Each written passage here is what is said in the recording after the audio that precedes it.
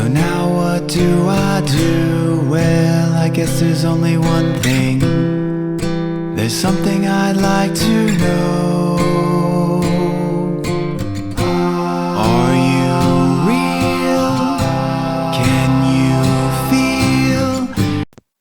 Hi friends, welcome to my channel. If you're new and if you're returning, thank you so much. I'm so blessed to be here. I'm Prairie Vintage and my name is Linda. I'm an energy intuitive reader here on YouTube, and I use spirit, my intuition, tarot to communicate energies to you guys, most fabulous viewers. I am so blessed to be here. I hope that this reading resonates for all of you guys, and you guys are all very safe and welcome in this space with me today. For today's reading, I will be using all of these decks here, okay, except, of course, for the three main decks, depending on whichever pile you're pulled to or deck you're called to, will be the deck we'll use in your reading, okay? But these are the cards I'll be using. I'll put a link right here to those of you guys who are wanting to energetically charge the cards for future readings, okay? So energy does not sit on a timeline, and it travels all sorts of dimensions. There is no fixed form that can sort of contain energy in a way that doesn't allow it to flow, okay? So energy is going to flow, and you can certainly use that energy to connect to these decks, okay? So I know it sounds woo-woo, but certainly this is why when we get a deck, we are to connect with it and charge it and do whatever we need to do with it so that we can utilize it going forward energetically, okay? Now, you don't have to, because I know that there's a lot of you guys that were already sort of connected on the same energy frequency, and that's absolutely fine, okay? But if we're wanting to connect energetically a little bit better for better clarity when it comes to these readings, then that's the best way to sort of do that, okay? Yeah, I can't wait to get into today's reading. It will be a pick a card reading or pick a deck from these three, which I'll hold up shortly, but we're looking at you versus the person who is most energetically in your energy field, okay? It could definitely be the person on your mind, because what you think about, you sort of bring about, okay? But it doesn't necessarily have to be, because Spirit knows who's sort of needing to pull through here. And sometimes it's like our two aspects of self for comparison. Okay, so keep that in mind. Although my intention is the person on your mind, okay, to pull through here. And really this is to provide healing, however it does come through insight, through observation, through contrast, through awareness. And all of this stuff allows for healing. Because if we're in the dark, we can't really do anything with what we don't know about. Okay, and so when something comes to light, it's usually something that was in the shadow. It could be like an energy that frees us. It could be an energy that's like, wow, it makes me feel relief, you know, or it makes me feel peace, or it assures me.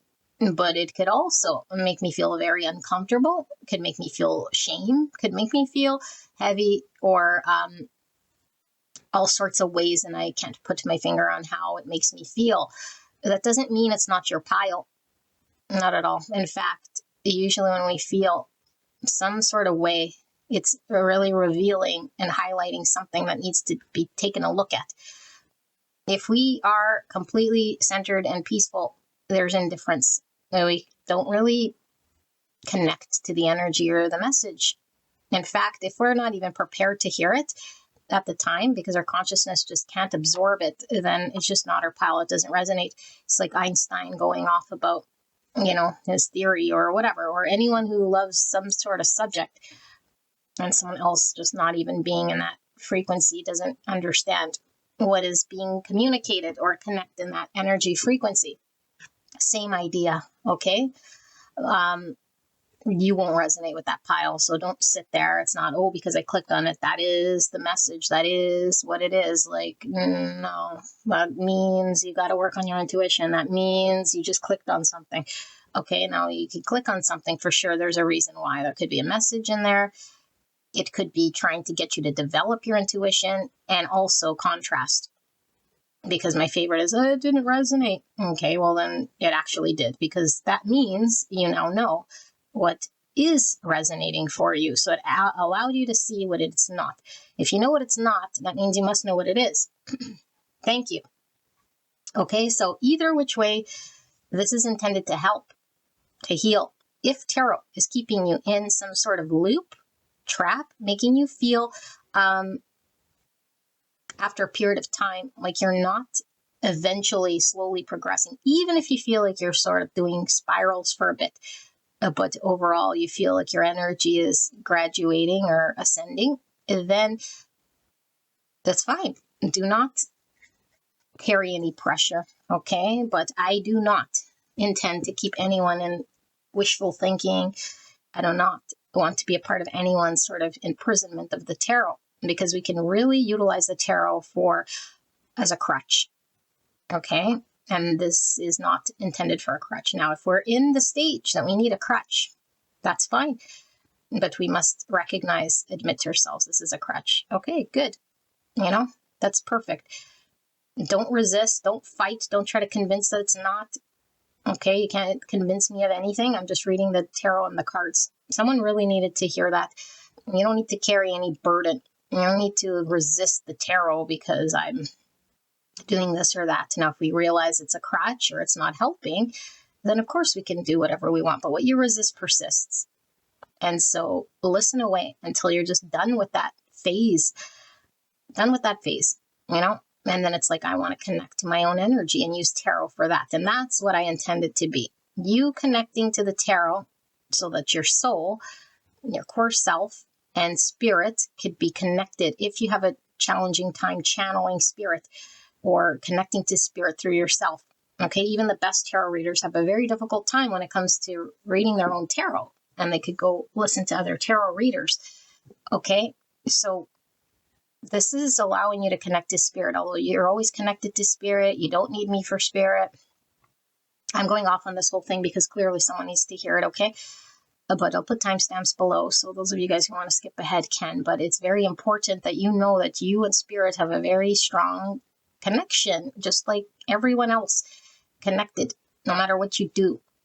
The only block there is a mental block, is a belief block that we're disconnected, okay? So no matter how intense and real it seems, because it's strong, it's actually weak and it's untrue. And when we know that it's just nothing, it becomes very easy to sort of understand that's a one-trick pony. It's just an imaginary belief, feels strong, but it's weak at the same time. So you are connected to spirit, just like you're connected to whoever you've come here about, okay?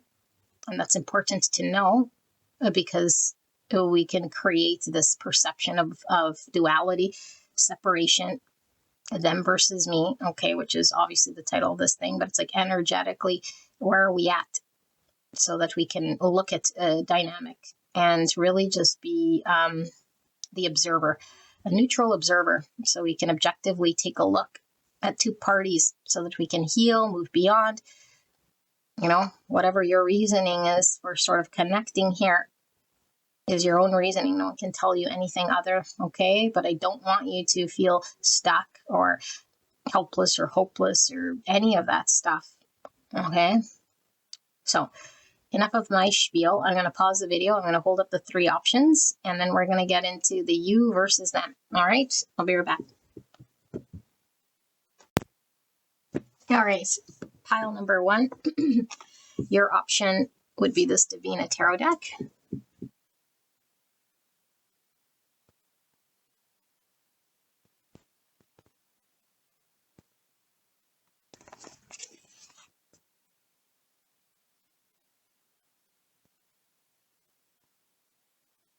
Option number two, Apparition Spirit Speak Tarot deck.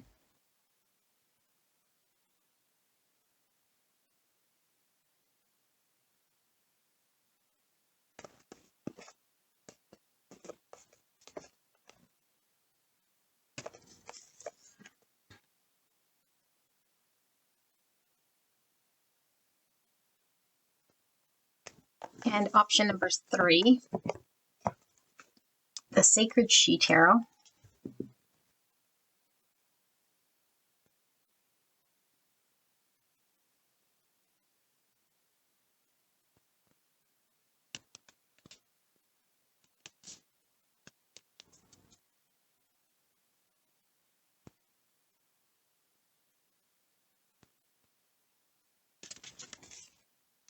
Don't normally show the backside, but I felt inclined. So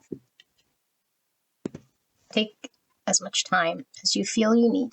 If you're stuck, close your eyes, open your eyes. Whichever one first calls to you will most likely be your pile. If you're pulls to multiple, listen to your intuition. It could be multiple messages. It could be just completely different aspects. It could be a different person even pulling through, okay? So sit with your own energy, and then once you're centered, open your eyes and select a pile, and I will put the timestamps below, and I will see you at your pick.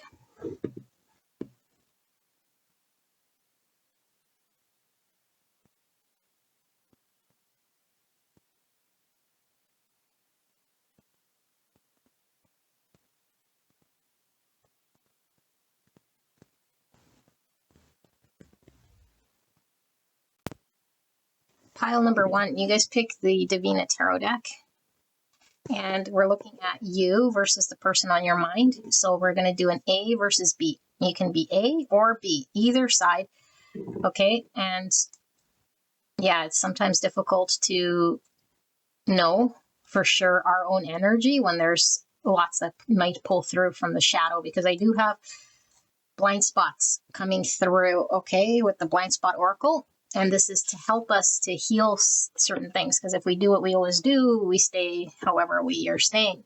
So if you're tickety-boo and everything's fine, you may not be here, okay? We reach out to tarot when we're needing guidance, direction, affirmation, seeing, healing, that sort of a thing, okay? So the person on your mind is who we intend it to be, but the strongest energy will pull through here. So if it's your high self and your lower self, then that's how it comes through, okay? If we want to hear about a new person and it's the old person from the past, that's who pulls through. I cannot help it. If you don't want to hear it, then see you later. Bye-bye. Okay, so pile number 1, we're going to get into A versus B, okay? And lay out these cards. If you want to go straight away to your channeled message, you can do so. I include this part so you can develop your intuition. Ask Spirit what you'll see, feel, or hear to determine whether this pile is for you.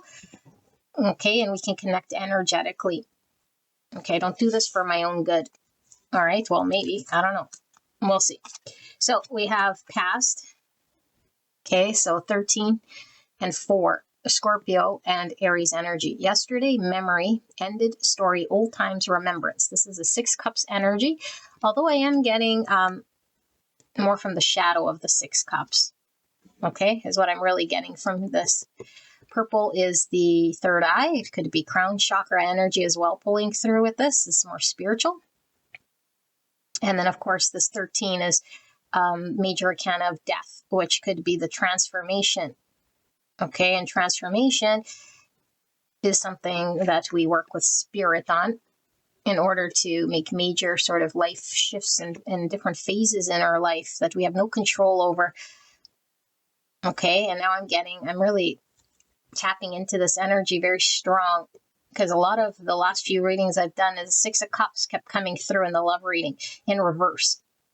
So I'm hung up on the past. It's kind of coming through this way, especially with this 413, because 4 is all about structure and stability, but if we get stuck in a 4, the 4 in the shadow, complacent, wanting to sort of cling to things as it is so that we don't have to go through any shifts or changes or risks or any of this stuff. Of course, staying with what we know is comfortable, but when it gets in the way of growth, changes, releasing, then it becomes an issue here. And this is really strong in this energy here. Wow. Okie dokie. Next. Blind spot. Upset. 7714. So temperance. Alchemy. Healing. Balance. A guidance from the divine with the 14. Yeah, so really feeling like the similar energy I channeled in the no contact read for me with this, because it's the guidance from spirit really pulling through. But 77 is a master number. Trust the fall. Remember what I said about too scared to risk. Trust the fall, an adventure that arises from deep wisdom, trust of life, trust of self. So when we trust ourselves, when we trust spirit, we can work with the changes, what needs to go, how things move. Okay, but if upset is in the shadow, it's like how do we handle this? Looks all sorts of different ways. I'm upset, so I distract. I'm upset, so I deflect. I'm upset, so I avoid. I'm upset, so I do whatever it is that I'm doing. Now, if upset was in the light, we could definitely be talking about whatever it is that's sort of creating this upsetness. I feel like there is a strong blind spot of knowing what it is that's really causing us to feel disheartened by something that is requiring us to look at it.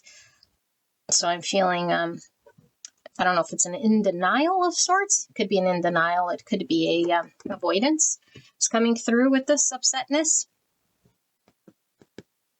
Okay, and sometimes it could come through as highly optimistic, like rose-colored glasses, optimistic. Okay, but like I said, it can manifest in many different ways, this upsetness. It can even disguise itself as painting the past as something better than it is.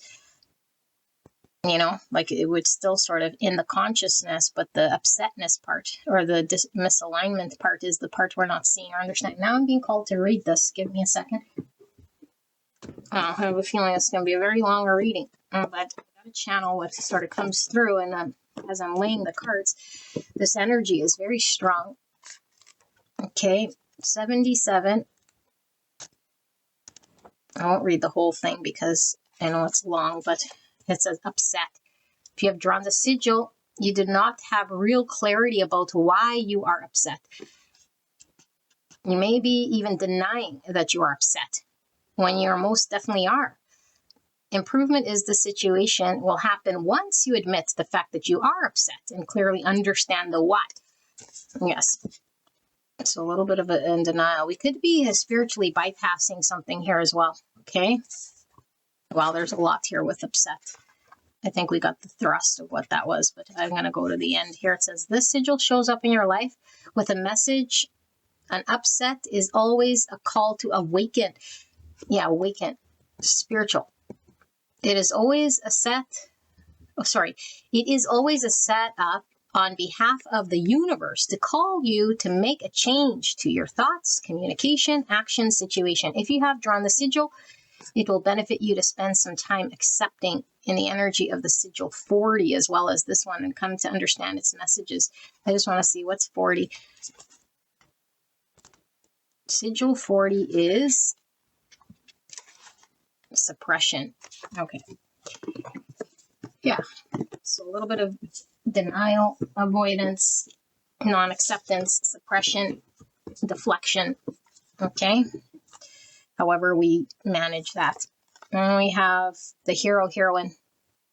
Light attribute, passion for a journey of personal empowerment. So when we're empowered, we know that we can work with the universe to make the changes. We don't resist because we have this victim sort of mentality. Okay, it could definitely be a mindset that says, I can't. And then we give away our power. And in this circumstance, in this situation, there is an ability to do, but we have to connect to our empowerment. Okay, shadow attribute, escapism and a false sense of heroism. So I'm doing this for a greater good. There's a reason why I have to be here. And I see the light in that. And it's good to be optimistic about why we, are doing sort of what we're doing, but not when it's at a cost of no change or sitting with a misalignment. There's a sitting with a misalignment and then justifying it. And then we escape through however we do it. Oh boy, Sun and Chiron, yeah. So the pain, okay, because Chiron's the wounded healer. It's the 9 wands energy. So we've gone through something exhausting. We're being called to heal and see and move beyond, okay, but it goes through all its sort of phases because we could be defensive, we could be exhausted, we could think we're really fighting for some sort of cause. And if we're not seeing the blind spot, all the energy is going towards the misalignment, thinking that it's like really trying to move something for the good, But it's like, no, are we supporting the energy that's supposed to be released, transformed, let go of? That's the healing, okay? But Chiron would be after this, there's a bigger picture, because we could take what we've sort of learned, and it's like a higher calling, okay, that allows us to maybe work with others that needs to sort of see the light. It could impact a whole lot of people here with this Chiron, okay? Yeah, and even past. So the past has hurt me. The Sun is all about clarity. The Sun is masculine energy, which is empowerment. So I can be empowered despite what sort of has happened here. The empowerment and the wound or the past experience can come together and alchemize with this Temperance in order for me to create an energy, because we are the master manifestors. If we don't, the magician creates the thing. It doesn't exist in this 3D plane. But us as a conduit, as above, so below, I'm a conduit. I take the energy that's in the ethers and then I put it together with this alchemy, with this Temperance, and then I manifest. And I can manifest towards more misalignment, tiring, resistance, denial, suppressions, or I can manifest towards release, change, and work with the universe's flow. Okay, this is empowerment. Empowered to think differently, empowered to know that I have strength to go through doing something different. Okay, so Chariot energy, Cancer energy, Leo energy, and also Tower energy with this 7. Okay, it's kicking me back to this 13, because the Tower and the Death are sort of the Tower is a part of this death process for sure. Okay, so and then the Sun's giving me enlightenment, which is this spiritual, and this Temperance, which is guided by spirit. So it's all interconnected here. Okay, yeah, broken heart, 3 swords. That's this Chiron. That's this thing that happened to me. Okay, so red is talking about root chakra, a need for security, stability. But like I said, with the 4, security, stability, the security and the stability is creating this upsetness. Okay, and we could cling to that even more, thinking that that's where the salvation is, or that's what's giving me security, or that's what I need. But it's like, is it what we're needing, or are we clinging there due to a root chakra block? Okay, which usually for me with the red is abandonment. However we experienced it in the past, I felt let down, disappointed, rejected, abandoned, let down. And so now it's like I cling to security in any way that sort of allows me to have some form of control. But is it really control? Is it really, or is it trying to fight to maintain some illusion of security and stability at all expense here, but it's not allowing us to grow, to be happy, or align to our future here. Okay, so 2 is all about choices, balance, duality, and balance with the Temperance here. So that's High Priestess, Justice, Judgment energy with the 2. Pisces, Libra. Alrighty, aggressiveness. So there's a difference between aggressive and assertive energy, for sure, okay, which connects me to this empowerment, because to be assertive is to be empowered. Aggressiveness, I feel, is like I'm getting that 9 wands sort of energy, although 9 wands is stationary, but it feels like it's like it takes more, okay, because assertive is sort of like speaking in one's truth, not bending, being solid. Aggressive is like against the grain by force, and something by force to upkeep something here, okay? Combative, revenge, anger, hostility, reprisals, and wickedness. 44 is a master number. Integrity is a foundation, treating the earth and home as a temple. Manifestation and leadership. So back it's kicking to the manifestation and leadership. Okay, 8 is strength, movement, change, attainment. So the courage to face what we need to, not be held back. Okay, it's star energy as well. So aligning with what we want. It's our destined path. Something feels very destined here. Aquarius and Leo energy. Okay, temptation. So we have the light, which is the high self or the pure self. And then we have the shadow here with Pluto energy, Scorpio energy, more 8s. 88 is a master number. A higher calling, grounded in self-awareness and reverence for life. Very all interconnected here, okay? More Leo and Aquarius energy. So here we see sort of good and evil initiatory ordeal. It says temptation, declining a challenge. So we feel threatened with the 9 wands. We feel threatened by this call of the universe or this change or this shift, you know. But the temptation, it could be disguised as something here that's bad, because temptation's like, oh, I can't give into that of the devil, of the ego. But the ego, like I said, could appear, most people see it as this tempting devil. I'm going to, be called by everything sort of that looks fancy. But ego could also be, I'm doing the righteous thing, or I'm ignoring the temptation and saying that I'm doing something here. And we stand in the light of the actual ego, because the ego could be the belief here that we carry here, that we don't need to do anything, that it's fine, that there's no problem, that this is secure, that this is safe, that this is the right thing. So a lot of ego here, okay? Loss of control, though. It's really not allowing us, okay? Injustice, giving me this karmic energy, deep intimacy. Leadership crisis is really the word. Thank you, Spirit. Leadership crisis. All about taking the power in our own hands here and not playing victim, okay? Personal vulnerability. Type 8, the challenger instinctive center between strength and weakness. All right, wowzers. So good and evil sort of battling it out here, which is what? The ego, which is the illusion, the shadow, with the light. The light is that of the divine, the truth. Which wins? We could feed the illusion, or we could feed the truth. I'm not going to flip this one just yet. Let's look at this other person. Wow. Okay. So, are you ready? We have compassion, love for the other, feel the pain, goodness, mercy, human-centered, being kind-hearted. Type 8, the challenger instinctive center between strength and weakness. So what I was picking up here was 66. I know we don't see it, but what 66 is master number. A service. Okay, service. I'm compassionate. I love other. I feel the pain. I'm human-centered. This is a service we do. But 66 is, we're doing this from an overflowing cup, not from martyrdom, because that could be an ego shadow. We have Pluto here, and we have, Pluto is Scorpio, and then we have 8, which is Leo, which is the ego, the shadow. So we could be engaged in a way here. So I think we need to understand motives. Okay, but if it's a good motive to be compassion, fine. But I'm really getting this conflict here with the shadow and the ego, how it is and why it is we're being compassionate or being of service to other. Are we loving other?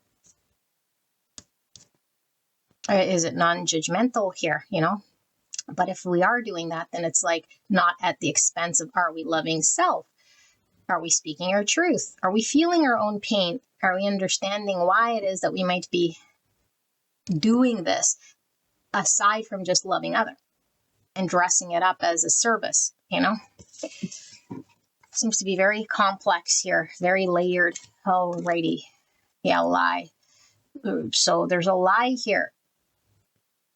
Hard to hear, But when we're really honest with ourselves and our ego, and I feel I'm talking to you, whatever we do for another here, it's like, what are my reasons and motives? And we could really think it's so that X, whatever we hold in our mind, why we're doing it, to heal other, to help other, to be there for other, to do the good thing for other. And even though in action it is, it's always the motive underneath when spirit gets involved that creates the bigger change, because it gets us to look at the truth.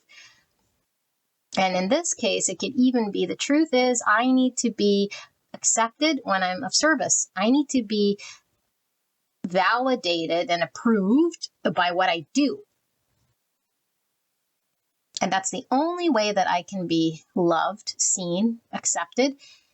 And I carry that. And so everything I do is sort of from that lens. I'll do more, I'll be more, I'll give more, even though the action is loving and kind.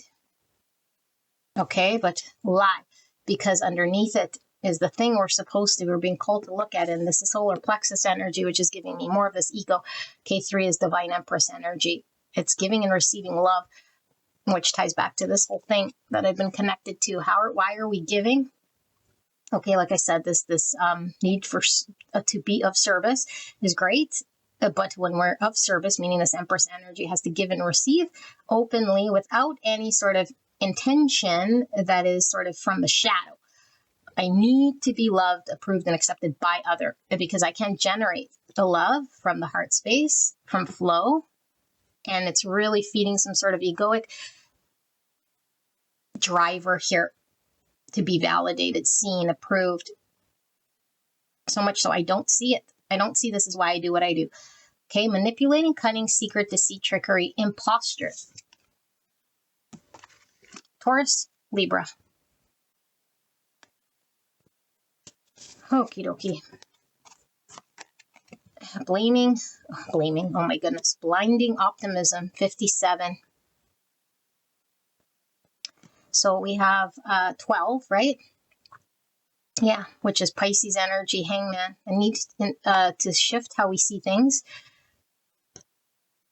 A shift in perspective that comes through awareness that rises above, works with spirit to see something greater than where we're at, what level we're sort of at. So if our nose is in the weeds of the 3D, what's happening, and the 3D like material transaction, what I'm doing, what's happening, how I'm behaved, that should matter and should have weight. Spirit saying it's above that. It's above what we're doing and the action, because it is above the action. It's the intent, which is behind action. Okay, but blinding optimism, again, it dresses up something as better, that it is not looking at the pain part of it. The pain part of it would be in this person's energy. I carry something very painful, because if I were to connect to that, in which I'm really sort of being of service or giving love or reaching out, it would show me that I actually don't carry my own energy that generates love for myself. I have to produce in order to be loved. That's a lie. You don't got to produce to be loved. Okay? So I feel like that's really connected to this. I don't feel like this person's like, oh, everything is just great over here. But it's like I'm doing something in the 3D. And that's what stops short. That's all I need to know, is that I'm being of service here or giving loving. That's it. But it's like, well, what's going on in the background? There's a closet full of junk here. And we're sort of painting the door of the closet, saying, ooh, what a beautiful room. Meanwhile, there's rotten fish going on in there and Tupperware sitting from 1983 with a whole bunch of lunch, and it's starting to stink and can't paint over it, okay?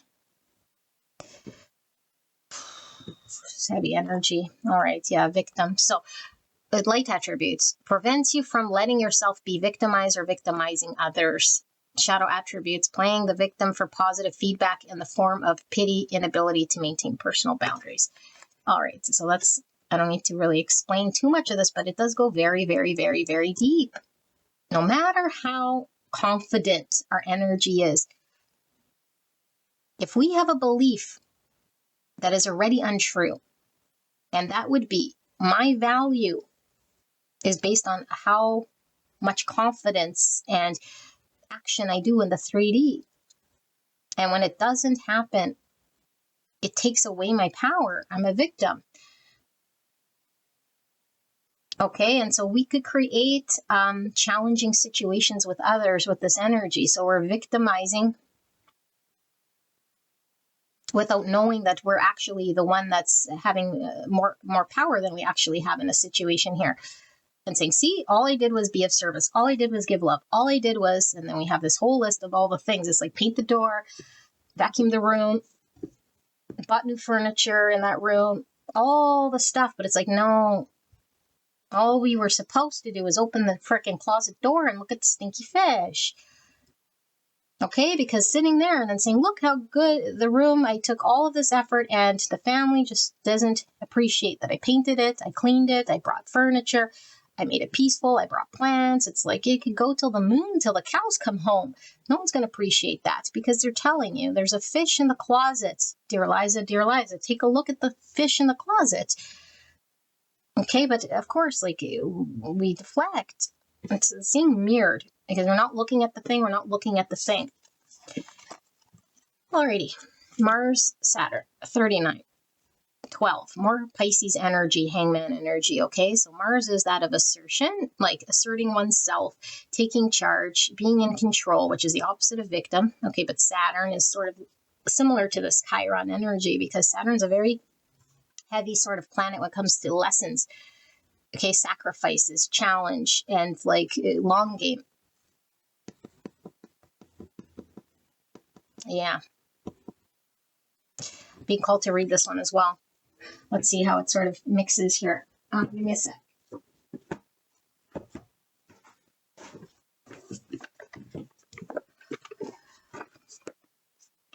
(39) Mars and Saturn. So we have some, Mars is a ruling planet for Aries, Scorpio, and Saturn, a ruling planet for Capricorn and Aquarius. 39, it says, conjunct sextile trine. In the primitive state, you are prone to authoritative, tyrannical, and brash behavior. Well, so victimizing others. Okay, we could get very needed our way, you know? Adaptive. Your focus, discipline, determined behavior benefits others as well as yourself. Evolving. You're a great teacher of physical well-being and an authority for those exploring ways to be more effective in their behaviors. So how do we want to impact this person?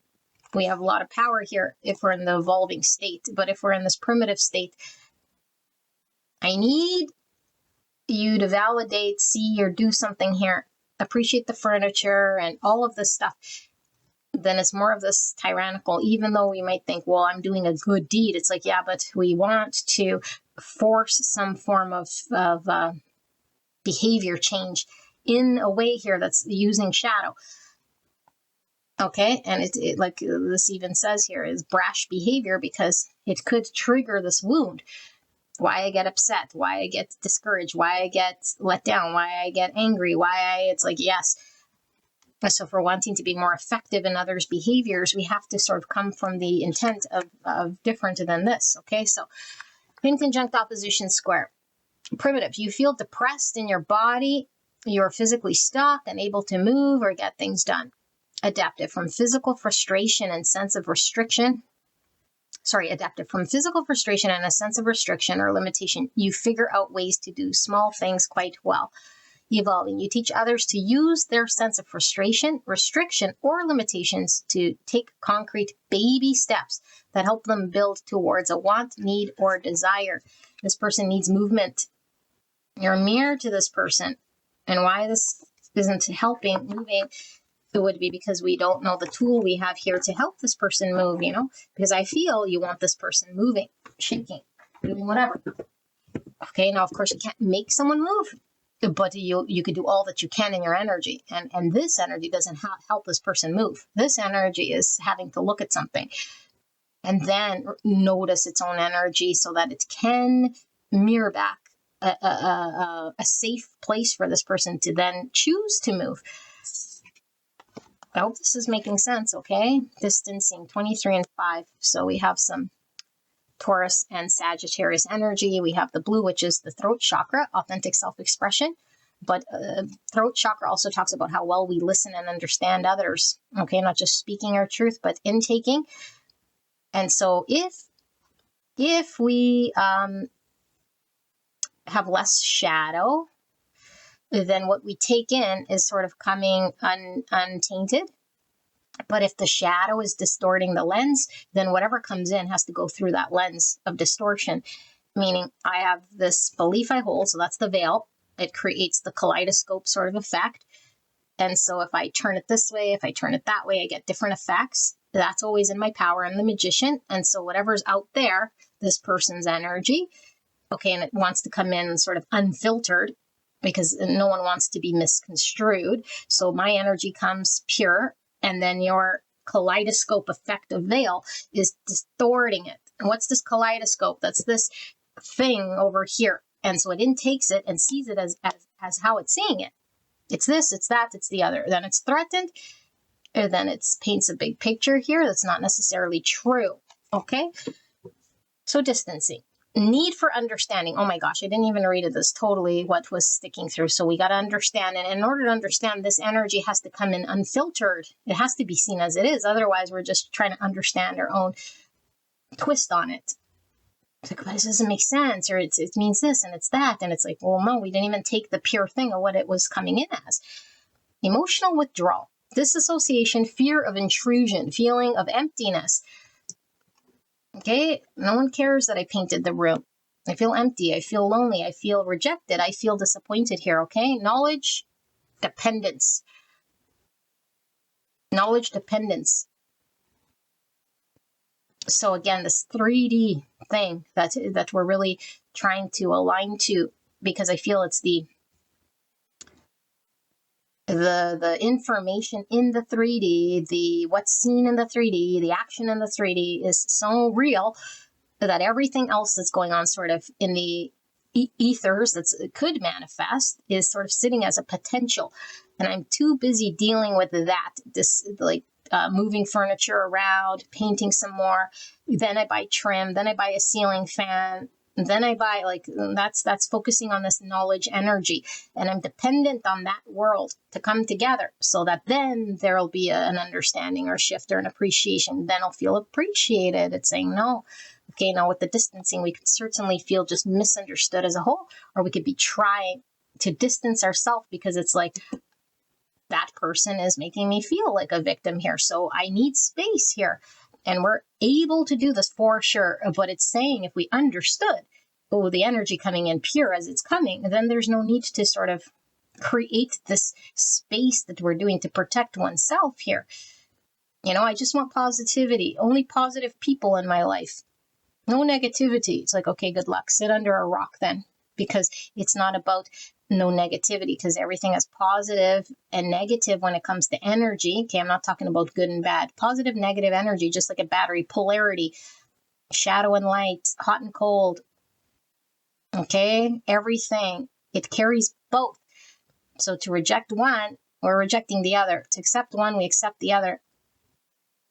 And so this is why we can't just blind optimism. I'm only going to stick to what sees the clean room.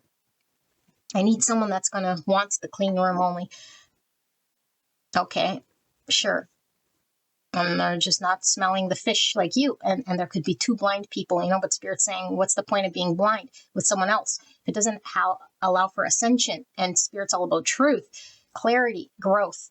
Spirit isn't about staying small, ignorant, or blind, or holding on to shadows and egos and then validating it or believing it so much. So, that's a lie. Wowzers, protection. So, yeah, and then even with this distancing, I must protect myself from this person.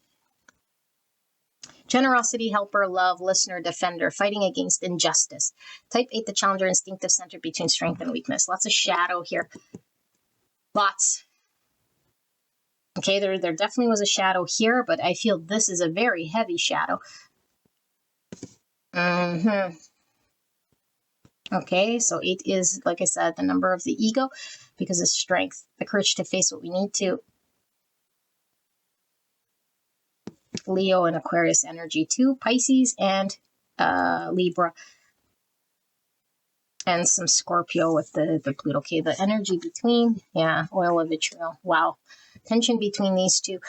This person is the one, Here I am, the light. Here I am, all that is sort of the good energy. Okay. And this person is the wicked or the issue.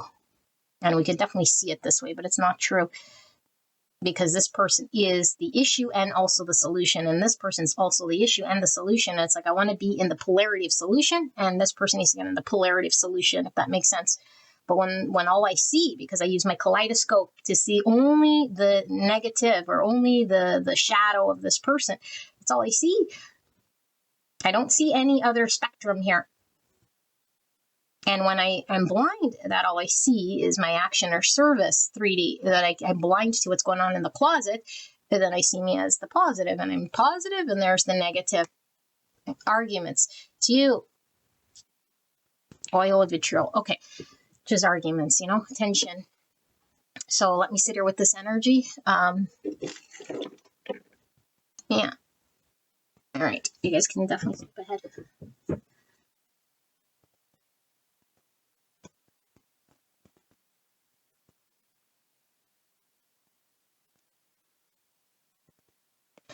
All right. Pile number one. I'm going to say the signs here, and I channeled pretty much laying these cards out. Okay, it was really coming through very strong. So if you did sit through that card layout, you got a lot already, and I feel that was the thrust of the most important messages for sure.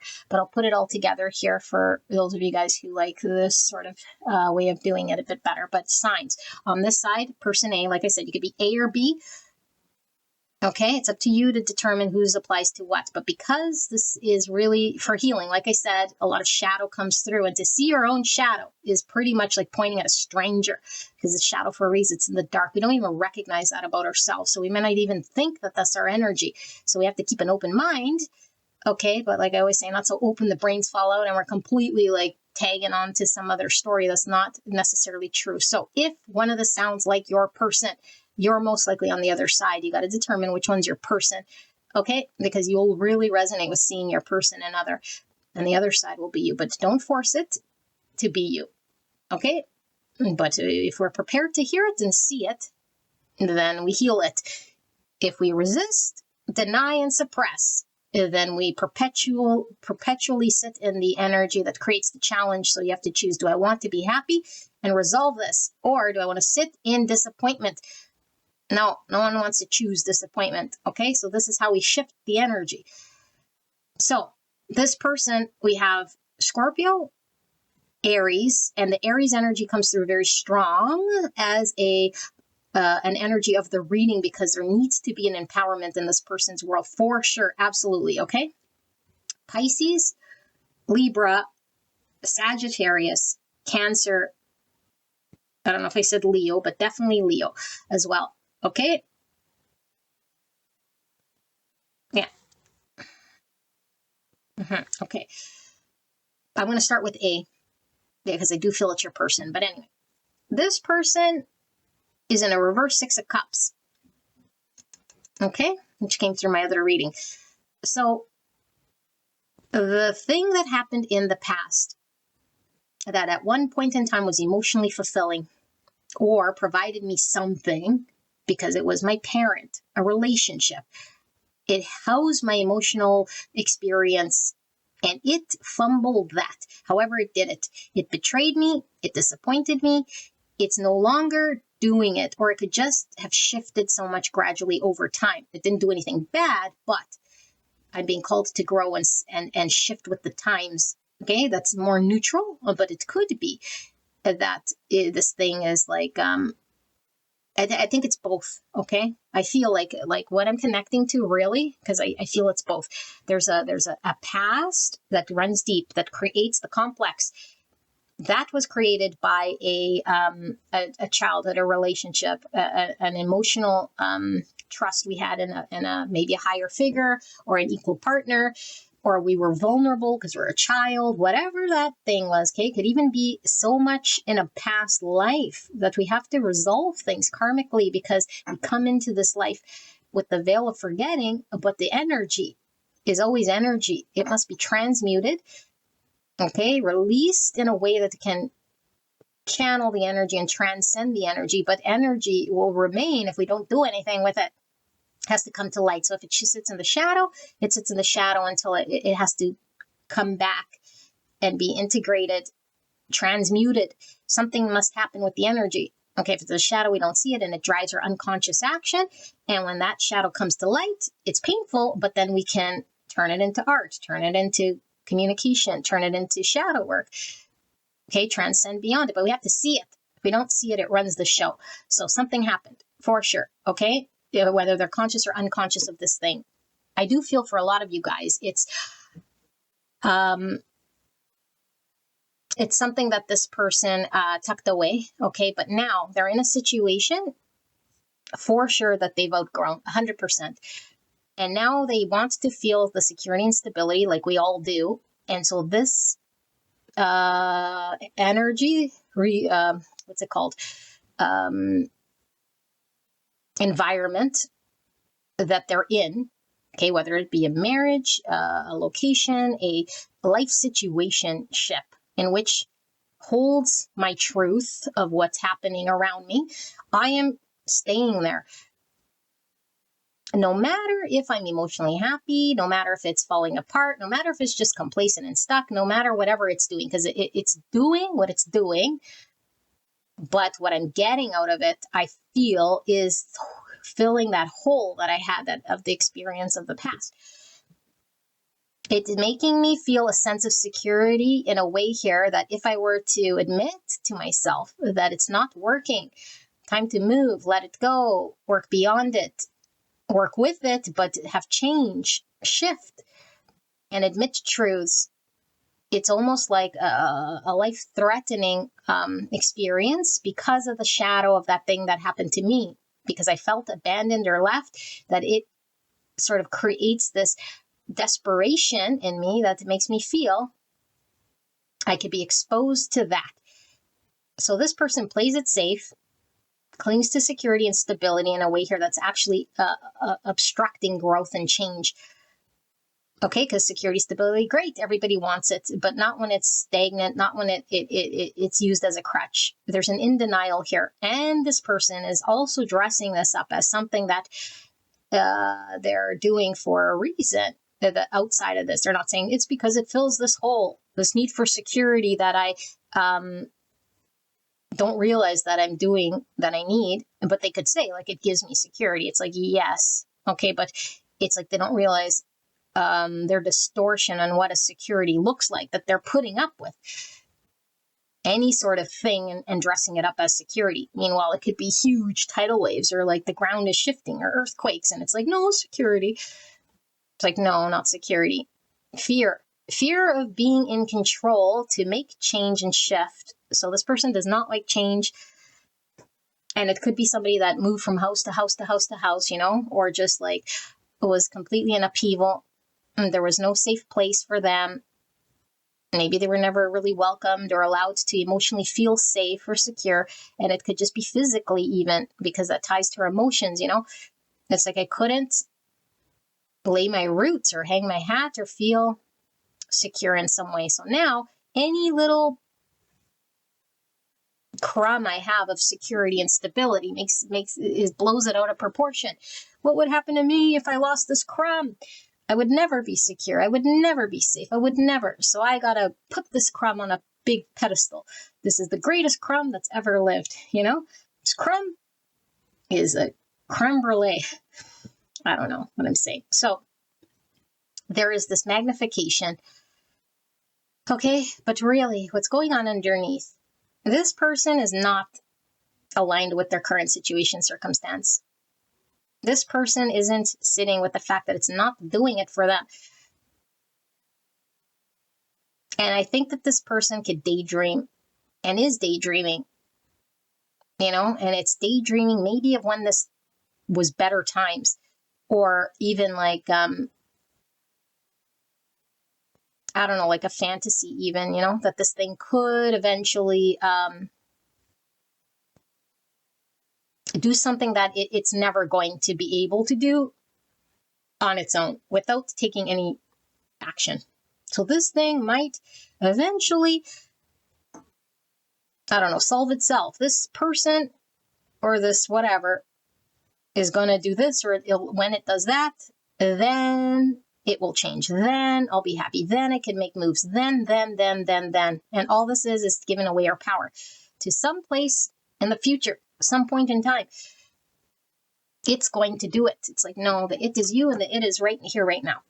So there's a need to be in self-empowerment, to make decisions and look at one's situation and be honest and open. It needs change. It needs release. It needs acceptance.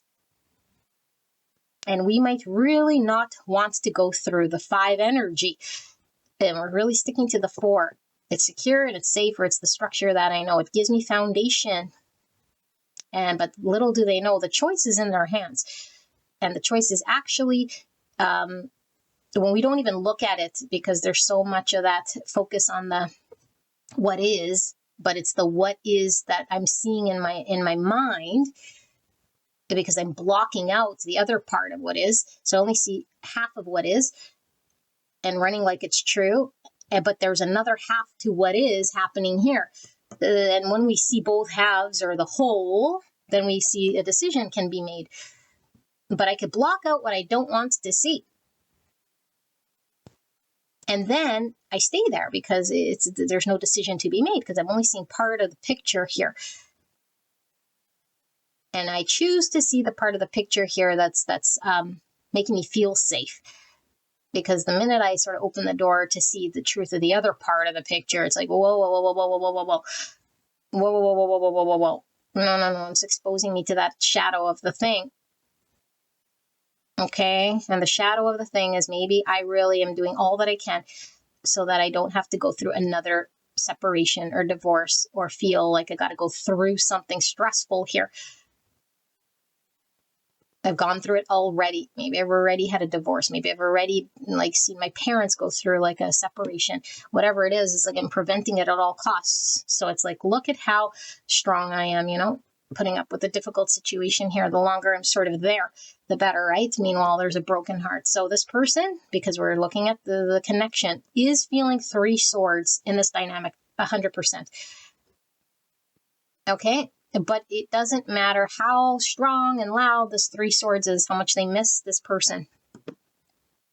This shadow has a hold, just like this person, which I'll get into with the hold. So the hold here is so strong because it's like the inner child feels really, really, really, really, really like it needs it like oxygen to protect itself at all costs, no matter how strong this 3 sword is. But little do they know the choice here is once we see that inner child is reaching out for some truth and that the power is here to see the big picture. So then we feel empowered to make decisions. They could get rid of this 3 sword because there's a double 3 sword here. The 3 sword in this current situation, connection, circumstance, the 3 sword that got generated from the past experience, and the past 3 sword must get resolved.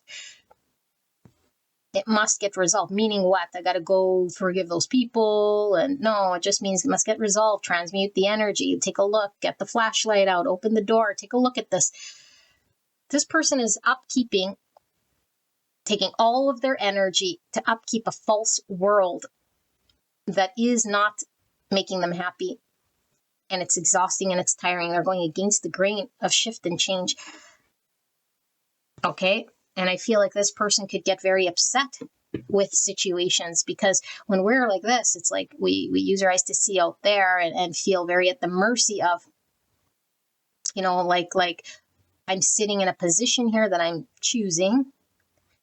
Okay, although I think the broken heart is choosing, but I choose this. And then when, I don't know, like let's say this person B sort of does what they do, it's like, yeah, but that's their own choice, whether they're doing this or doing that. And so we take sort of zero accountability in that, which is fine because we can't take accountability with what someone else does. However, we could say, I am going to output an energy that's going to generate people around me, situations around me to have an effect. And so I can control my own energy. Yeah, this person isn't taking this accountability responsibility. So I could see how this could be very frustrating because this person is not in that driver's seat. And so we could just really project onto this person that they're like choosing to not do anything, choosing to be blind, choosing to, sit complacent. And that they're liking their situation or that they're like doing something more, that there's more power here than is. It's in fact the opposite, because from the outside, it looks like it's created this hype of power, and they might even have that conversation out loud because they're trying to convince themselves because there's an in denial here. And it dresses it up like empowerment, a choice, what's good for them or whatever it is. It's like, no, they're just convincing themselves because the alternative is actually not good. It's a crumb. It's not enough. It's depressing. It's changed. It shifts. Time to move on. We got to release it. And we're really not wanting to experience the thing that we experienced in the past. And we're giving away our power to an unhappy situation here. And then we're dressing it up as the creme brulee. So we really need to get beyond sort of what's happening in the circumstance here for a moment for this person and go back to what created this wound. Okay, this Chiron energy, because they need to heal that or transmute it or see it or understand what's driving this action in this current situation. And then this current situation can be healed, can be dealt with differently. Then they could see the truth. When they see the pains of the past, they can use it as the healer to heal this situation. How? Because then they'll come with new eyes, seeing the whole picture, making different decisions, not dressing it up as something different than it is, not escaping into a fantasy of what could be, what should be, what has happened, dreaming of better times, better days, everywhere but this present moment and in reality.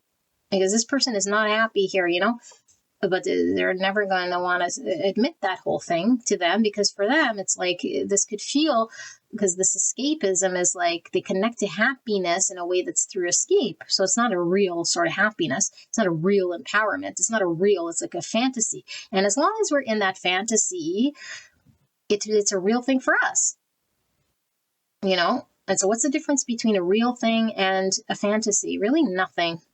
And so that's why we could stay there, because it's like if I have a dream, no matter how twisted the dream is, I'm like in tunnels fighting bears. It's real.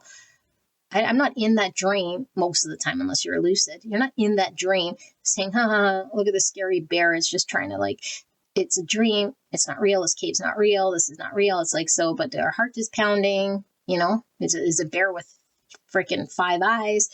It's like, it's real, even though we know logically the bears don't have 5 eyes, but what we're seeing and experiencing becomes real. And in that dream, my heart races, the fear is there, the realness is there. And this is the same thing. There's a real, but fake. And so from the outside, if we're observing the dreamer, we see them twitching, running, breathing heavy. And we're like, oh, look at that person just dreaming. Same story. Look at this person dreaming. Because everyone around this person can see something that this person isn't privy to seeing, as long as they stay in fantasy and dream. They're believing and seeing, and what stemmed this belief in this dream and this seeing is the shadow part of the past and the pain of the past. It's a defense mechanism to protect oneself here.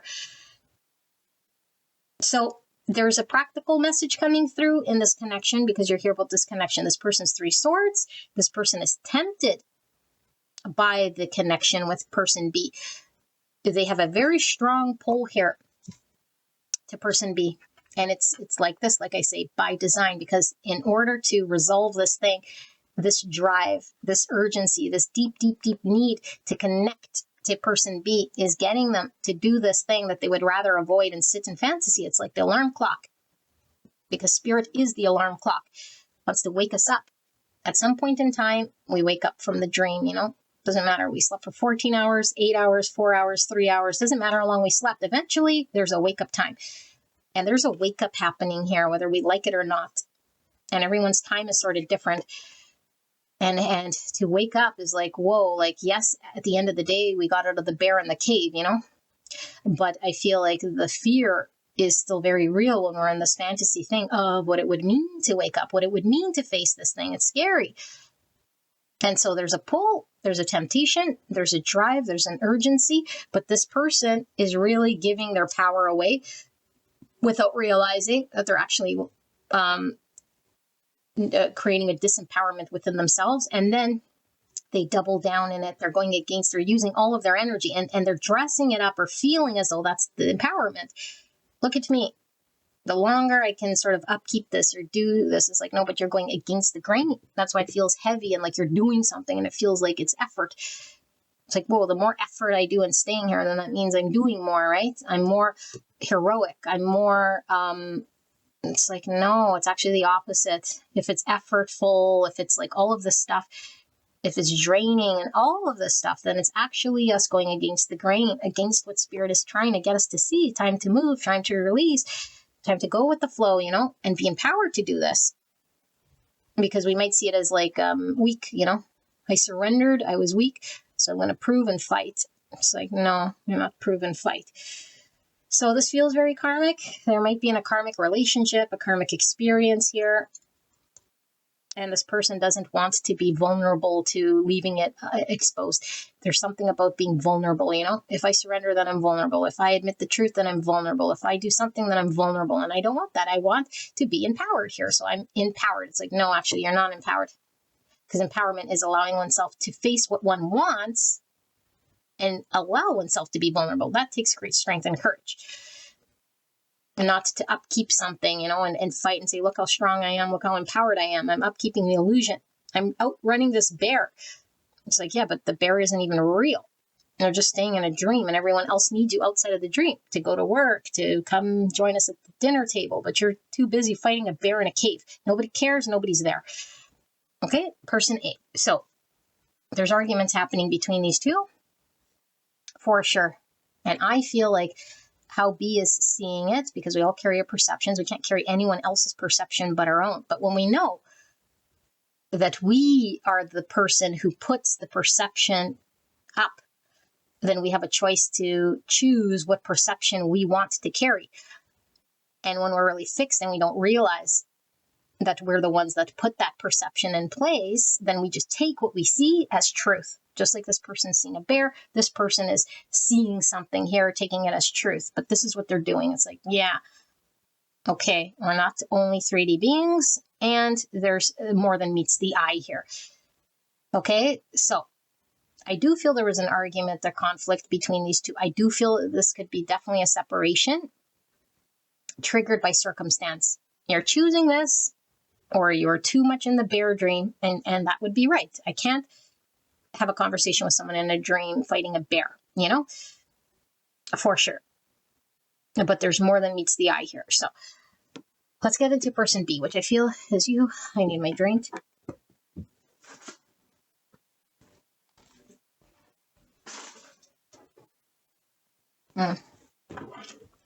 Person B, a lot came through in the card layout, for sure. Okay, it will really give you good insight into person B. Very good insight. I think person B is very well meaning.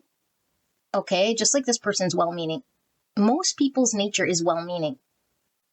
Okay, in fact, everyone's nature underneath the pain is well meaning, for sure. But when we have pain stacked upon pain, then it creates distortion in our lens. This person was coming through as a kaleidoscope, having the power to twist and turn things, and not realizing that they can twist and turn things. Okay, so when we don't allow ourselves to intake what's going on out there as neutral as we can, we kaleidoscope it into certain ways. And this person's a kaleidoscope creating some form that when an energy comes through, like person A through, and it's coming through as clean as it can. Okay, even though there's this person with their own traumas or whatever, it outputs an energy. If we can input this energy as it's coming through, we can make more sense of it because we're taking it untainted as is. This person's taking this person's energy and filtering it through this kaleidoscope veil, which is untrue. Okay, so now I'm going to get into this person and we'll tie this sort of together. This person, I think, is trying to win over or convince or have some form of a peace made in their world. And I think they wanted it with this person, but I think they're at the point of distancing themselves. Okay. And I feel like what they did try to do, though, was come to the table inauthentic. No matter their action, no matter how kind, loving, sincere they thought they were being, and they probably were inside that they thought that they were, but they were connected to the untruth. And so when I connect to the untruth and act from the untruth, I think I'm sincere because I'm really connecting to a part of me saying, yeah, let's see, I connect to a part of me and now I'm outputting this part. But it's like, no, but we're connecting to the pain body, the lie part. Person B is not seeing the full picture within themselves. And when person B takes a look behind their own curtain, and works with that energy that's sitting behind there, their actions and their words would be very different. And they would intake whatever's happening with A completely different. They would, but they can't right now because they can't see beyond this sort of where they're at. They're in this 3D understanding, and they're clinging to the belief that they do have because it gives them some sense of reality for them. If there's anything outside of what I believe it to be, it can open the door to something that is very scary for me to walk down, and they don't realize it's scary for them. That's why it's like shadow. It protects itself. It doesn't want to go down a different path.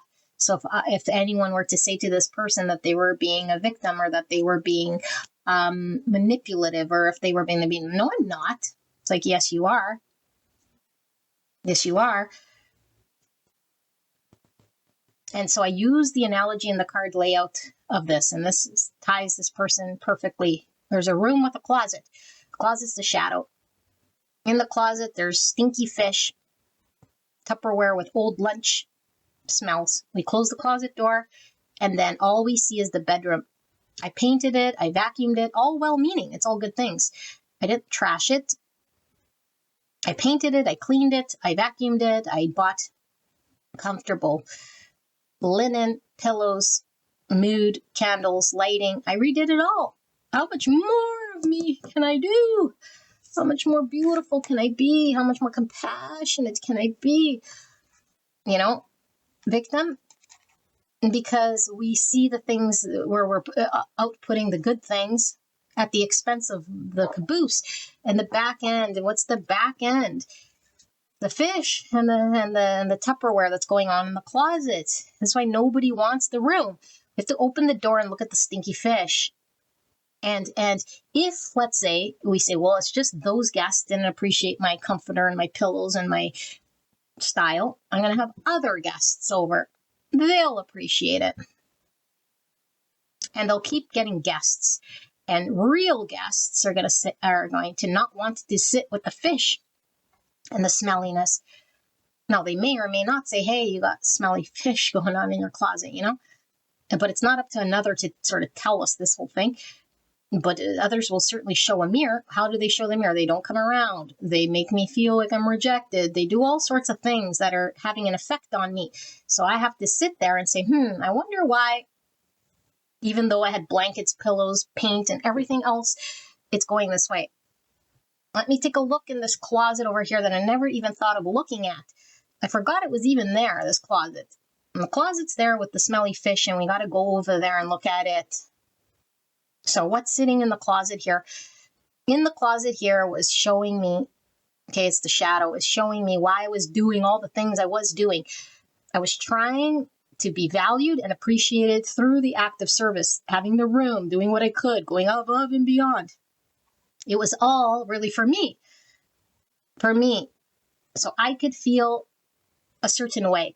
So I could get a certain acceptance. So I could receive a certain transactional. If I'm doing all these things, then I would expect someone else to do it for me. Sounds good in theory, completely not ascended, completely just transactional. So this isn't saying be nice to people and then take them to be mean. This is saying we have to really examine our intention of why we are of service. Where's the love coming from? Where's the compassion coming from? Can we actually, one, even connect with what I was channeling here with this person? If we can't even connect to that in which this person is experiencing here on a deep level, without twisting it to seeing, but how it impacts me, what that person ended up doing to me, then we can't see the forest for the trees. We can't see beyond our own ego. It's going to create this. All I could see is the output it had on me, the impact it had. This person said they do this and they did that. They're a liar, they're a narcissist, and they're all sorts of things. I don't want to talk to them. I don't want to see them. How do I disconnect? Let me move forward. Let me create distance. Let me just get over them in that way. And that's how I want to get over them, you know? Eventually, the memory falls away. Eventually, I could move on. No. Wrong. If you can, then good. That's not why you're here. Why you're here is because there's a spiritual lesson that's being shown here in the closet, in the shadow is the only way. We have to look at the fish. There's no going around it. There's no inviting other people to the room. There's no buying more stuff and then you'll show them. There's no more of that. What there is I could buy things till the cows come home, or I could dress it up however I want on the outside. I have to open the closet, sit with what's going on there. And what's going on there is a need to get validation approval through a transactional belief. And when I don't get it, it makes me feel all sorts of ways because I'm giving my power to the guest, whether the guest is comfortable, whether the guest then comes back, whether the guest wants to live here with me, whether the guest is appreciative, whether the guest, and it's like, no, that's victim mentality. It doesn't matter if the guest is liking it or not liking it. The point being is, why are we doing this whole room in the first place? So there's a need to get empowered with one's energy and not sit in the energy that whatever someone did do or is doing in the superficial 3D is going to create a reality for me. And then I'm going to make decisions and choices here and dress it up as a giving me this like blind optimism, meaning I can take what they did and make a decision based on this thing, like it's the truth, and disconnect myself and not have to do the work. Like there's no getting around it. Whether this person's going to come together or not come together is irrelevant at this point in time. If this person wants healing and moving forward, this person is going to have to look at their closet, snowy around it. And then after the closet, then they could probably find a middle ground here if they wanted to. Or then this person could move on and have different guests. But this person is being called to look at something within themselves. And they're just looking at the situation, what happened to them. And then they could say, no, I looked at myself. I was good. I was kind. I did this. I did that. It's like, no, not that part of yourself. The back end of part of yourself. Back end. Not the 3D end, not what we were doing or saying, is like the reasoning, the main thrust of it, the driver, the things that we wanted, what we were trying to get, we were trying to get something. We were trying to do something here. That's the thing of it. It's like that thing that didn't happen. That's why I feel betrayed or let down. The thing that didn't happen, it's like, yeah, but the thing that didn't happen is the thing we need to look at. Did it not happen? And if it did not happen, okay, because we're looking at 3D, it's like, why were we saying it needed to happen? And what was it going to do for me once it happened? Once it happened the way that I wanted it to happen, then I'd be fulfilled and happy and everything. Yeah, but was it coming from external? This person was supposed to move in. This person was supposed to leave their spouse. This person was supposed to. It's like, no, there is no supposed to. There's just what what person B can do in this present moment with their own energy to fill that. Because the filling of that, if it was fulfilled, would have never experienced what it experienced right here. And it's being called to take a look at it. And this could be something that's happened over time. And a way to cope in this person's world has been to dress up a sense of empowerment.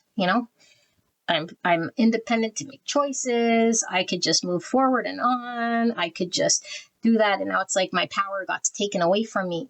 It's like, no, your power never got taken away from you. It's spirit showing you the truth that you're never in power to begin with. Spirit was in power. The wound was making you cope however you were coping. Your actions were actually trying to protect you from seeing the closet. And it might have worked up until this point. Had fish in the closet and never started to stink so bad, And it's like people would see me or appreciate me or validate me and everything was fine. I never realized. And now all of a sudden, through this, there's a big crashing of the truth. And it shattered my illusion that I had of myself. Because I always thought maybe I was of service or kind or compassionate or caring, But the caring, compassionate that I carried was transactional. It was based on I must do this in order to then get that. It's like that's transactional. I feel like person B, because I know a lot of you guys might be here wanting more surface sort of reads, and you can go to any tarot reader for that, because the surface is coming through here, and I could read it that way for sure. This person misses person B. B is upset. B doesn't want to engage with A until A leaves and solves her situation, which makes this is all very black and white and very 3D and very clear. I'm distance myself here. I need to protect myself. I don't want to be used. It's like, no one can use you. No one can use you without your permission. And so there is this but still wanting to know, well, when is A then going to do this? And and still hanging on to it like it's still the truth. And it's such a small part of it. Yes, there's a need to move. Yes, there's a need to make a decision. Yes, but that's so minuscule. There's bigger things. And why I bring the big thing is because unless we are in tune and resolve through the big energy that we don't see, we can't deal with the 3D. There won't be movement. This person, if this person spent all of their energy talking about battling the bear, I'm going to run that way in the cave. Okay, I'm going to pick up that stone and then I'm going to throw it. And then it's all still in the dream. And they could spend forever in that dream. They'll never get out because they're battling a bear that doesn't exist. Same thing with this one. I'm going to be here looking at this person when they're going to make decision, when it's time for them to move, when they're going to admit the truth. It's like they're battling a bear. Yes, they could say, but it's really 3D. It's not a dream. No, it is the dream. That's what I'm talking about. It is the dream. We got to rise above that thing, because when we see the big picture, we know that that's just a small little part of the thing. When we go to sleep at night, we have dreams. It doesn't mean we stop being human. It doesn't mean because now I'm dreaming, I'm fake. No, I'm just having a dream. So this person B is having a dream. And when they rise above it, they're going to see very clearly that it wasn't about this person going and doing that. It is part of it, but there's more. And they have to connect to their own energy of how they cope and deal with disappointment. And not say that others are creating this reality or this disappointment, or they're choosing something and therefore it creates a reality. It's like, no, we believe something and we're using a crutch here. And then we're so why would I use that if it makes me feel bad? Why would I use that dream imaginary thing if it's not helping me? And that's the part of the suffering. It's saying as long as we're in the dream believing that, there will be a suffering. As long as we believe the story that's untrue, there's going to be a suffering. And so we don't want to suffer. And so this person's reacting by doing what it can do in the dream. If I don't look at the bear in the dream, okay, because it could apply to this person as well, then that's my coping mechanism to survive, to heal. I'll run the opposite direction. Look, I'm out of the cave. See, I don't have to fight the bear. I'm living my best life. But it's like, no, but you're still in the dream. There's no cave. There's no bear. And this is what Spirit's trying to say. And then we think we're better than because we're out of the cave, or that we're handling it different. It's like, look, they're battling a bear, ha ha ha, not that they're laughing, but it's like we could really use this sort of energy. They're battling a bear. They choose to be in the cave. They could get out. Look at me, empowered. I'm out of the cave. I'm watching them. It's like, no, the cave doesn't exist. You're not even there. And this is very difficult to comprehend, but because we got to get out of the mind to understand what's going on here energetically. Energy, we cannot put into words. We use words to describe this thing, okay? Because I don't want to hear anything in regards to the words that I'm using here to try to describe what it is I'm trying to tell you. We have to understand we're sitting in a dream by the cave, doing something different, thinking that it is greater than, better than the solution. And Spirit saying, if we feel any sort of way, let down, disappointed, or a need for a shift, even if we feel like we're eventually sort of able to cut someone off or something off because we experienced something we did not like, the Spirit is saying there's a greater thing that needs looking at here, no matter how far from the cave we are. And as long as we're sort of still glancing back at this cave or having thoughts that there needs to be a shift or a change or something like this, it's like the spirit wants you to kick it back to the truth. Don't observe the cave. Don't wait for it to shift. That's not where the thing lies. The thing lies within self here, and it needs to be transmuted. It needs to be worked through. And then I feel there could be movement. Because I really feel like B wants movement one way or another. And Spirit's saying, well, if we're in the dream, we just remain in the dream. There will be no movement. So we must recognize where we're at here, okay?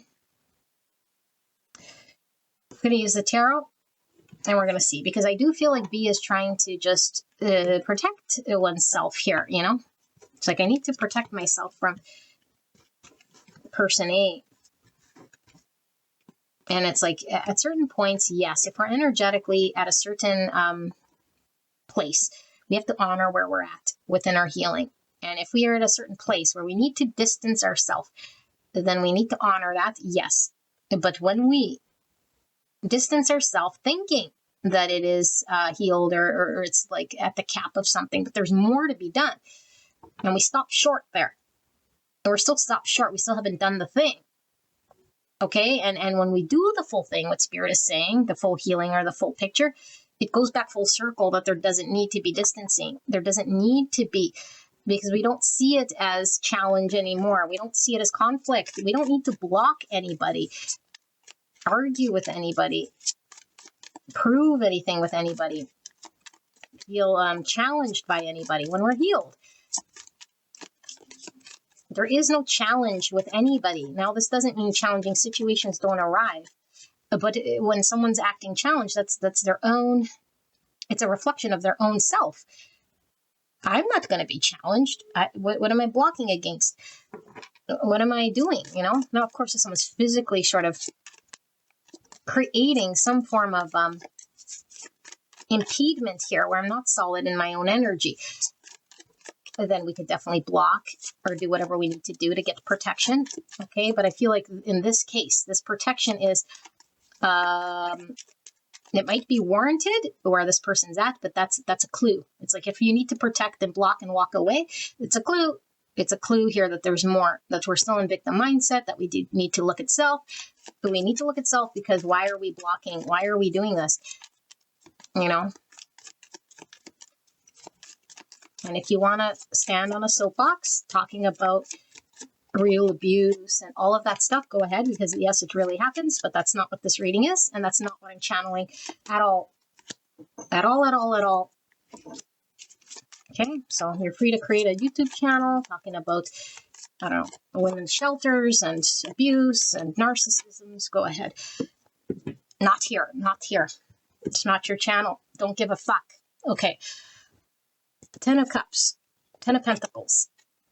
Spirit, what is going on here in this connection? Judgment's peeking out here. We have the Hierophant in reverse. Wheel of Fortune. 10, 10, 10. 10s are all about endings. Shifts, changes. We can't stop changes and shifts, okay? Hierophant can talk about marriage, okay? Commitments, lessons, ways of life. It's in the reverse here. Remember I said this person's in a 4 and needs to get to a 5. 5 would require this 10, which is ending, release, change and shift. Page of Cups, apology, innocent love, communication, 9 of Swords, anxiety, stress, the Lovers in reverse, Gemini, and the King of Cups. Cancer, Scorpio, Pisces. Okay, give me a minute to sit here with this energy.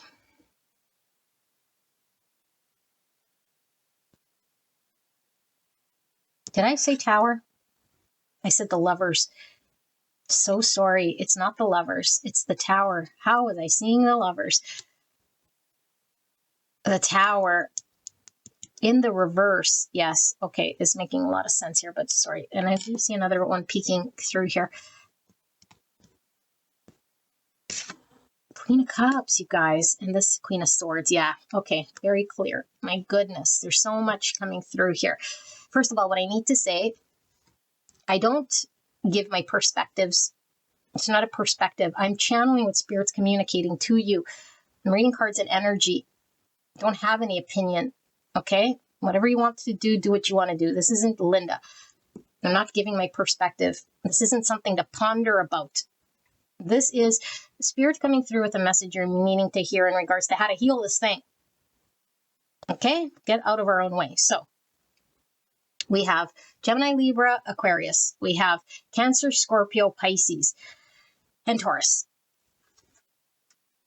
This is a very challenging situation between these two for sure. And I feel like I'm reading for B. Okay? Spirit is coming through with a whole bunch of shifts and changes that have to take place in the 3D eventually. It has to happen. Okay? But in order for these shifts and changes to get aligned, there has to be work that goes with this and realizations and seeing certain things that we might not be able to see today. Lots is changing. It required an ending, for sure, in order for things to shift and change. I feel like there's a big shift in this connection where we can't go back to how things were. And that's a good thing. Even if we're in no contact, which I feel some of you guys are, you know, and I do feel like person B is trying to move on, or just like they secretly, because this is what it is, they secretly want, you know, what's actually the thing that's supposed to be the thing. They want that secretly, but they're putting more energy and effort into what's not, which is, I'm going to do the only thing that I can do that's going to give me power. And Spirit saying there's a big truth that's happening.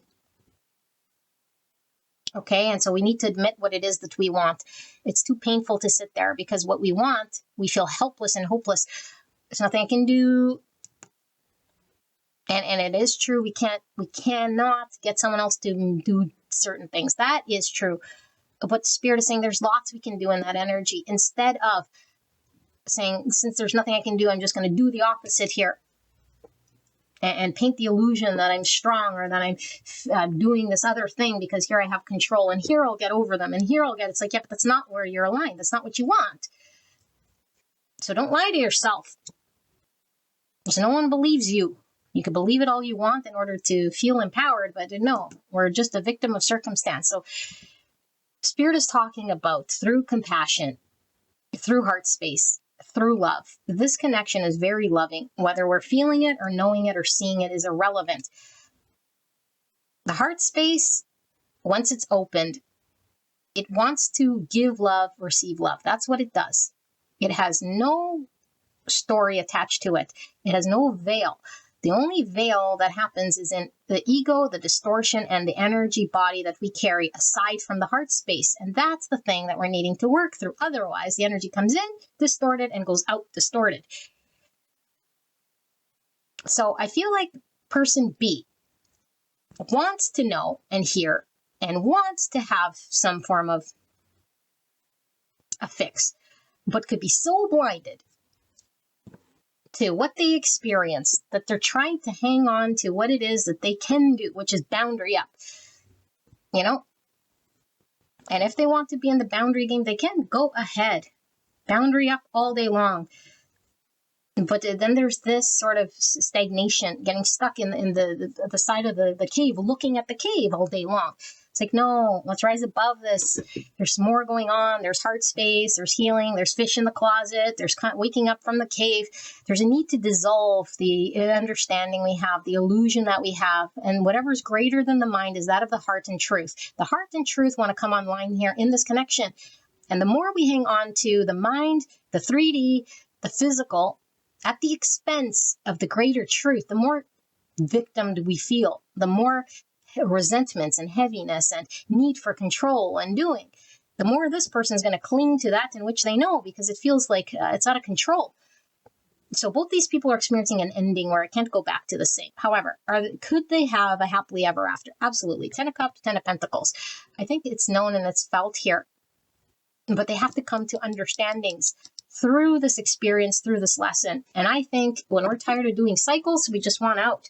I just want out. I just want to distance myself. I just want boundaries. I just want clarity. If you don't come correctly, then it's like, what does that even mean? There is no correct. There is just aligned with truth and not. And how to get to the truth, we must dissolve the illusion. And illusion doesn't just fall on its own. All of a sudden we have eureka moments. Illusions fall away through experience, through going through cycles, through conversations, through acceptance, through love, through understanding, through forgiveness. If I don't forgive you and I don't accept you, why would you want to talk to me? Because every time I come to you to try to tell you what I'm experiencing, you feel threatened.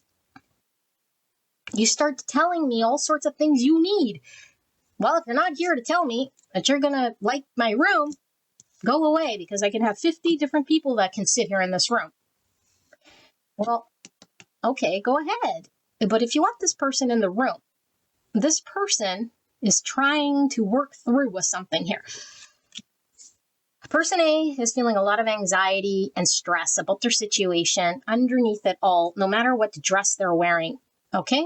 Things are shifting and changing here in this connection, whether we like it or not, whether we think we're in control or empowered, whether we blocked someone or didn't. It's all an illusion of control. There is no control. The universe comes in with a big fat tornado whenever it wants. The tsunami. No one can stop the tsunami. Spirit is in the driver's seat. Nobody likes that when we're in ego. What do you mean? Something has power over my ego? What do you mean? I'm not in control? What do you mean? I don't have free will? What do you mean? What do you mean? What do you mean? It's like, no, it's not saying any of that. It's saying when the divine universe is in control, things are happening, and we must see through a clear lens, not through trauma, not through distortion, not through ego, feeling rejected, disappointed, blame game, not sitting with what's real, not the cave. It seems real, but that's distorted ego illusion. So we need to remove the veil in order to see what's real. How do we do it? In the present moment, what's going on? Not what they said in the past, not what I'm experiencing because it's stirring up this kaleidoscope effect. What is actually happening? What is actually being said? Person B is going through a huge shift in their world that they have to go through. It's unstoppable here. Okay? It's unstoppable here. It's shifting and it's changing. And I feel the more pressure is put on A, the more they have to confront what they're sort of dragging their feet about, because there is a lot of fears and anxiety about what is going to happen. And it's more about what's going to happen, like obviously to them, okay, because the ego is concerned with self, but it's like this situation or the circumstance, I blow it up to, again, that three sword, the experience of the past that in that moment, this was so traumatic that now it's blown up to something bigger than it is. And most times when we're an adult, we go and revisit what happened. And it's like, well, that was it. And it's not downplaying it, but sometimes we go back and really we're like, that was it. Yeah, that was it. But as a child, it was huge. As someone who was maybe disempowered, it was huge. No matter what the thing is, it's real and it has real effects. And it's heavy. And so the anxiety is bigger than the real thing that could happen. But as long as I paint it to be something very big, very real, then I'm sort of confronted by this thing and it feels very like freeze, We have fight, fright, or freeze. This person freezes. Freeze, freeze, freeze. Universe is like shift, shift, shift. They're like freeze, freeze, freeze. Delay, delay, delay. Avoid, avoid, avoid. Don't see it, don't see it, don't see it. I see there being a reconciliation, okay? Now, I think you might not like this. If you're B, no matter how angry you are here or upset or boundaried up or whatever, or in the blind, I do feel like there is going to be a reasoning that comes in from the heart space that's not there just yet. When the reasoning comes in through the heart space, we start to see and understand things differently. We might even energetically release and forgive. Some of you guys might even go and say, however I was, apologizing for my own action intention, not apologizing for the argument or the situation, but there is an apology here, and I do feel it's coming from B. Okay? Then maybe some of you guys are A, but it's coming from B, is how I feel. But it's energy, okay? So it could be words, but it could also just be energy here. And Spirit is saying, love is guiding. And I don't feel like A is in the dark about the love they feel for B. I just feel like A is sitting with that love, and B is like, well, then do something, say something, make decisions, make actions. And they're right, because A is frozen here. It's like, do something, do something, do something, but it doesn't take away from how they're feeling. And it's like, yeah, we could love all day long. If we don't do anything with it, it just sits there in the void. So there's like the need to deal with that, but it's like, but putting all sorts of contaminants doesn't help the decision be clear. Getting angry in arguments and not accepting and seeing doesn't help the love to get into action. There's a need to take the love and put it into action. What's going to help the love put into action is a safe place, a genuine place, a heart open space, a non-judgment space, a place where I can do it at my own time and pace, And we can say, whoa, their time and pace would be forever, blah, blah, blah. It's like we're going with the egoic belief here. And it's like, no, but I've seen it. It's like, yeah, but all we've seen is when we were in one energy, we got one result. It could be the moment we release, everything shifts and changes. It's like, whoa, you actually are a safe person. I can actually make a choice with my love. I can actually deal with this a little bit better, deal with it a little bit better. Because whatever was happening was causing me more stress. You blocked me. You didn't talk to me. And I use that as a distraction and fantasy. All of the drama, all of the thing was keeping that up and keeping that energy going. And it's like I couldn't focus on the thing at hand. But it's like, well, I take away the drama. I take away all that. And now all that's left is you and your love and you and your problem. Now go deal with your problem or whatever. And it's like, well, if you're not giving me drama, if you're not contaminating the soup, I have to look at my own contaminants. But right now, B was contaminating the energy. The same with A. And that was the focus. And so if B says, well, then I'll just remove myself. It's like, yes, that works as well, for sure, because now A is just left with their own. But what is left? What is A left with? Is B removing me? Are they blocking me? Are they like still an energy there? Because there's love of wondering and all of this stuff. It's like, good, let him suffer or let him no, but that doesn't heal the problem, because what we really, really, really, really want is for the truth to be seen, for them to deal with their issue, not create more contaminant. A contaminant instead of being involved, now I'm creating contaminant by being pulled away. And like I said, ego works both ways. By omission, I remove, I block, I avoid, I resist. Ego. I lean in, I manipulate, I control, I put ultimatums, and I do. That's, again, contaminant. Manipulating. I'm not going to manipulate energy. Here I am, strong in the truth of what I want, what I need, what I see. Supporting, loving, kind, accepting, but clear, discerning, communicative, truthful, not victim, not blaming, not shaming, not judging. And now that I'm in this energy, it's like, whoa, you mean you're not blocking me? So I'm not having all of this anxiety, and you're also not accepting my untruth here. So, I don't know what to do. I guess I got to look at this thing. I have no choice but to look at this thing. It's the way this person looks at this thing. So this person B has more power than they realize.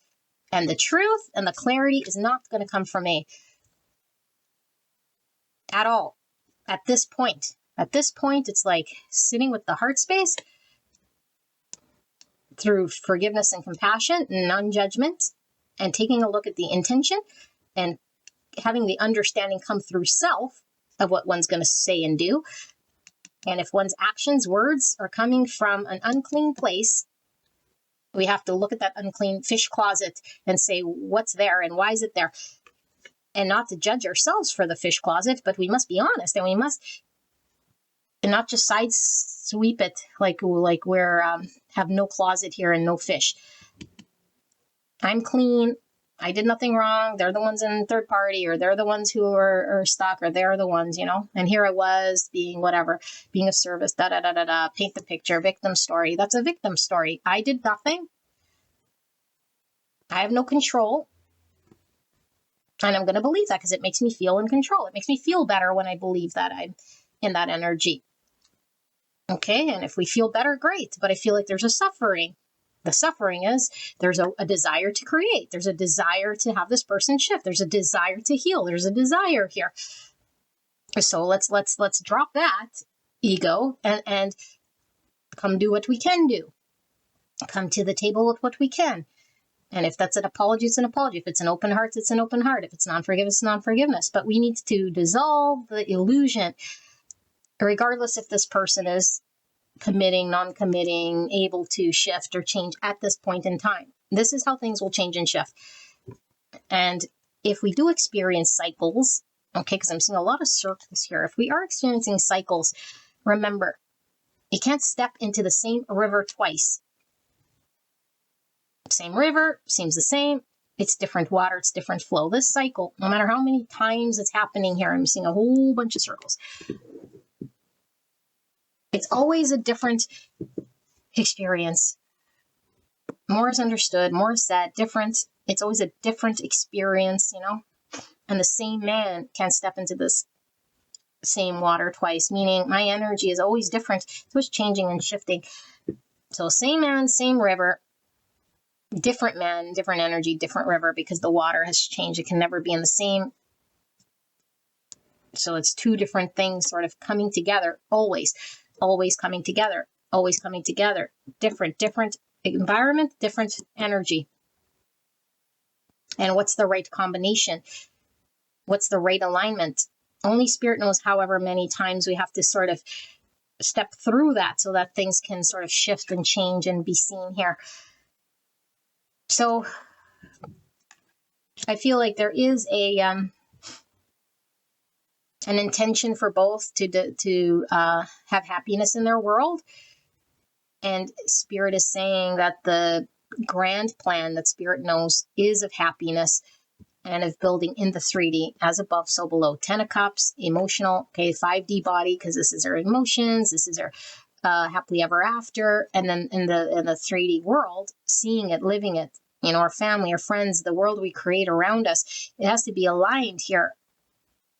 And only when we can understand and see on two eyes here, because I feel both people are learning the lesson here. It's happening in the 5D. They're aligning themselves. They're being guided through this experience.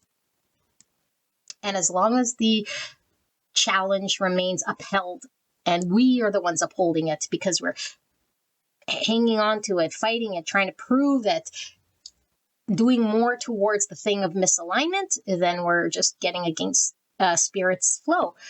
We're going against what Spirit is sort of saying we're supposed to be energetically feeding. And Spirit wants happiness and flow. Okay, but to do this, we must surrender, we must accept, we must forgive, we must love, we must, with no judgment. We must see our situation from the eyes of not the trauma, but from the neutral perspective. And so the only way that happens is when we have a deep, deep love that comes through that allows us to see things differently. Our whole world shifts when we're in love, Like when we truly see the hand of God. That is the hand of love, the hand of truth. And it usually takes some time to see through that devil, Even look at this King of Cups. He's holding this pitchfork, giving me devil energy, Capricorn energy. And it's like right now I'm taking my love and devil. Devil is chains to past ways of being that gets in the way and holds us back from movement and change, So this love that this king, I feel this is a King of Cups over here. The love is real, but the way that it's being funneled and channeled, it's like being funneled and channeled through the devil. The chains are holding me. And B's love is being funneled through this reverse Queen of Cups. This is not real love if it's coming from a conditioned transaction. There's a block here in giving and receiving love from an unconditional heart space. And again, not putting up with anything or engaged in third party and say, this is how much I love this person. That's not what that means at all. This is learning about unconditional love from the heart space, being able to walk and talk this truth, seeing clearly, and this jilted sort of energy that's coming through here, that can make us very emotional. Very emotional. There's a need for emotional regulation over here. Self-mastery of understanding. Okay. Pile number 1. This is your reading. I hope this helped you. I love you very much. And it's not easy, but Spirit wouldn't put in front of you anything you're not able to handle. I feel a very strong bond here. And all we could do is sit in neutral energy, healed, in order for it to be a clean vessel and the other person to sort of work through. Because if you are the divine mirror on either side, you only can clean out your own energy, your own fish closet, you know? All right, pile one. I'll see you at the next one. Bye-bye. Pile number 2, apparition, a spirit speak tarot. We're looking at you versus them.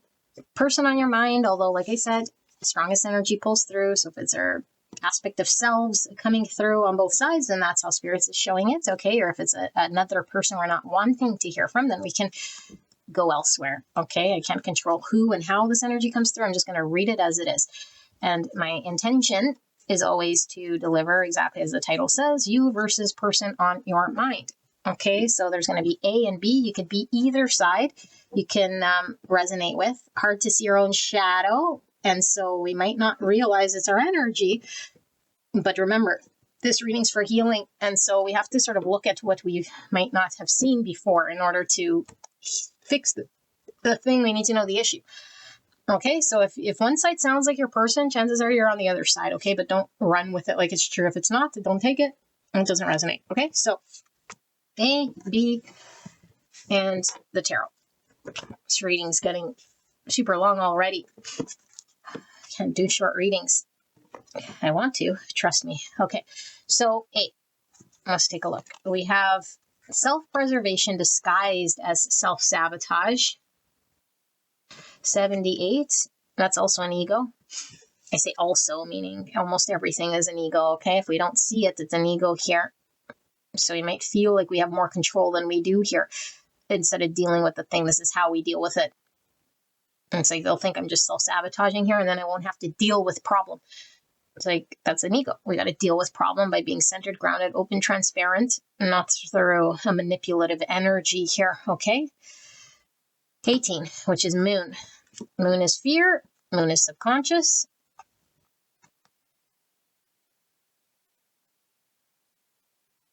No. 15, devil. Don't know where I got moon from. Devil. Same thing. Devil. Shadow. Unhealthy ways of coping. Habitual patterns. Things that we have to sort of work through here.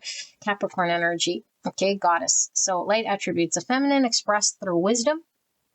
Nature. Life force and sensuality. Shadow attribute. Exploitation of the female nature and form. Wow, strong energy coming through. Mercury, Neptune 27, or the number 9. So Mercury is a ruling planet for Gemini, Virgo. Mercury is all that about communication, being able to adapt. Okay, it's also mind energy as well. It's also manifestation because it's giving me magician energy. Okay, and then Neptune is a very dreamy sort of energy because it's like tied to Pisces energy, our fantasies, our emotions. So very watery is sort of like also very adaptable though, you know, but it's maybe manifesting through way of words or manifestation, however it does, this Neptunian energy, intuitive energy, 5D energy into 3D energy. Okay, interesting. I'm going to move these just down here. Can you guys see? As good as it's going to get. Okay, divine joy, 97.7. 7 is faith, wisdom, reflection, understanding, spirituality, intellect. Intellect came through with this wisdom as well. And even this Mercury with the mind. So very intelligent over here, but also heart smarts, okay? Intelligence of the heart. So it says emotional deepness, pain accepted, mindfulness, contentment, intense presence, profound satisfaction. Wow. Type 7 enthusiast, thinking center between pleasure and pain. Yeah, I see something coming through as overseeing something. of the ego. It's hard. It's really hard to put this energy into words, but it's almost like I always, like all of us can always sort of work through the ego, of course, but some of us are so enthralled in the thing, but it's like giving into it as a choice. But that is a shadow, but overcoming or working through something here, there seems to be a liberation and a freedom that was always sort of a choice, but an easier choice than most, I feel here, because we're seeing something. I hope that makes sense. So we have Cancer energy with the 7 here, which is Chariot, and Tower energy. Green is heart chakra. Yeah, truth. Wow. Straightness, trustworthiness, lawful, reality, objectivity, and compassion. Beautiful. Beautiful, beautiful. Now, of course, the black is Pluto energy, which is all about the shadow. K8 is even ego. So we have shadow, ego. So Leo, Scorpio energy pulling through here, and some Aquarius. So the Aquarius is the star, which is the healing, and I feel the guidance here that's being given through the divine in order to manifest some form of future through truth and clarity and joy is coming through. Wow. All right. Self-assertiveness. Beautiful. 99 and 9. That's 3 9s I'm seeing here. Okay. But 9 is all about fruition. That's that magician energy. Completion, fulfillment, wisdom comes through 9 again. Very wise. Closure, completion, service to humanity comes through the 9. Okay. Virgo and Cancer energy. Cancer came through with the moon. I was tapped into here, but although it wasn't moon, but moon is coming through again with this 9. But the fact that it's like the truth is the opposite of the moon energy, okay, when it comes to subconscious and shadow and fear. But there's something about the moon energy coming through that is more through this water energy of Neptune. Okay, but self-assertiveness, and I think this came through for pile 1. Yes, it was the difference between aggressive and assertive. Okay, and assertiveness is in truth. Aggressiveness is sort of protecting, maybe even an illusion. We're going against the grain, or we're like upkeeping and exerting energy towards something that's misaligned. So we got to be aggressive, force. Okay, whereas assertiveness is like, I stand in truth, but I don't need to exert anything because I'm just sort of solid. Okay, but the solar plexus does talk about ego again here, but in the light, solar plexus is the confidence, the ability to stand in one's will and truth, speak one's truth, believe in one's self from a healthy perspective here, respect one's own limits, determination, self-presence, decisiveness, personal power, personal competencies. Type 9, the peacemaker, instinctive center between forgetting and asserting oneself. Yeah. Beautiful energy so far here, pile 1, or second pile, person A. Intrusion, 59 and 5, fundamental injury, stress level, trespassing, invasion, assault, abuse, break-in, and disrespect. Type 5, the observer, thinking center between interior and exterior. So unwanted energy, and it comes through. And how do we deal with unwanted energy in a truthful way? And maybe this is the lesson, I used to deal with it in a roundabout way, thinking it was truthful or honoring something, but there's no way around this. There must be truth and honor in a way maybe that we were trying to avoid to do. Yeah. Taurus and Sagittarius energy with the 5. Conflict. Okay. Yeah. Despicable face. So what's the truth and what is sort of putting on the mask, or putting on the appearance of, act as if, at the expense of. And if I pay the price of the expense, then it's limiting my joy. I'm being called to read this one. But I don't know where I put the book. Give me 1 second. Yeah, I'm going to pause, okay? I'm going to grab this one. All right, pile 2. So I found it here. The despicable face, it says, what is hidden, unaccepted, or shamed? The despicable face is never seen. Rather, it is kept in hiding to save outward appearances. This card appears when something below the surface wants to be witnessed in order to be transformed. Everyone has their own version of the despicable face. Yeah, their own version, even if it's this in well-meaning. Okay, and their own reasons for assuming it is an abomination. It could be a buried resentment, an insecurity, or a physical characteristic that holds us back from expressing our true self. Remarkably, once revealed, it is not despicable at all. It is human. It is interesting. What once was thought of as an error becomes an asset in our journey of alchemical transformation. This card connects us to others and to humanity as a whole. Through acceptance, we lift the veil of perfection and reclaim our energy. Honesty and acceptance are the balm that heals the most tender of wounds. Play that back. Honesty and acceptance are the balm that heals the most tender of wounds. Beautiful. Love it. Could have wrote it myself. All right. Now, I was using this as sort of a in-between energy for the piles. And I do feel it is shared. Okay, but I was really channeling it as to how it was applying to A. Now I'm going to read B. Or put down the cards of B. Okay, and C. And then channel. So let's see. Servant, light attributes, delight in serving others with a free and loving heart. Shadow attributes, using the lack of money as an excuse to not move forward with life. Wow. Circumstance, victim blaming. Okay, and then we have Sun and Mercury. So 2 Mercuries on both sides. It could very much mean like a matching intellect here, okay? Same sort of understanding when it comes to certain beliefs potentially, or just like values and that sort of a thing, or just knowledge. Okay, but we could have one conflicting sort of narrative maybe that happens, because remember, we're looking at what's going on sort of here between these two, which could be needing to be healed or seen.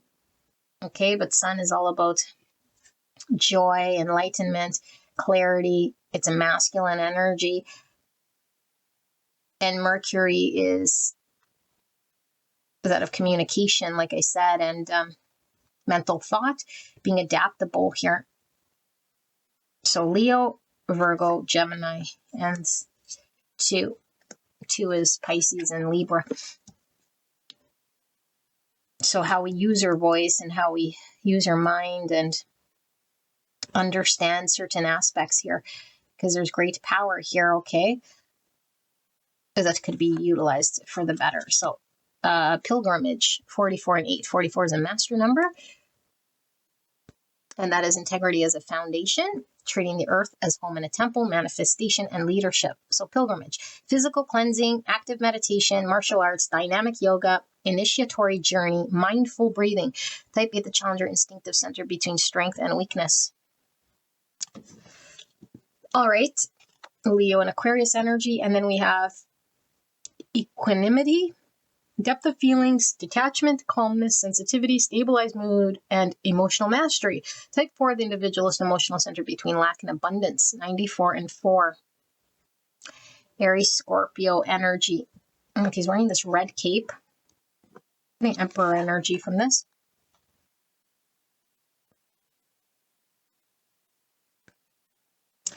Okay, interesting. And we have the 3rd. Unknown sweetheart, couple's intruder, the lover, the outsider, mistress lover, the official spouse. Type 7, enthusiast, thinking center between pleasure and pain. Cancer, and with the 7 here, which is chariot energy, integration of shadow, balance, victory, winning with the universe, like I always say, but it's overcoming our obstacles and our challenge. So integrating shadow, Cancer, and Tower energy as well. Okay, so heart chakra, 92 and 2, autonomy. Listen to one's own needs, self-acceptance, self-respect, independence, true dedication, ability to receive.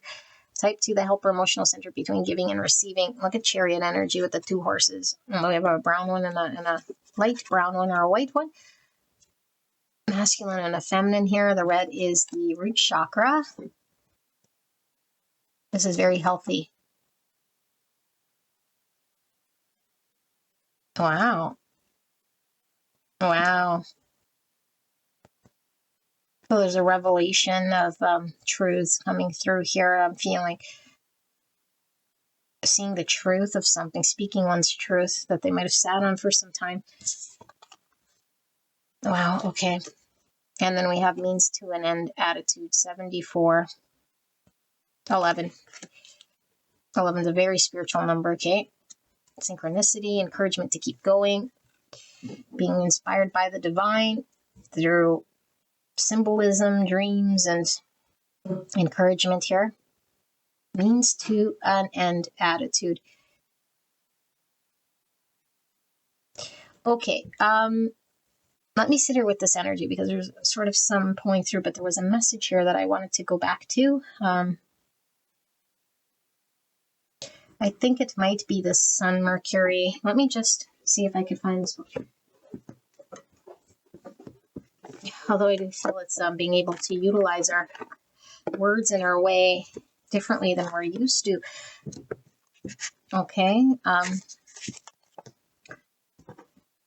Conjunct sextile trine with Sun and Mercury. It says you have primitive. You just say whatever comes to mind with complete conviction and authority. Others had better do what you say, even if you're being a hypocrite. Get over it, you bark. I was just speaking my mind. Adaptive. You use your words to inspire others to emerge as their true selves. Your thoughts are aimed at empowering others to speak and share. Evolving. Use your extraordinary gifts and thoughts and speech to galvanize others to do great things. Your words are like angels carrying blessings to others. Beautiful. In conjunct opposition square primitive. You speak hastily from irritation and anxiety. You don't see your unskillful speech as any fault of your own. You do it because others bug you. Your mind constantly chafes you and keeps you up at night. Adaptive. The agitation of your mind spurs you to create great works of art and writing. You choose your words with care as you realize their power to shake people to their core. Evolving. Multiple ideas and directions pop into your mind like a spin art.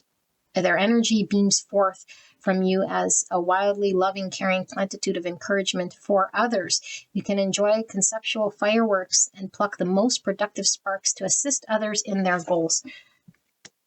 Interesting. Okay. Let me sit here. This might take me a bit because there's a lot of sort of surprising energy for me to be channeling here. You can definitely skip ahead, okay?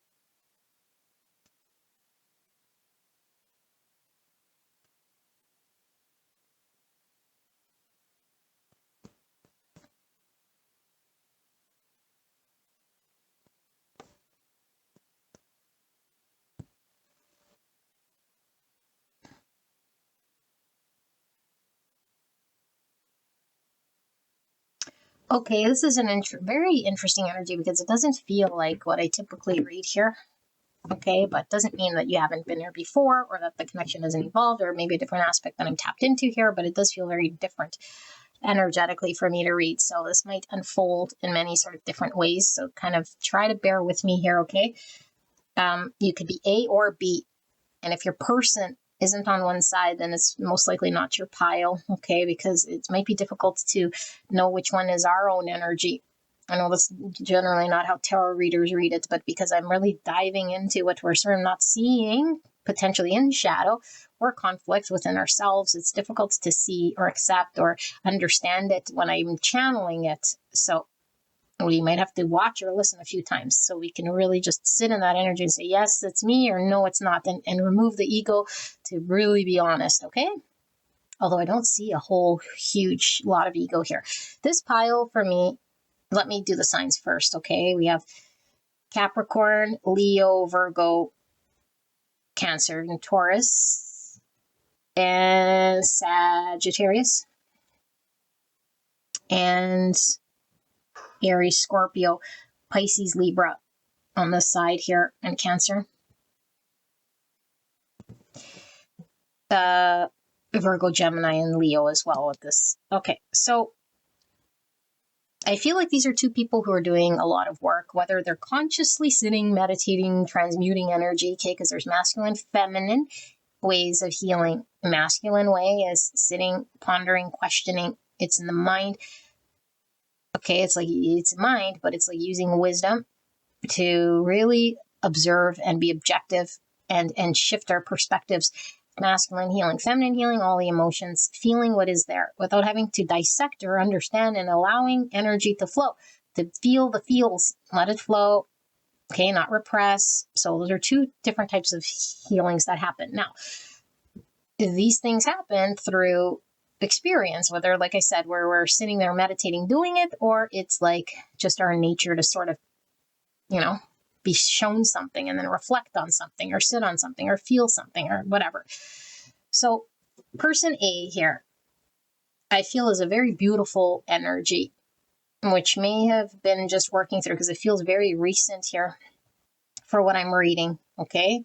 It feels like it's a recent, or at least it could have taken some time, but it's like recent as in this is what's on the forefront, working through some way that this person engages with their set of circumstances or other people that doesn't honor their truth. And I think they know it's not in the shadow. I'm not honoring my truth, and I'm doing something which is really, like a blind spot. But the blind spot here is a little deeper than this. It's like I do this thinking I have some sort of control, or that I'm doing this sort of purposefully, that I'm really the master of what I'm saying and doing to create certain outcome and to preserve what I need to, be safe when I need to, and sort of come and go in a way here that feels like I know what I'm doing. It's very controlled in some way here.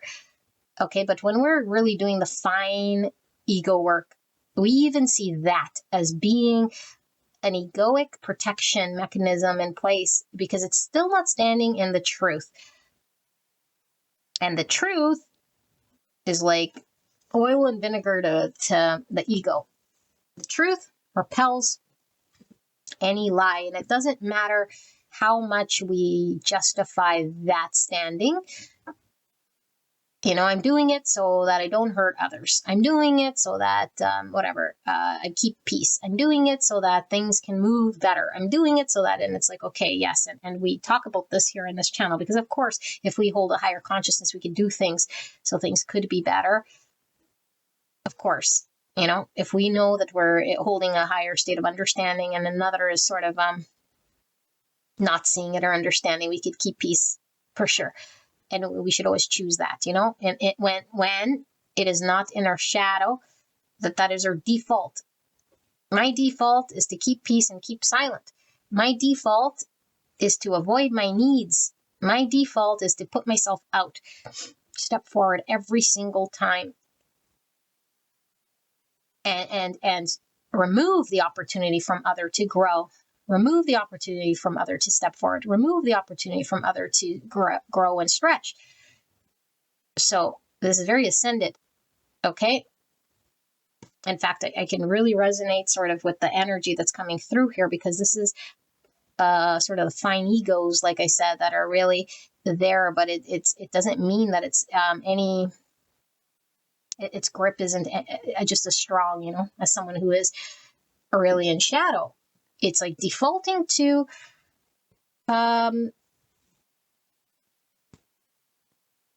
not my power, so that I don't have to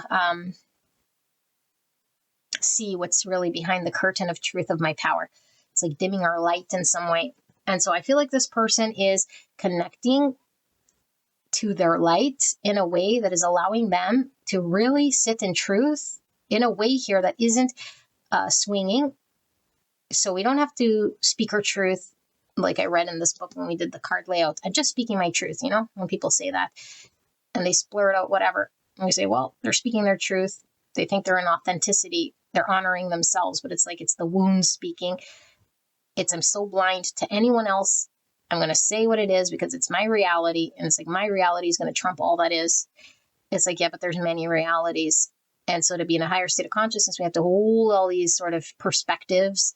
Okay, well, there's only one reality, but everyone has their own perspective of reality. So there's all these perspectives going on of all these different realities, right? But there's only one real truth of reality.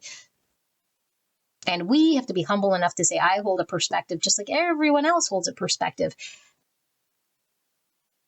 And so when we carry this sort of a shadow, it's almost like one of someone who is very wise, because wisdom really came through here, okay? So it's very wise, very experienced. Could be many lifetimes we had, or we just really understand human nature. We're really connected. Okay, but it could create a complex on its own. And it's not really necessarily a spiritual complex, I feel here, but more of when we go through an ascension process, we go through these finer egos. But this one could have been around since the beginning of time for sure with this person. And it is one that's being called to the surface to work through, which is my silence at the expense of my truth is not something here that I'm going to sit on anymore. And to be able to work through how to sit in my light and my value and in truth in a way that is healing, in a way that's authentic, in a way that's balanced, in a way that's being heard and seen. Because I do feel like this person could have very well had a lot of relationships, situations with other people here where where other people sort of could impose themselves, but instead of sort of sitting with that energy, we know we have the power to just not even engage. It's like, I just won't even engage, or I'll just move to this other thing, or I'll just know what's in my power. And that's great, because we always talk about this. It's, we can only control our energy. Absolutely. But the shadow here is control our energy when we deflect, when we don't face. It's like when I live in a hill away from society, of course, there's no shadow to deal with. There's no mirror. There's nothing that can trigger me to work that fine ego. And so I'll put myself with society and with people and see how I engage. That is the true work. That is the spiritual work. Not how blessed and at peace I can be removed from society. And that means I'm ascended or healed or connected to spirit because I haven't, blown up on anyone. No. In fact, spirit is saying, like, engage with all that is and see your true nature come out. And that will show you exactly where you're at spiritually, where your ego's at, and where the truth is at. So there's a need here that this person has been working through. And I do feel like it's beautiful, because I do feel like it's if this is you, it's turning the page to speak one's truth in a way here that honors it, but doesn't force it or impede on anyone else, because there does seem to be an all or nothing, or a sort of a black or white. And it's like, if I can't be truly myself and speak my truth, because it doesn't seem like this person would understand, or whatever judgment we could carry. Okay, the judgment is just the opinion I have. We just don't do it. And it could become so much of the shadow, where it's like, it needs all of these factors before I can speak my truth. It needs all of this environment before I can engage. It needs all of this stuff. And we might carry, I can speak my truth. Yes, I'm an authentic person. Yes, but it's like, yes, but can we do it when the times are difficult, or when we feel we're intruded on, or when someone's creating a kerfuffle, until the point where we get really faced by the universe with people, circumstance, situations that we can't avoid anymore. We got to confront. And what's this person confronting is their truth, their ability to have open, honest discussions about their needs and their position and their value and their desires and their purpose and their ability to sort of be of service or give in dynamic, and not hide away, shy away, or be like Mercury, because I do feel there's this Mercury and water, energy, which both sort of have in common, which I feel is like shape shifting. So shape shifting is great for sure because it's an ability, but it's just like everything. There's a shadow and a light. Shape shifting, fine. We can adapt. We can avoid conflict. And I don't feel this person's like an avoidant so much as it is an avoidant sort of aspect. Give me a second. I thought I heard something, but I didn't. Or I heard something I did, but it was nothing. Or it might have been something, but not what I thought it was. Okay, so yeah, there's the shape-shifting energy, but in the shadow, the shape-shift gets used as a crutch here, okay? So this is really giving a very good understanding of how sort of the ego shape-shifts itself and wears different disguises, and then dresses up like a hero, or dresses up like it's doing a service, or it dresses up. That's how we can even have spiritual hijacking of the ego. The spiritual ego hijacks and it uses and weaponizes spiritual truths and all sorts of values that we may believe, and uses it sort of against us to sort of dictate, but prop up why we do what we do. It validates and supports why we do what we do. And so we really need to see beyond that layer to see why are we doing or saying something beyond the first sort of reasoning. I want to keep peace. I want to, I see the bigger picture, and all of these things can be true. But here the big picture is one's truth. Here the big picture is standing in, being able to express one's needs, one's self from a place that is trusting oneself, because we can't for sure know how another will receive it. It's like if I don't know how another will receive it, I don't say it. If I'm not trusting that other can receive it, I don't say it. If I have an experience that is unpleasant because it's been my experience with this person or the situation or just the past, then I don't say it. And it's like, yeah, but the expense, it's almost the opposite of this ends justify the means. Okay, this says means to an end attitude, but it's like the ends justify the means, because it's almost like, at what cost do we stay silent here? Or do we keep shape-shifting, and moving around and never sort of vibrating from the core and saying, I don't need to move around all this external people and situations to sort of find where I fit, but I'm going to fit right here where I'm at. And whoever sort of wants to fit to me can fit to me. That's a whole different approach. So I feel this is a highly ascended, it does feel like a divine feminine here, but it doesn't have to be. But it's learning to love oneself enough from the regard, because I feel the result is maybe self-love here, but love oneself enough to value, regardless of whom's around. Okay, like who, it doesn't matter. Like maybe this person's like unable to, in a relationship, speak one's truth, but in all other situation, I mean, relationship is we're in relationship with everything, but like intimate relationship, but like at work, I can speak my truth, or like there's an aspect of self, okay? It doesn't have to be this person's overall energy, but an aspect of self, especially because we're talking about this relationship. It could just be that this other person B, brings out this side, and this person that didn't let person A feel within themselves that they could speak their truth, stand on their truth, articulate their truth, and feel validated enough by themselves. They don't need person B to validate it or support it or acknowledge in a way here that made them feel seen. It's like, if I see myself, if I validate myself, and if I support myself, and if I say whatever my truth is, that is enough.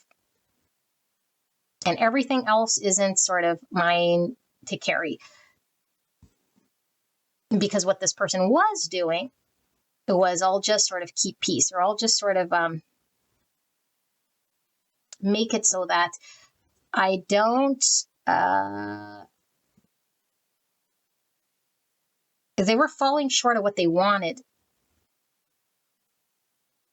And it was through their own sort of action or lack thereof or way of handling.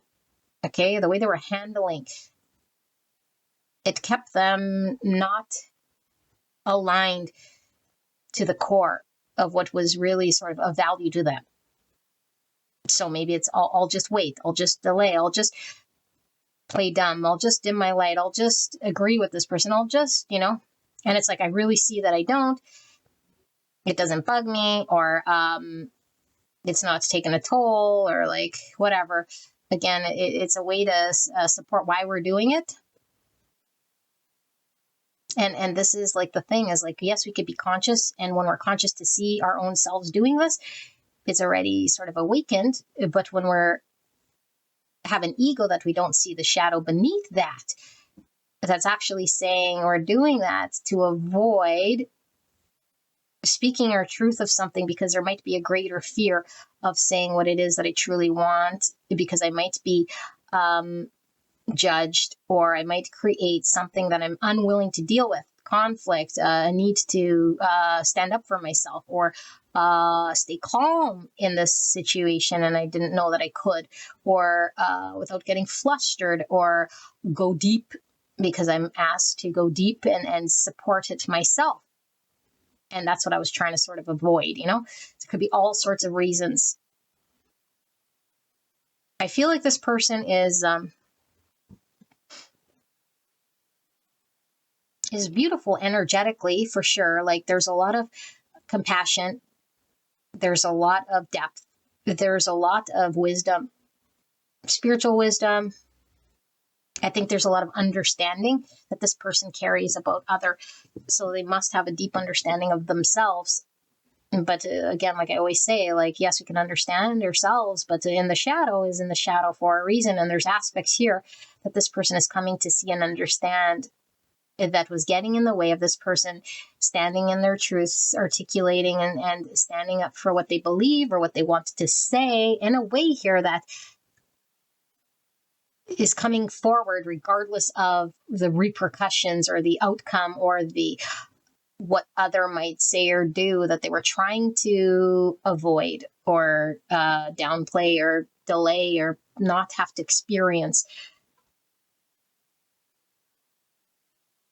So there's a lot of shadow work that I feel has been done. And I do feel like because this person had a way of being so fluid, like this shapeshifter energy, it's like hard for anyone to really intrude on water. Like it's hard to pin water down here, Mercury's hard to sort of stay and inform. And so it's good because it's adaptable and it's all of these things, but it's like, it's easy to just not be still and solid and like claim in a way that allows it to sort of not default to the watery energy,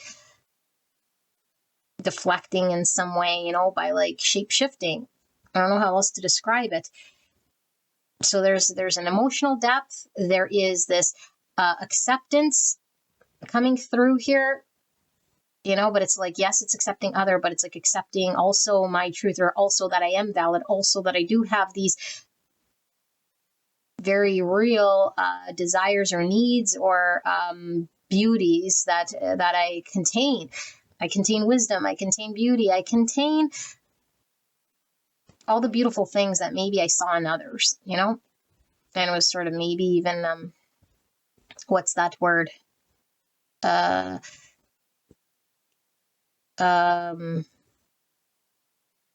that word? Opposite of vain. I don't know what the opposite word of vain, but you know what I mean? It's like I'm trying to be very humble, which is great. But we could sort of write ourselves off. Like if we did something, and others are like, oh, good job. It's like, yeah, it was nothing. Meanwhile, it was like really challenging and very much something.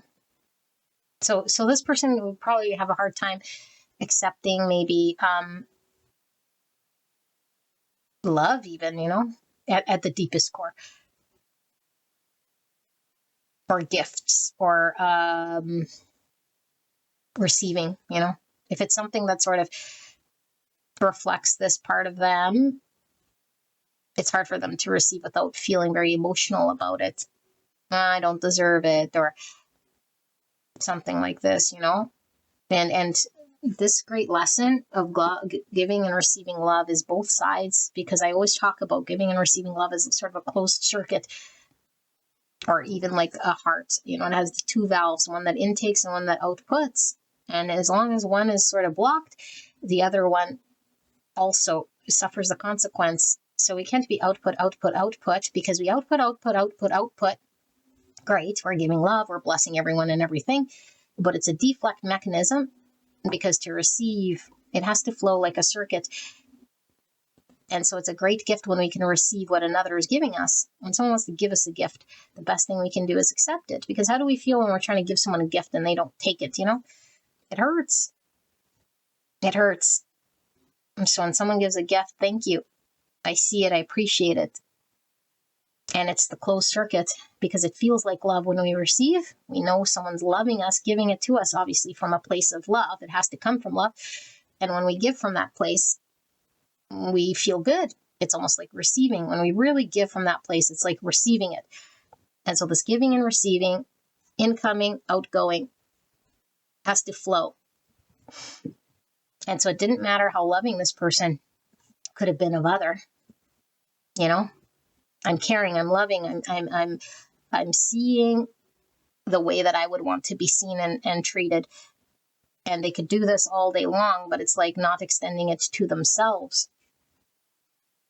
So I feel like there's a true presence here, and there's a true mindfulness of one's self to stand in peace and presence, and see beyond the action itself that was sort of keeping me incapable of receiving or speaking my own truth, or that part that seemed like it was disconnected some way.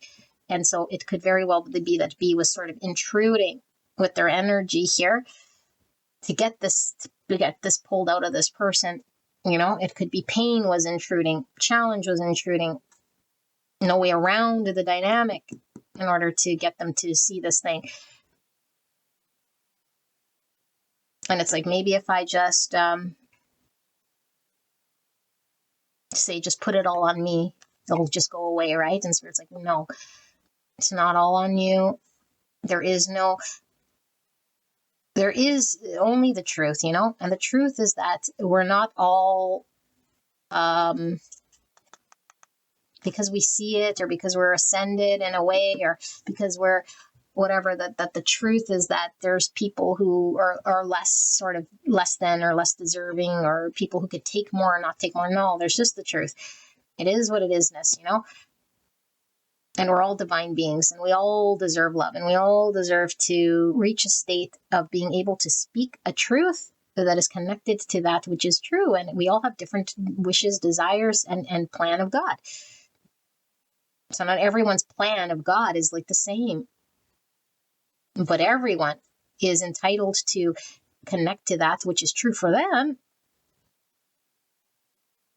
And so this person's truth is sort of coming through. That's beautiful. Okay, I can stand this energy for some time now. Let's take a look at person B here, because then we pull the tarot and see sort of what's going on here between this dynamic.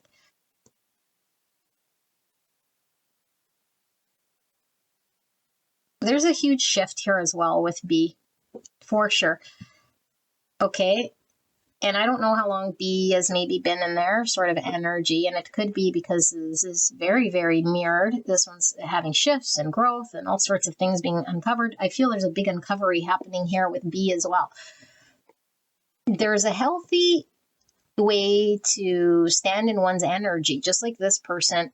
And they could have defaulted to, like I said, the water avoidance sort of thing, not receiving, or maybe even stand up and take responsibility for others, which is a great, noble thing to do, Okay, but when it becomes the shadow, it's deflecting. Okay, but here it feels like I care about really a truth that I see, to speak my truth, but it's like almost at the disregard of everybody else. It's like I'm blinded by my own power, but it's not from a way of like I'm going to like I'm strong, so I'm gonna like try to hurt people or manipulate people or get what I want through this force. That's not what I mean by this. Okay, it's hard to put words into energy, so I hope I can do this service. It's an energy of I feel my own energy. I'm only in my own energy, of course, because we can't go into others, but it's so blinded by what others could be thinking or feeling that all I see is sort of my own self, which is very ego, okay, because we can't see beyond the eye. And then when I sit in that, I see a truth of it that I resonate with and connect with that gives me freedom and liberation. And it's sort of like my way or highway and steamroller energy. And it could seem very beautiful because it's like ambitious, driven, understanding and clear about themselves, And it might be someone who sees victory in this way. As long as I'm sort of true to myself, which is true, of course, right? If we're true to ourselves, but it's like, as long as I'm true to myself, then that's all that sort of matters. And I get to the end. It's like means to an end attitude, because it's like, no, it's not just about that. Like, yes and no, because just like any spiritual paradox, it's like if we end up sort of doing whatever, but it's at the expense of love, truth, other people, then it's like, it wasn't worth it, right?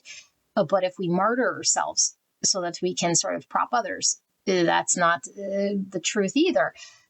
I mean, it was Jesus's truth, but it's like, that's what Jesus was sort of showing us here is like, what is this great truth? And when we're really conscious and awakened to all that's sort of going on, we could be aware of ours and others. And so there's this awareness of other that's coming through really strong with this third. If I am so blinded by my own energy, so much so that I cannot even see outside of myself or other, I'm really an ego here, and it really handicaps me from having any other perspective than that in which I carry. And that has so much force because I believe in myself. I have this confidence about me, or this ability to create something now. And so I feel empowered with this whole thing. But everything else is sort of blackened out. I can't put myself in other people's perspective or situations in order to understand it, not to throw me off, not to completely confuse me, but to impact what I might say and do and how I'm going to get there. And so this could be a coping mechanism that's like, I can't trust people, or if I need to get it done, I do it myself. Okay, but there does seem to be something really pulling through here with using lack of money as an excuse not to move forward with life. I feel like this person's shadow crutch has to do with a 3D. Now, it could definitely be financial, but it could be it's 3D for sure.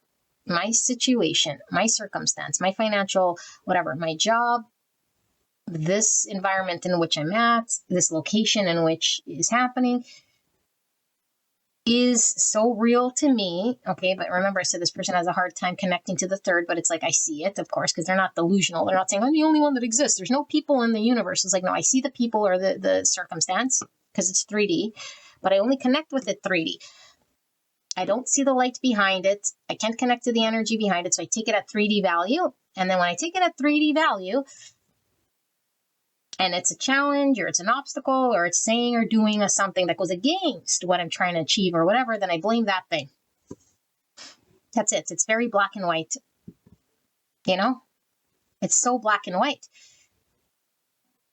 And it's so blinded by the ego because it's like, do you know that all of these things that are going on around you have truths and have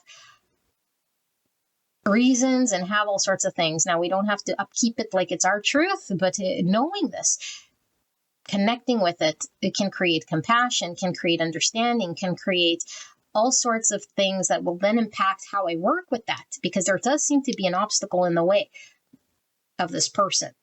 Okay, now obstacles are only obstacles if we see it as an obstacle, then of course it is. Okay, but it's like, so I will treat it as an obstacle and then do whatever it is here and sort of treat it as just a black and white 3D thing here.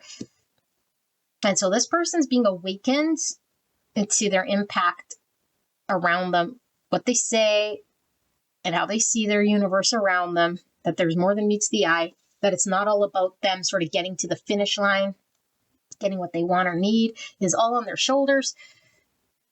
They're the only ones that are sort of going to make it there, and no one else can sort of be utilized, because other people either can't be trusted, or they're just too weak, or they don't get it, or they're just going to let me down, or they don't understand, or like, I don't even see it as that because I'm so used to relying on myself. This is someone who really relies on self to get there, you know? And so what's the health of this person is to work through seeing other people having needs. And it doesn't mean put other people's needs above my own, but it's like, how am I able to still have my independence, still have my ability to achieve and to move through and to have success in a balanced way that can work with others? Because this would seem like somebody who just has a very difficult time working with others.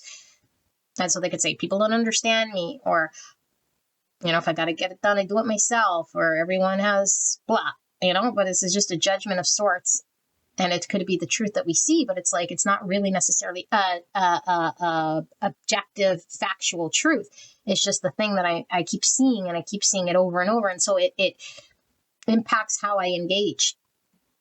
I feel like this person might be really focused also on a goal right now, because I do feel like they might carry something where they feel slighted by the universe, you know, or just behind right now. So it's like, I got to catch up, or I don't know. There seems to be something of an aim or a focus. I don't know if it's saving money or a drive here. And so they're blind to, especially when we're really like focused on something, our eye gets taken off of everything except that thing in which we're focused on.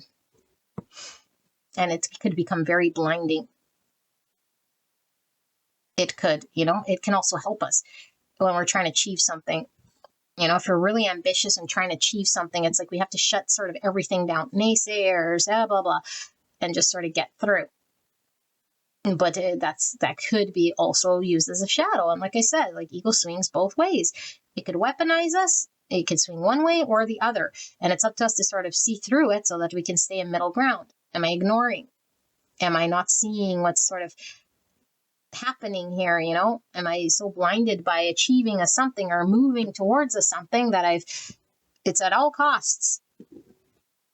And so I feel like there's a way that this person copes, that they could detach from truths that could seem almost unhuman, you know, I just detach, or I just don't see your point of view, I just can't connect to that, or it's like, why? Because there's a greater driver here that they would hang on to aim towards winning. So this could be someone, I got to win at all costs the argument, or be right, or prove something here.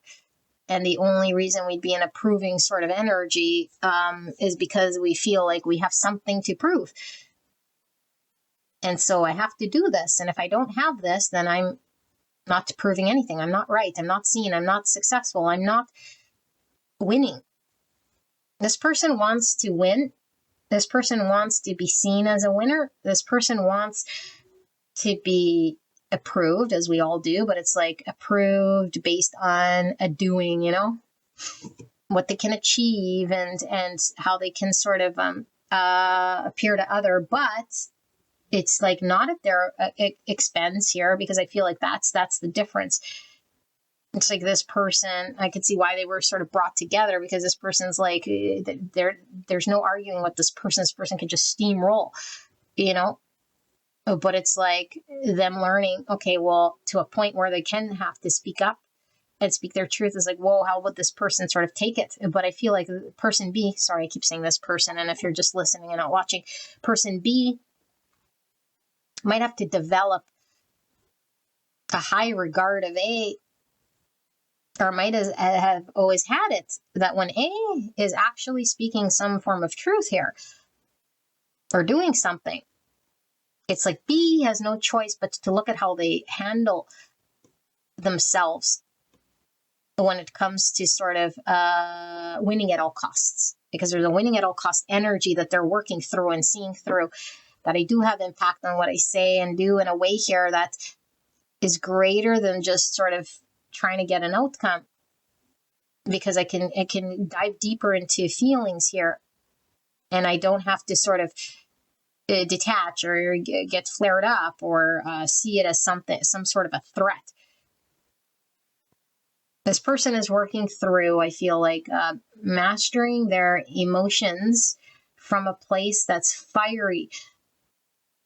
It feels very fiery. It feels very blinded almost, because light in the shadow is very blinding.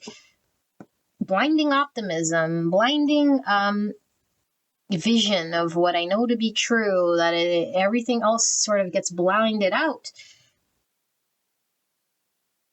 So I need to be more sensitive, not sensitive to say, well, like let me sort of be victim with other people. And that's where it could be very shadowy. It's like, if I acknowledge, then I'm just justifying other people's victimhood.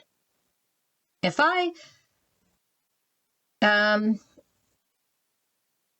sort of maybe even tap into my feelings, it could seem as though I'm weak and I want to be driven. I want to achieve. I want to seem successful. I want to not seem soft or this sort of a thing. But it's like that is the weakness, that we can't connect on an emotional level of trueness, because we are all things. Yes, we're fire, but we're also water.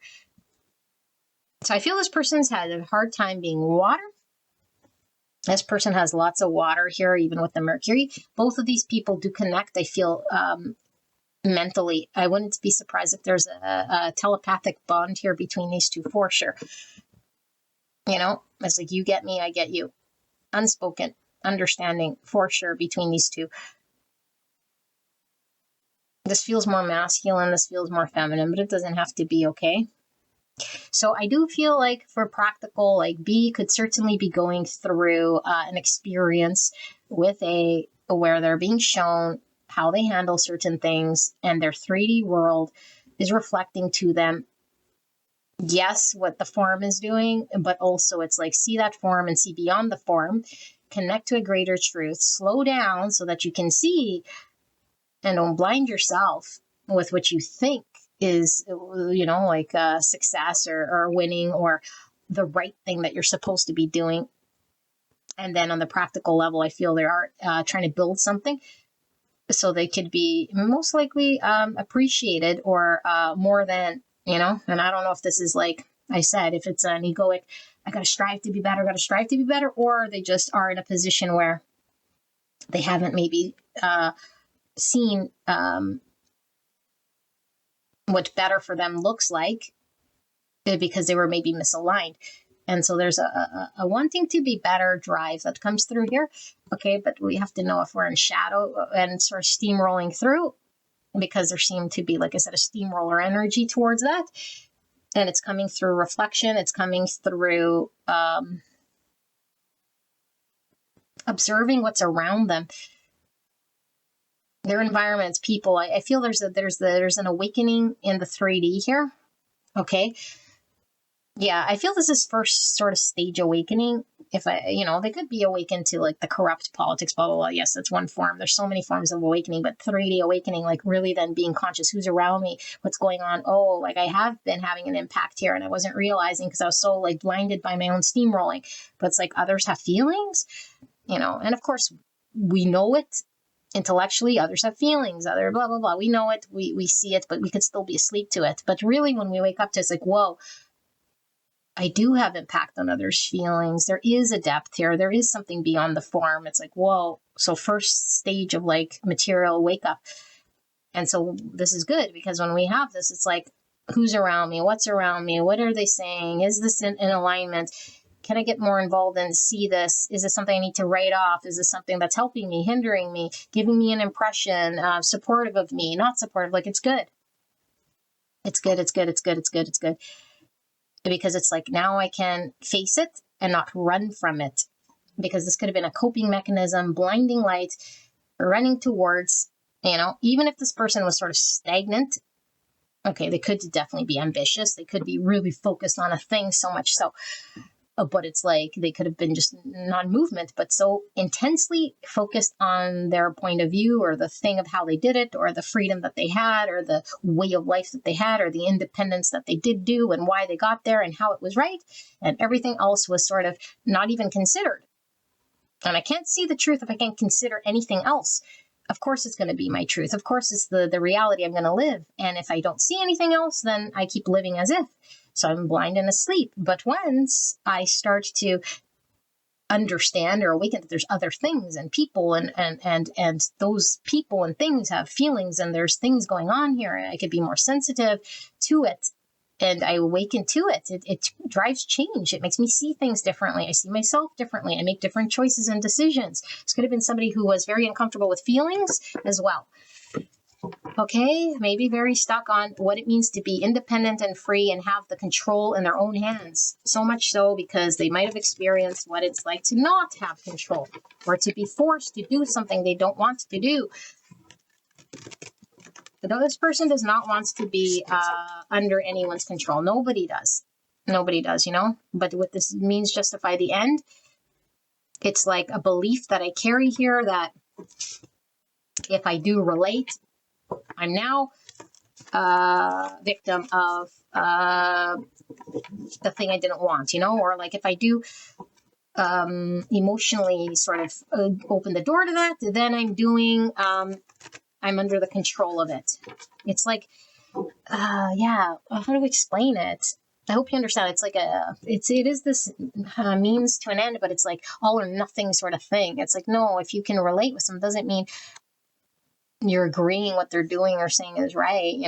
It's like finding a middle ground. There needed to be a middle ground of seeing that doesn't automatically say I'm weak because I did it, or I'm controlled because I did it, or I'm gonna be doomed because I'm not hanging on to my truth, or I'm gonna betray myself if I just even listen to this opinion. It's like, no, what do you mean? You can listen to opinion without betraying yourself.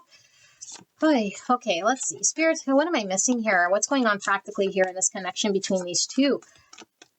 So we can really because this is like tying it in, you can do what you want with the information that I'm giving you from Spirit of how these two people, okay, it's like we can see if we can intuitively connect. Like one person like this won't be able to feel comfortable with this sort of fiery energy without being maybe railroaded, but it's like, that's why it's brought together. That's why it's brought together, and this compassion and this beautiful energy that's able to accommodate, but now not at its own expense, was like accommodating for this person to see their burning ways. That's like, why would you burn someone maybe you love? Or why would you sort of intrude? Because this person doesn't like intrusion. No. It's like when they know what freedom means and their truth and this, it's like, this is strong. So it's like other people shouldn't impede on other people's freedom or truth or independence, blah, blah, blah. And the minute they sort of see themselves doing this, because it's like maybe a energy was like showing them that they could impede on other people with this fiery energy. It's like you're doing the thing in which you were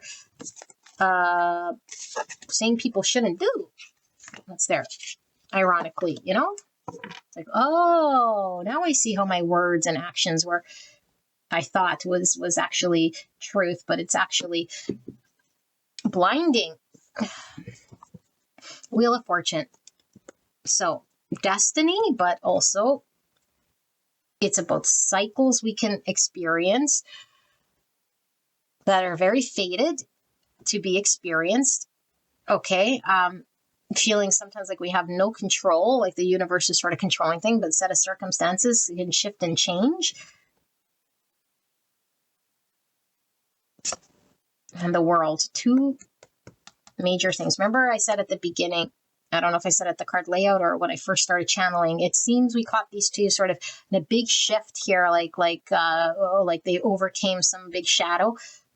Because I do feel like B is having a revelation and A is at the same time, because I feel we're closing major cycles and chapters here.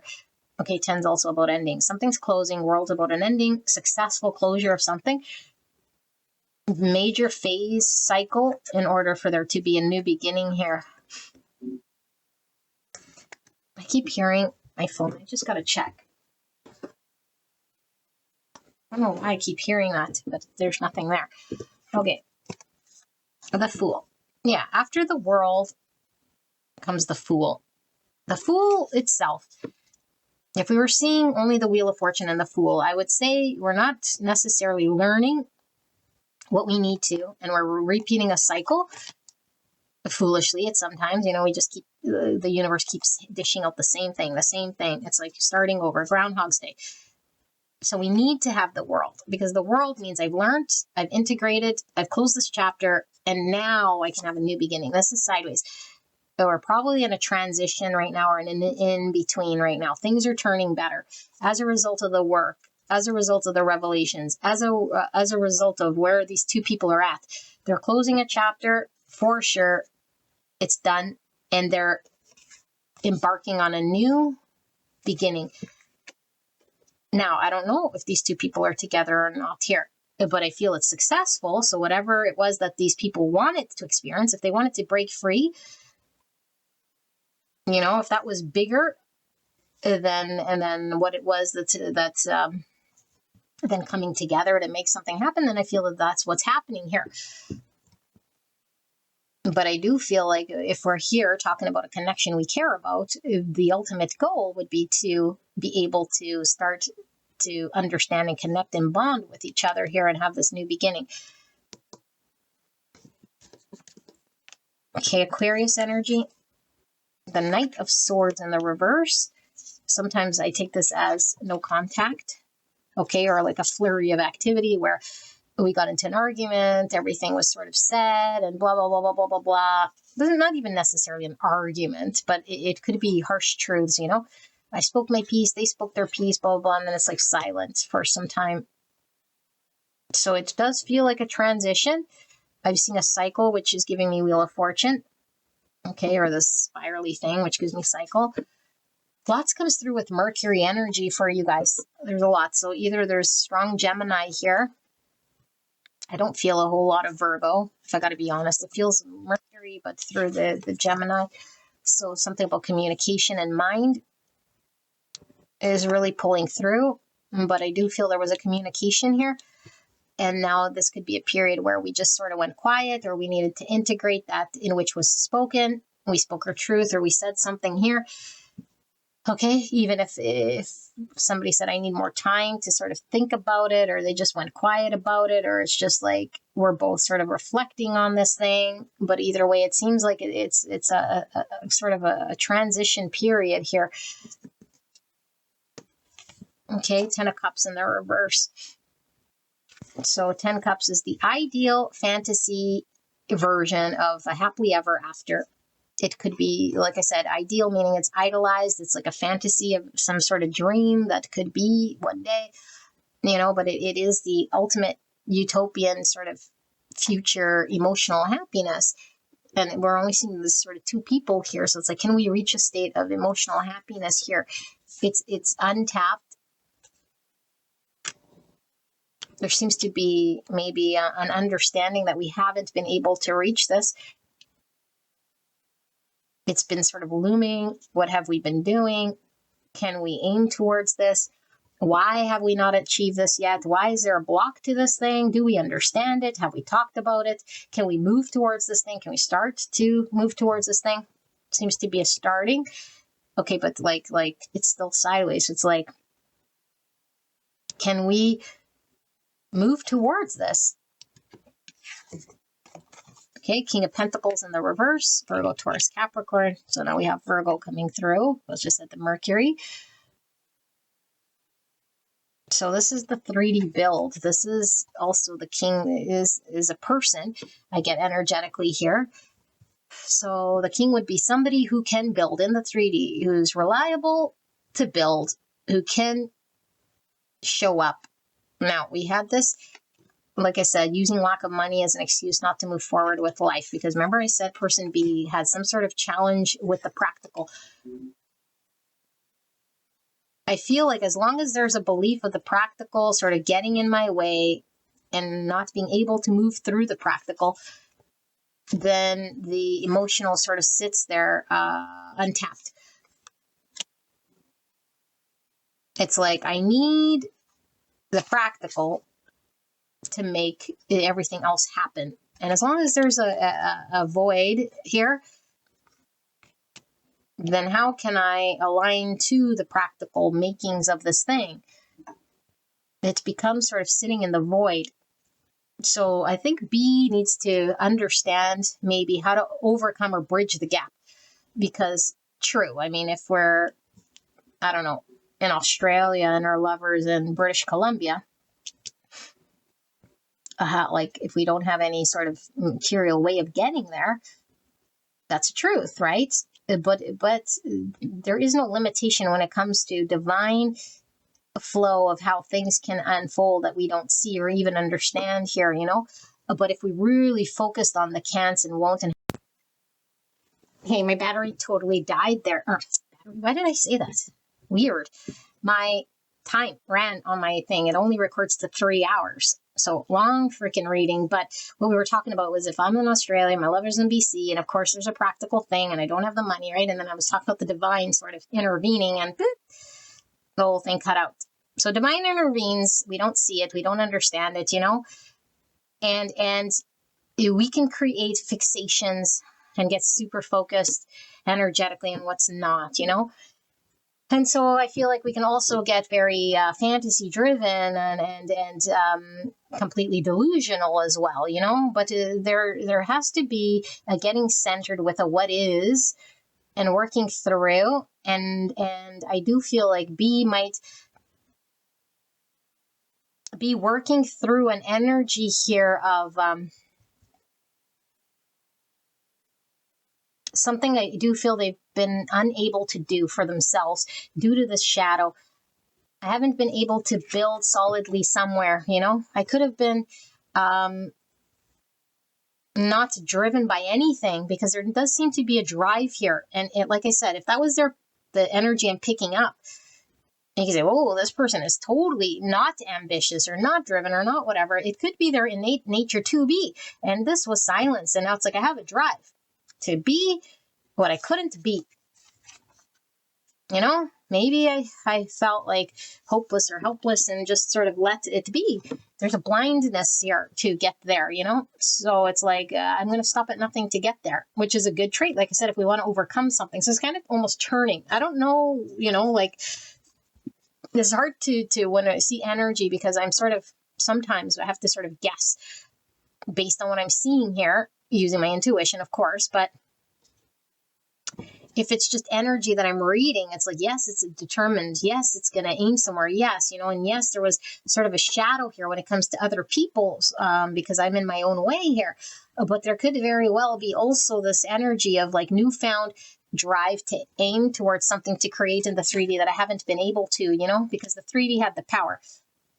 I wasn't rich enough, good enough, stable enough, grounded enough, or even like this commitment comes through here because it's like, I need to do my thing so much so that it's like I can't stay in one place or ground myself in one place or be truly dedicated in one place. True dedication, you know, but it's like, but I have to be a healed version of my independent self in order to commit and to build something here. But if I never get there, I'm sort of floating in the wind or aiming towards something, but avoiding the roots.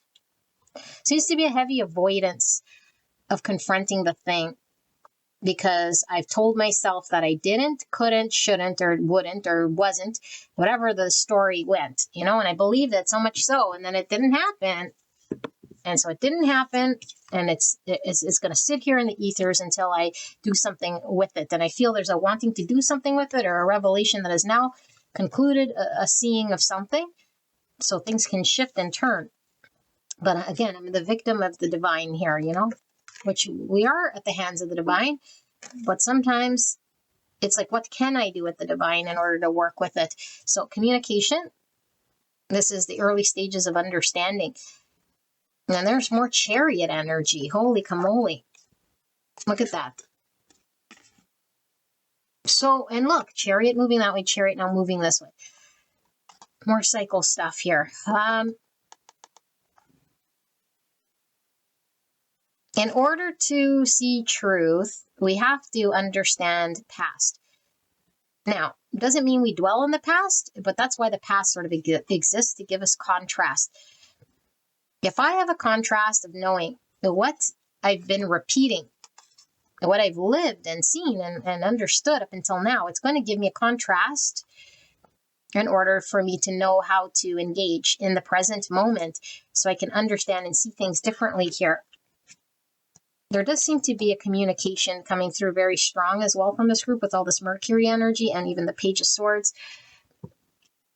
about why I didn't confront or why I can't commit or move or claim or something like this.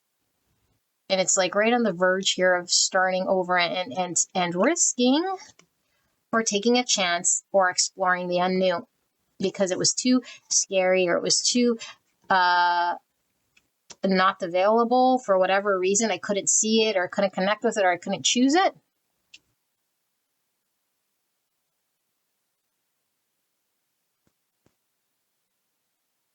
I'm getting 5 Pentacle here. And that is this energy that this person carries, using lack of money and excuse not to move forward in life. 5 Pentacle, King of Pentacles in reverse. I don't have the thing. So let me do everything I can to get the thing. That's this person's sort of MO or their energy. The Star in reverse. So that's why it couldn't happen. That's why it didn't happen. It can impact where I go, can impact me getting what I want, my vision, my wish, my dream, because I don't have the thing. I don't know. And every time I say I don't have the thing, I always end up saying I don't have the car. There's someone here who's like, is that much? It's like, I'll just be unhappy here because I don't have a car. Like, what? Like, yes, it might be reality. We don't have a car, but what does that have to do with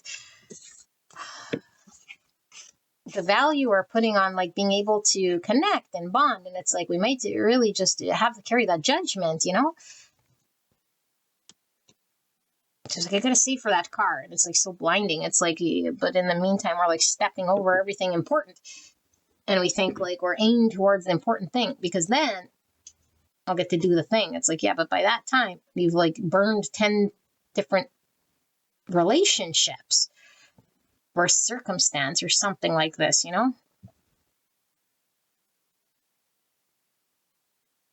There seems to be a doubling, doubling back is what I'm feeling. It's like I was going. I was aimed, I was fired, I was on mission, I had a means to an end, I was driven, I was understanding, I was claiming, I was moving, and then whoa, screech, double back. Double back, double back, double back. This person's like doubling back.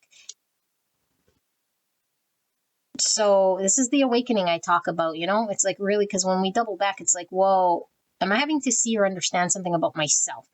Or what just happened here? What happened here? Why did this happen? Can I understand more about it? Was there a deeper truth? Is there more here that I need to review rather than just steamroll? Yeah, this person is learning about steamroll energy. And it could very well be they went and they realized maybe they kept going and it's like, whoa, where am I going? It's like, again, means to an end. I could keep going, but it's not getting anywhere or it didn't aim for the thing that I truly felt connected to, and I could just go to the end of time, on and on and on, without alignment, without what's true, without getting what I truly want or aligning here. Because movement for the sake of movement is just movement, but truly understanding the purpose of why we're moving, where we're moving, and having sort of an understanding or a game plan or feeling fulfilled by the alignment of it is almost more important than just the movement itself. I don't know. It seems a little disjointed, this reading, but that's exactly what's coming through here. Okay, 10 swords in the reverse. I feel like there is an energy of I cannot lose out, and I will.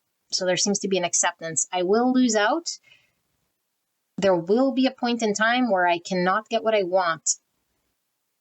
And in order for me to not have an experience I don't want, I have to look at something. I have to deal with something. I have to confront something. I have to be honest about something. I have to double back. If that means I have to start a new conversation, look at something different, start to understand something better about myself or a dynamic, I have to double back here. And I have to maybe take a chance or a risk where I wasn't willing to do so in the past, or I didn't even consider in the past because I was too blinded by some sort of understanding I had. I avoided it, or I ran, or it was not even a thing, you know? I was like, wait, there's something here that's could be lucrative for me.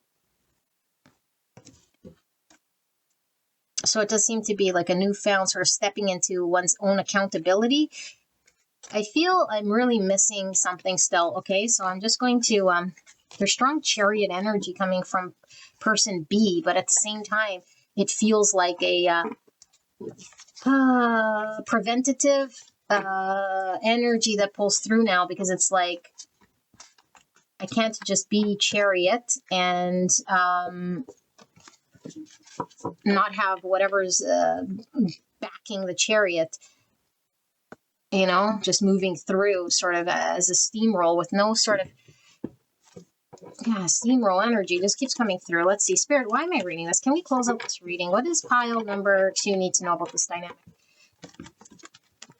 Oh my goodness, it's so hard to shuffle. Clear and concise message for the greatest and highest good of pile number 2. What does pile 2 need to know about this dynamic? I feel these two are finally sort of maybe get a chance to see each other in truth, you know? Pile number 2, person on their mind, them versus the person they came here about in this connection.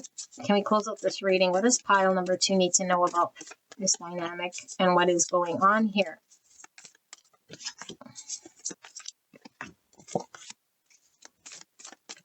Clear and concise message for the greatest and highest good of pile number 2.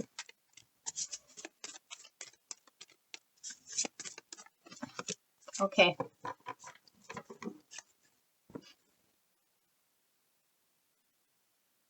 It could be that A kept sort of abandoning this connection as well out of self-preservation. So I just sabotage, you know, I just keep doing the same thing rather than face the truth or do this thing that I was being called to do. All right, Ace of Pentacles, 7 swords in the reverse. Yeah, truth coming to light. And this is this despicable face energy, because it's like, I must be honest with the things I was unwilling to admit or see because of shame or guilt or whatever it was. Okay, but this is the thief returning the swords, because it's like whatever I was doing was inauthentic, and now I'm doubling back to be honest and truthful. So there could be something real here. New beginning again. I think there's a turning point here. These two are going to experience a beautiful new beginning in the 3D that's very abundant and beautiful as a result of being honest and seeing their own sort of inauthenticity or their untruths being played out. Because I feel they're seeing themselves, you know, not each other, but themselves from a different sort of way of truth. Yeah, they're seeing through the illusion. They work through something of the subconscious. The fears that were sort of getting in the way is something these two have been having to work through so they could see the truth. No more maybe lying to each other or lying to themselves and then creating lies within each other so that the greater thing can come through with this Ace of Pentacles.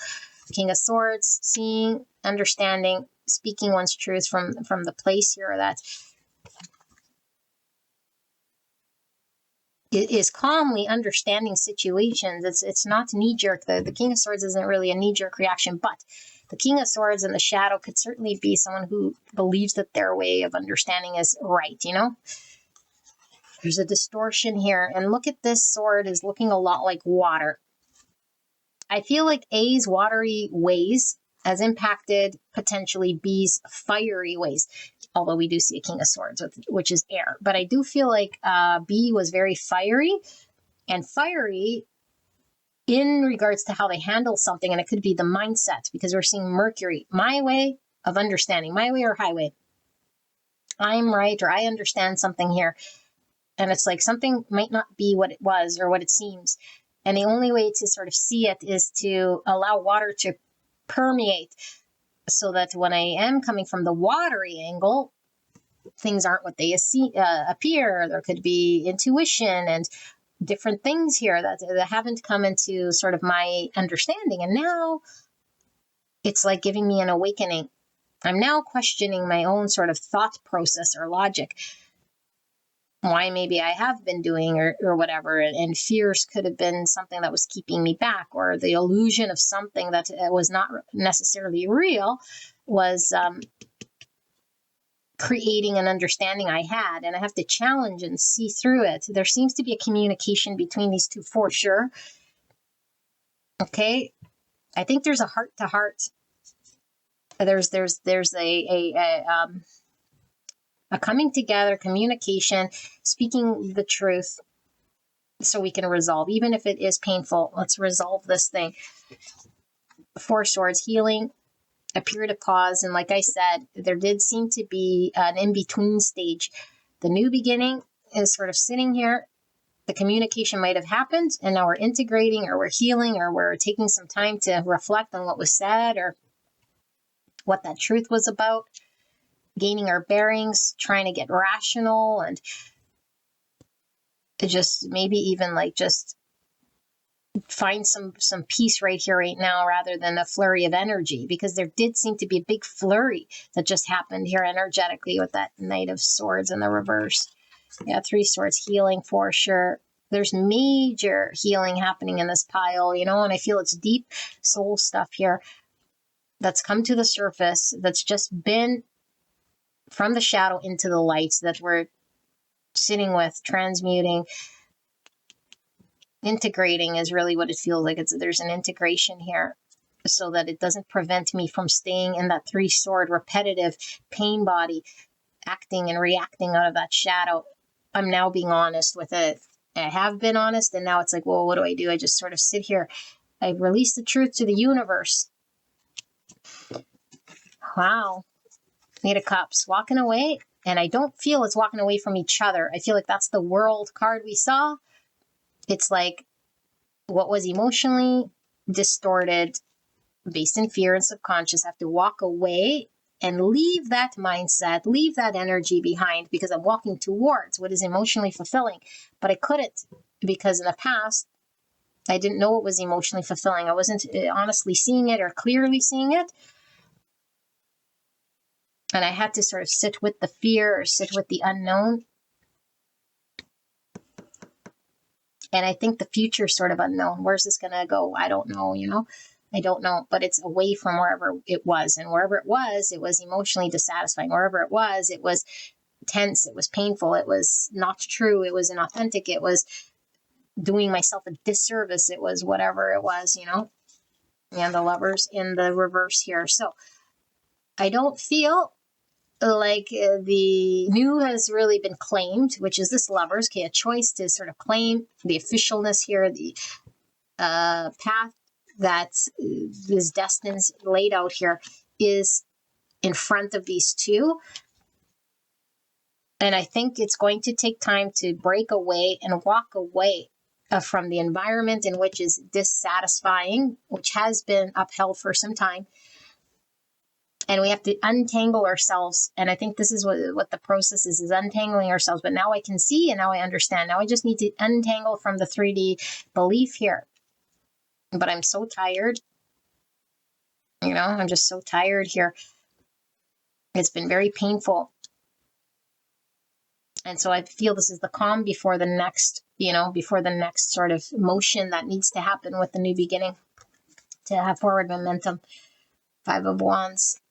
So it's like being able to confront the challenge that I was. 6 Pentacle under that. It was, an inability to confront what I needed to, because I didn't feel I had the energy or the strength or the whatever. And I do feel like A might have not have been confronting what they were supposed to. They were called to confront their truth and speak their truth, and like maybe even confront B with what they wanted or what was real. So this is like the energy to confront and face what we're sort of needing to face, the challenge. And look, the 3 and the 2, I feel like, there's like the truth outweighs whatever is coming at. And so whatever's sort of coming at this dynamic that is untrue or that is sort of feeling like an obstacle, it's like it can't outpower the truth. It can't outpower the position in which the energy is sort of flowing, which is all towards this beautiful, abundant new beginning. So things are flowing here. It might seem tiring. It might seem like a pause, but I do feel like there's a flurry of communication, understanding. And if it hasn't happened, it's happening right away so that we can see the truth of what it is that we're fighting for or aiming towards. And somebody had to sort of double back. Okay. I hope this made sense to you guys. Gemini energy is here. Okay. And then Libra, Aquarius, and Cancer energy is pulling through. So I hope this resonated for you. Pile number 2, and I'll see you at the next one. All right, bye-bye. Hello. Beautiful. Pile number 3. You guys picked the Sacred She Tarot, and we're getting into you versus them.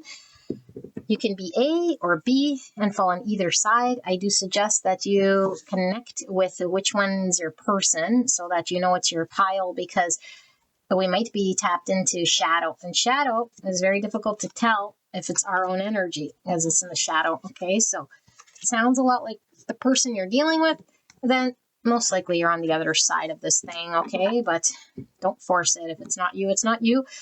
Just sort of remove your ego, sit with that energy, and be completely objective with what's pulling through. So we're looking at A versus B and whatever is sort of hidden so that we can work better.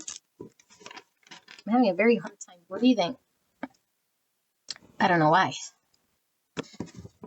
Hard time breathing. Okay. So we can work together. And if we don't want to work together, so we can heal. So we can be more aligned with what's true, okay? So if this is not who you want to hear about, I don't know why I'm mixing these. I don't need these right now. Holy, I'm totally disorientated. Interesting. So if it's not who you want to hear about, then go check out something else, okay? Can't help it. So person A, we have the 9. Number 10. Look at this, how it's totally like touching everything but the thing. Denial and the shadow. Not admitting some truth here, okay? 10's all about endings, new beginnings. I'm getting Scorpio energy from this 10. Okay, although it is Leo energy, and Aquarius and Pisces, Gemini, but I'm getting strong Scorpio. Artist, light attributes, expressing a dimension of life that is just beyond the 5 senses, inspiring others to see life symbolically. Shadow attributes, using talent as an excuse to mistreat others, posing as a starving artist to elicit pity. Interesting. We have Sun and Pluto with the number 10. Wow. These polar extremes here. The shadow and the light, the truth and what is sort of hidden from reality here. Another 10, 1010, binary. Sometimes comes through here. So yeah, it's like the yin, the yang, the dark, the light, the masculine, the feminine. What's real and what's sort of illusion here is sort of battling. 2 tens. Tens are completions, ends of cycle, transformation.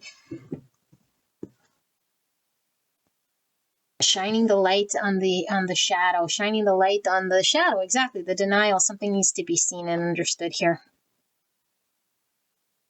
But there's avoidance. Okay, helplessness, 80 and 8. Feeling of loneliness, loss of control, vulnerability, dark thoughts, a return to reality. Physical exhaustion, type 8, the challenger instinctive center between strength and weakness. Leo energy. Pluto, more Scorpio. That's a heavy shadow in this pile. My goodness. Feeling invaluable. My goodness. I don't pick these, okay? These are all, I don't even look at them. There's like a lot of these decks have many, many cards. So we have the solar plexus here. We have Pisces energy. We have Libra, Taurus, basic fear, feeling invaluable, get rejected, anonymity, defeat, failure, poverty, misfortune. Type 3, the achiever, emotional center between appearance and authenticity.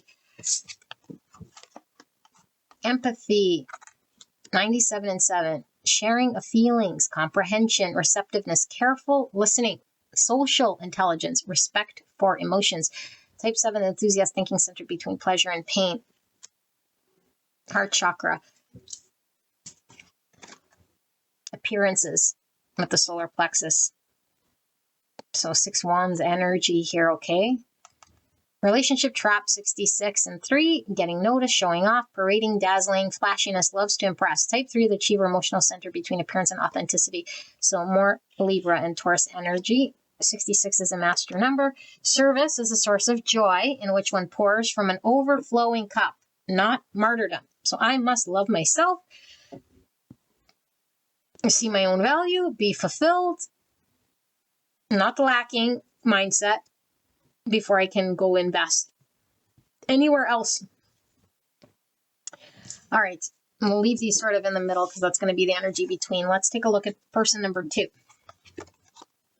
Wanting to be right, 29, or the number 11.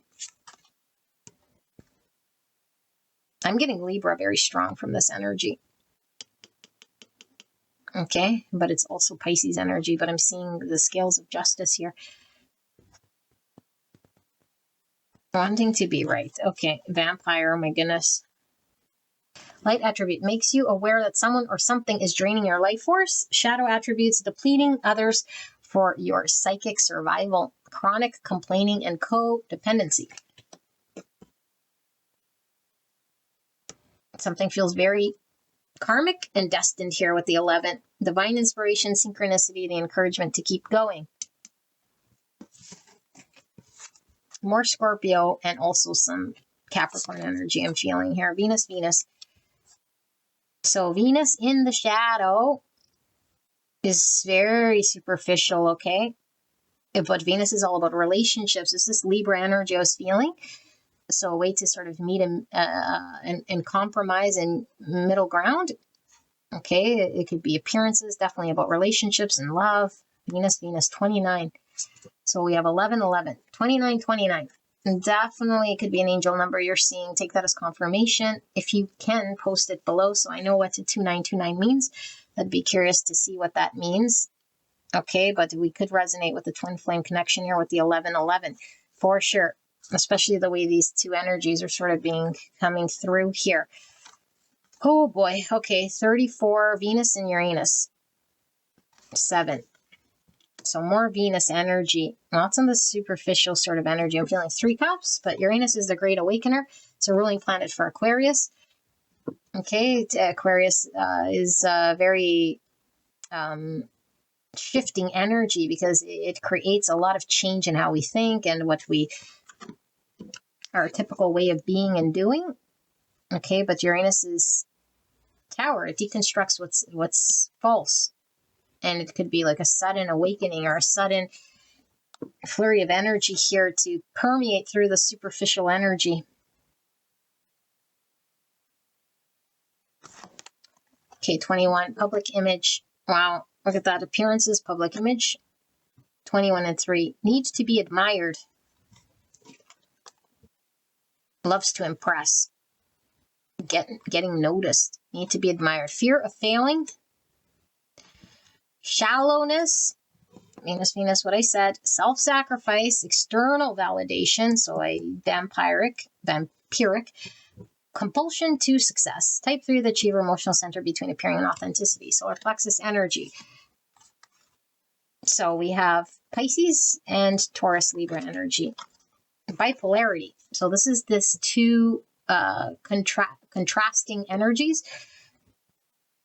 Remember I was saying the 1010s, I was feeling like binary. This is giving me same with the bipolarity, okay? I mean, I don't think anyone's diagnosed with the bipolarism, but it could definitely be. Okay, but I'm not diagnosing anyone here, but bipolarity. So mental tendency. This is exactly polarity here. Okay, duality. So manic depression, borderline, instability, versatility, inconstancy, emotional imbalance. Type 4, the individualist, emotional center between lack and abundance. Emperor energy coming through with this thing, but more Scorpio and Aries. Okay. The friend, acquaintance, confidant, buddy, ally, fellow, and inmate. Type 1, the perfectionist, instinctive center between control and letting go. And Virgo, Gemini energy. So we have the end and we have the beginning with the ones. Okay, the friend, interesting. And then we have loneliness. Lots of definite similar energies coming through with these two, okay? So 77, master number, trust the fall, an adventure that arises from deep wisdom, trust of life, trust of self here. Taurus and Sag energy, withdrawal, dropout, isolation, exile, solitude, and abandonment. Type 5, the observer, thinking center between interior and exterior. So this is definitely a feeling of lack here with this abandonment, okay? But we have I just want to make sure that these are in a good position here. Sagittarius and Taurus and the throat chakra. Authentic self-expression, but we must know what's authentic to us so that we can express it and understand it. Okay, shared energy between these two. We have the sulfur.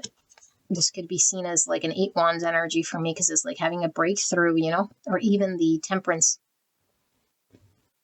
Because it's like creating this sort of a merge of energy that this sort of has a breakthrough or an explosion of sorts here in order to release what needs to be released. Could even be like tower energy. So we have 29. Oh my goodness, you guys. 29, 29, 29. That's insane. 11, 11, 11. 1, 1, 1, 1, 1, 1. 6 ones.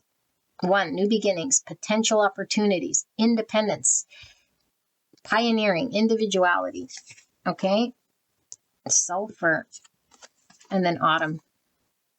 So autumn happens when things come into harvest, and what needs to sort of die away and fall away has to happen before we can have anything sort of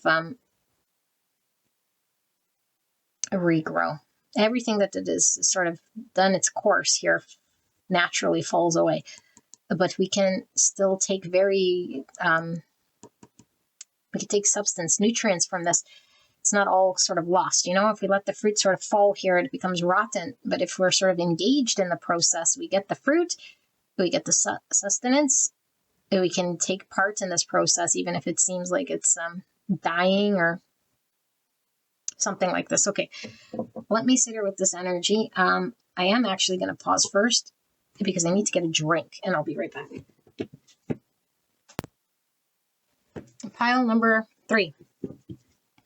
Sorry, I had to get a drink. So I almost feel like saying, go watch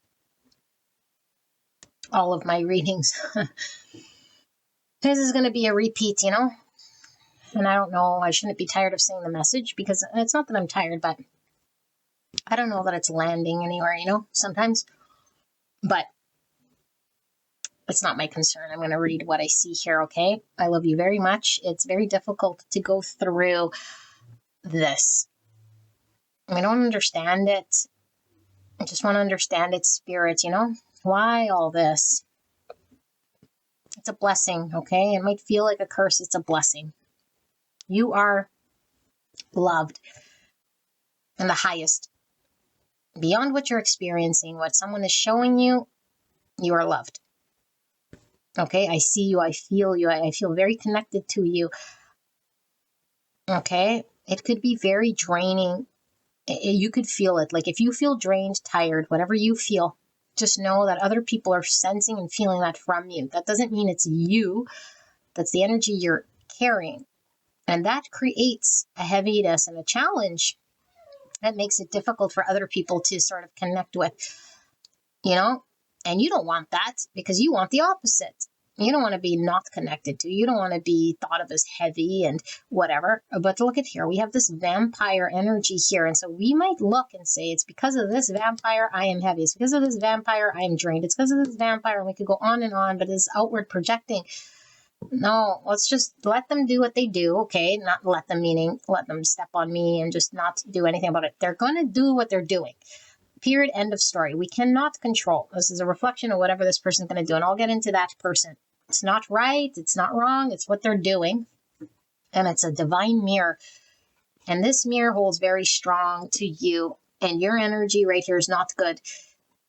And we can make all sorts of reasons or look into the whys. But at this point in time, I think we're not really, it's good to know the why. And we'll get into a little bit of the why here. But what we need to know is be empowered to shift this energy. Don't want to feel this. I don't want to feel this way. How do I not feel this way? We have to look at some very deep truths that are very difficult to sit with, And I think you're at the point here where the pain is too much. I'll sit with uncomfortable truths. But if I don't know the uncomfortable truth, then how do I move from here? Okay, so there's an uncomfortable truth that's being revealed to you about yourself that is very difficult to sit with. And as much as this truth is true, because it's objective and it's the truth of something you're not necessarily ready to face or have been able to face or even believe at this point in time, doesn't make it untrue. But know that there's also greatness that comes with this. So no matter how shitty this makes me feel or whatever it makes me feel uncomfortable, there's also great beauty that's there as well. That's true, okay? So we're focusing on one side here. Doesn't take away from all the other beautiful things. I want you to know this. So the side we're focusing in on is the shadow side. And you're carrying a belief here that is a huge victim mindset. And this victim mindset is so focused on what's not happening for you. Not happening for you. I feel so at the mercy of what's going on around me and no control over that whole thing, that it's making me feel a very heavy way you don't want to feel, and you don't deserve to feel this way, okay? But this isn't about deservings so much as it is, am I growing spiritually in alignment with spirit wherever I'm at? Spirit wants everyone to ascend and grow and stretch so that they could become spiritual beings. We're here to become closer to the divine, closer to Christ, closer to God, whatever you want to call it. And we're not here to wander down a dark tunnel and stay lost, We can sometimes go down that right way in order to find ourselves. And Spirit is bringing everyone back to the light because that is the whole purpose. That is the whole blow up of the universe, was so that we could find our way back to home, to the truth. The truth here is you're wandering this tunnel of darkness and thinking that everything you're seeing there is like this real universe that's showing you your value and your truth, and you're separate from that of the Creator and all of this. Even if you believe to be sort of connected, there's if you think you have that belief, let's say, okay, it's like a thought you have. You can even speak that thought, but underneath, there's a lack of belief here in the truth. Because if we really believed we were connected, there would be no feelings of feeling invaluable, separate, less than, under control, defeated. Okay, there's a huge emphasis here on separation, seeing yourself as independent of that in which you're connected to. And as long as you believe you're separate from that in which you're already connected to, you'll forever feel ousted. And it's not true. You're not ousted. You're not independent of it. You're not separate from it. You're not separate from God. So I feel there's a major awakening that's happening on the highest level here. And this is beautiful, but it's also the greater the awakening, the more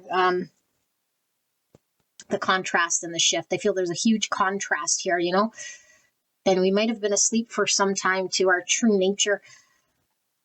And so I'm saying this is you, you know, this definitely could be your person. I don't know, but I'm reading it the way that I read it here, okay? But A is going through an awakening of truth, seeing what's real and what's not. And I'm not talking about middle ground perceptions and all of that stuff, which is sort of nitty gritty. This is truly like looking through the illusion of separation and understanding how everything sort of has polarity. And it's like what is fake or false is just untrue, no matter sort of what shade it is. And what is true.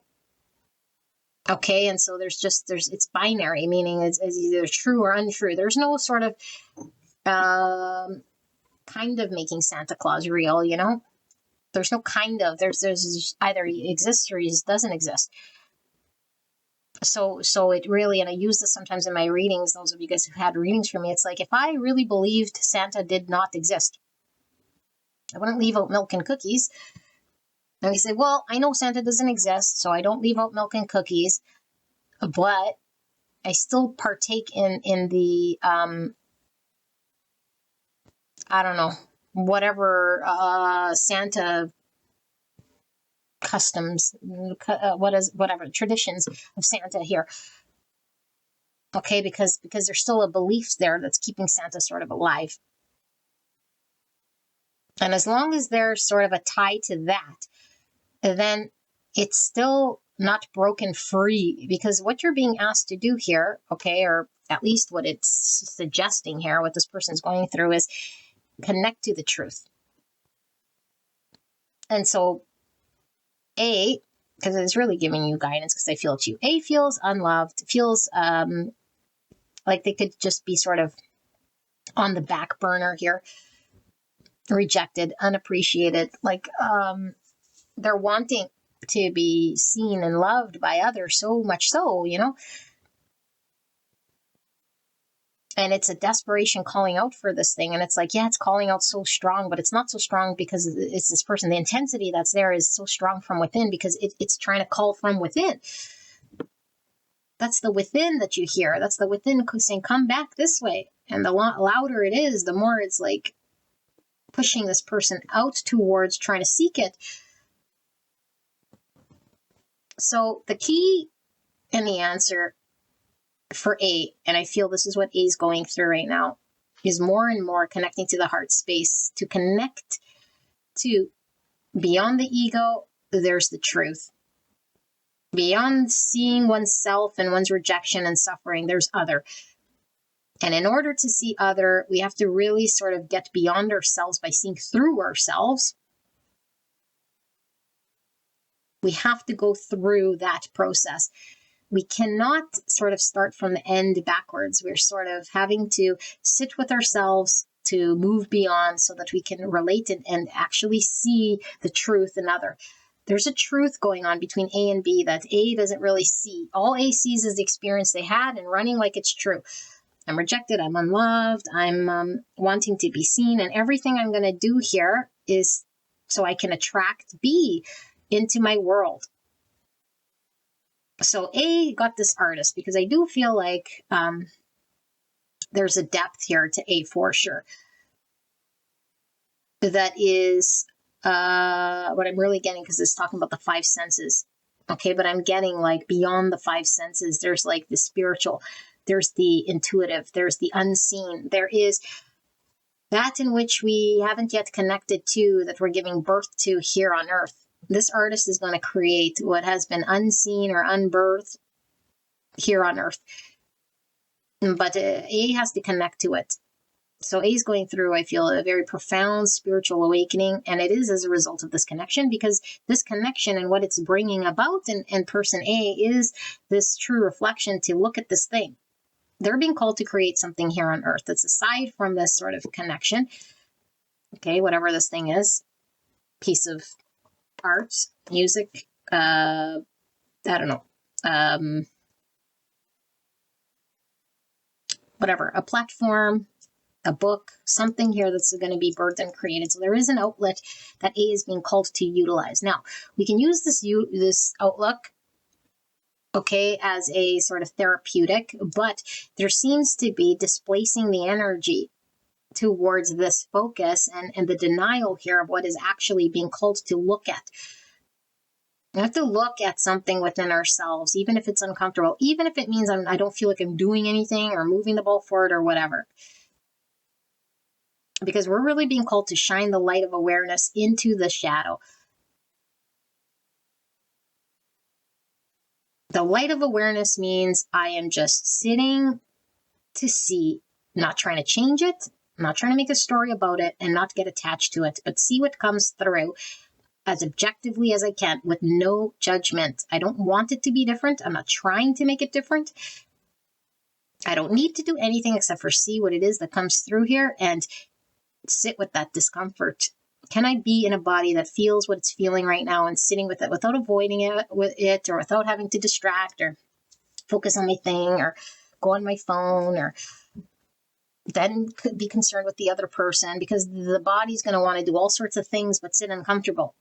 And saying, no, first we have to have empathy for ourselves, sit with ourselves, connect to our emotional body. There seems to be a feminine healing that's coming through here. Now, it's not saying this person's a feminine, but the feminine healing is sitting with one's emotions, not trying to make sense of it, not trying to give it a story or an understanding. It's like, just feel what you feel, see what you see, allow whatever, because there seems to be a need to get still and quiet and listen. That's at the forefront here for this person. Okay, now, like I said in my other reading, you might be just wanting the practical, what's going on between these two people? And I could say, what's going on? This one feels in love. This one feels rejected. This one feels like B is not doing the thing. And then they're feeling here helpless and hopeless. But I'm going beyond this thing, because what I'm telling A here, which I do feel is you, is there is a version inside. Okay, now there's no two yous. There's just one. There's the true you. There's no Santa Claus. There's the true you. And then there's the egoic persona of you, the appearance, the version of me that I create in order to manage in the world. And I wear different faces depending who I engage with. You know, pile A's like this with this type of a person, pile A's like that with their community, pile A's like this with their work, pile A's like that in their love relationships. And so pile A will wear a whole bunch of masks, a whole bunch of versions of them that they think is them. I'm the wife, I'm the child, I'm the daughter, I'm the sister, I'm the brother, I'm the whatever. And that's what I am. It's like, no, that's not what we are. This is coming from the solar plexus energy here. Okay, and so if we're driven by solar plexus energy, when it's unhealed, then we're sort of engaged in a untruth. Okay, so how we can explain this fast, because I feel like it's very difficult to sort of explain when we're in this energy to understand. If I have one understanding of what it means to then feel welcomed or seen or appreciated or valued or like really sort of embraced here, and that's what I'm dying to feel and experience. I just don't know anything other than that, and it stops short of that. And I keep sort of trying to do it in every sort of way that I know how within my tool belt. And so this appearance is I do all these things, and it keeps getting me the same result. And Spirit saying, yes, it will be getting the same result here, because it's not requiring you to do any of that stuff. What it's requiring you to is be still and listen to the truth. Self-love is really pulling through here, through a process of sitting, observing, sitting with one's energy, approving and accepting of one's full self, not needing to impress, improve, be better, be more spiritual, do more, be more, see more, say more, understand more, understand this other person, whatever. all of that, go away. This is creating too much. All we need to do is sit with one's energy. Listen carefully by observing, not casting any sort of judgment on whatever comes through. What is this going to do by seeing it? It means it's no longer in the shadow. It's not afraid now.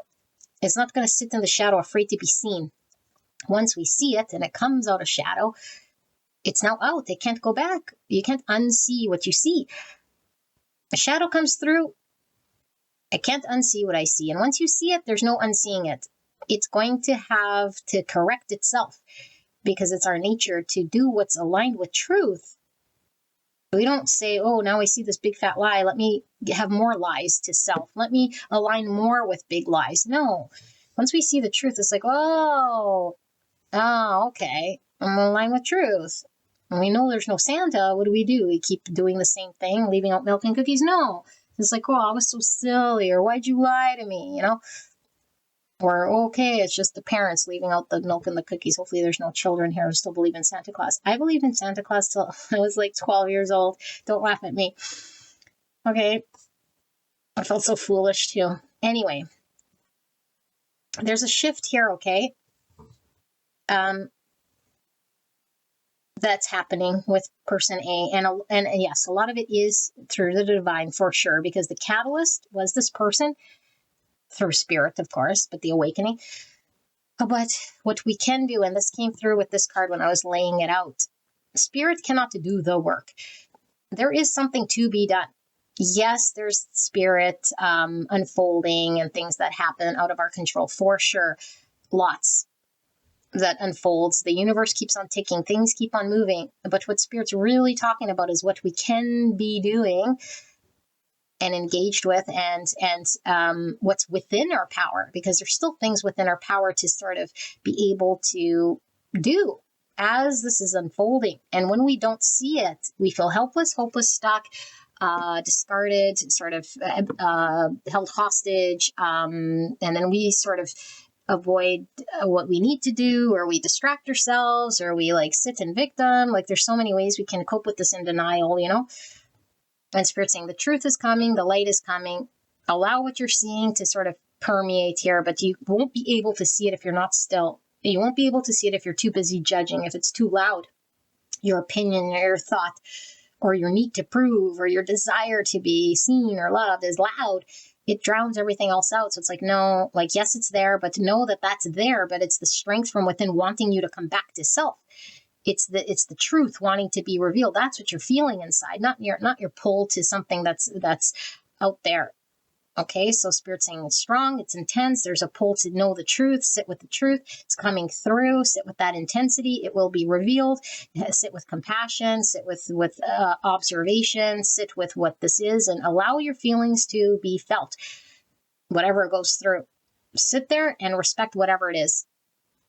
Okay, like look at I'm judging again, or look at here's my victim mentality, or look at here's me feeling rejected, or look at don't try to not make it that.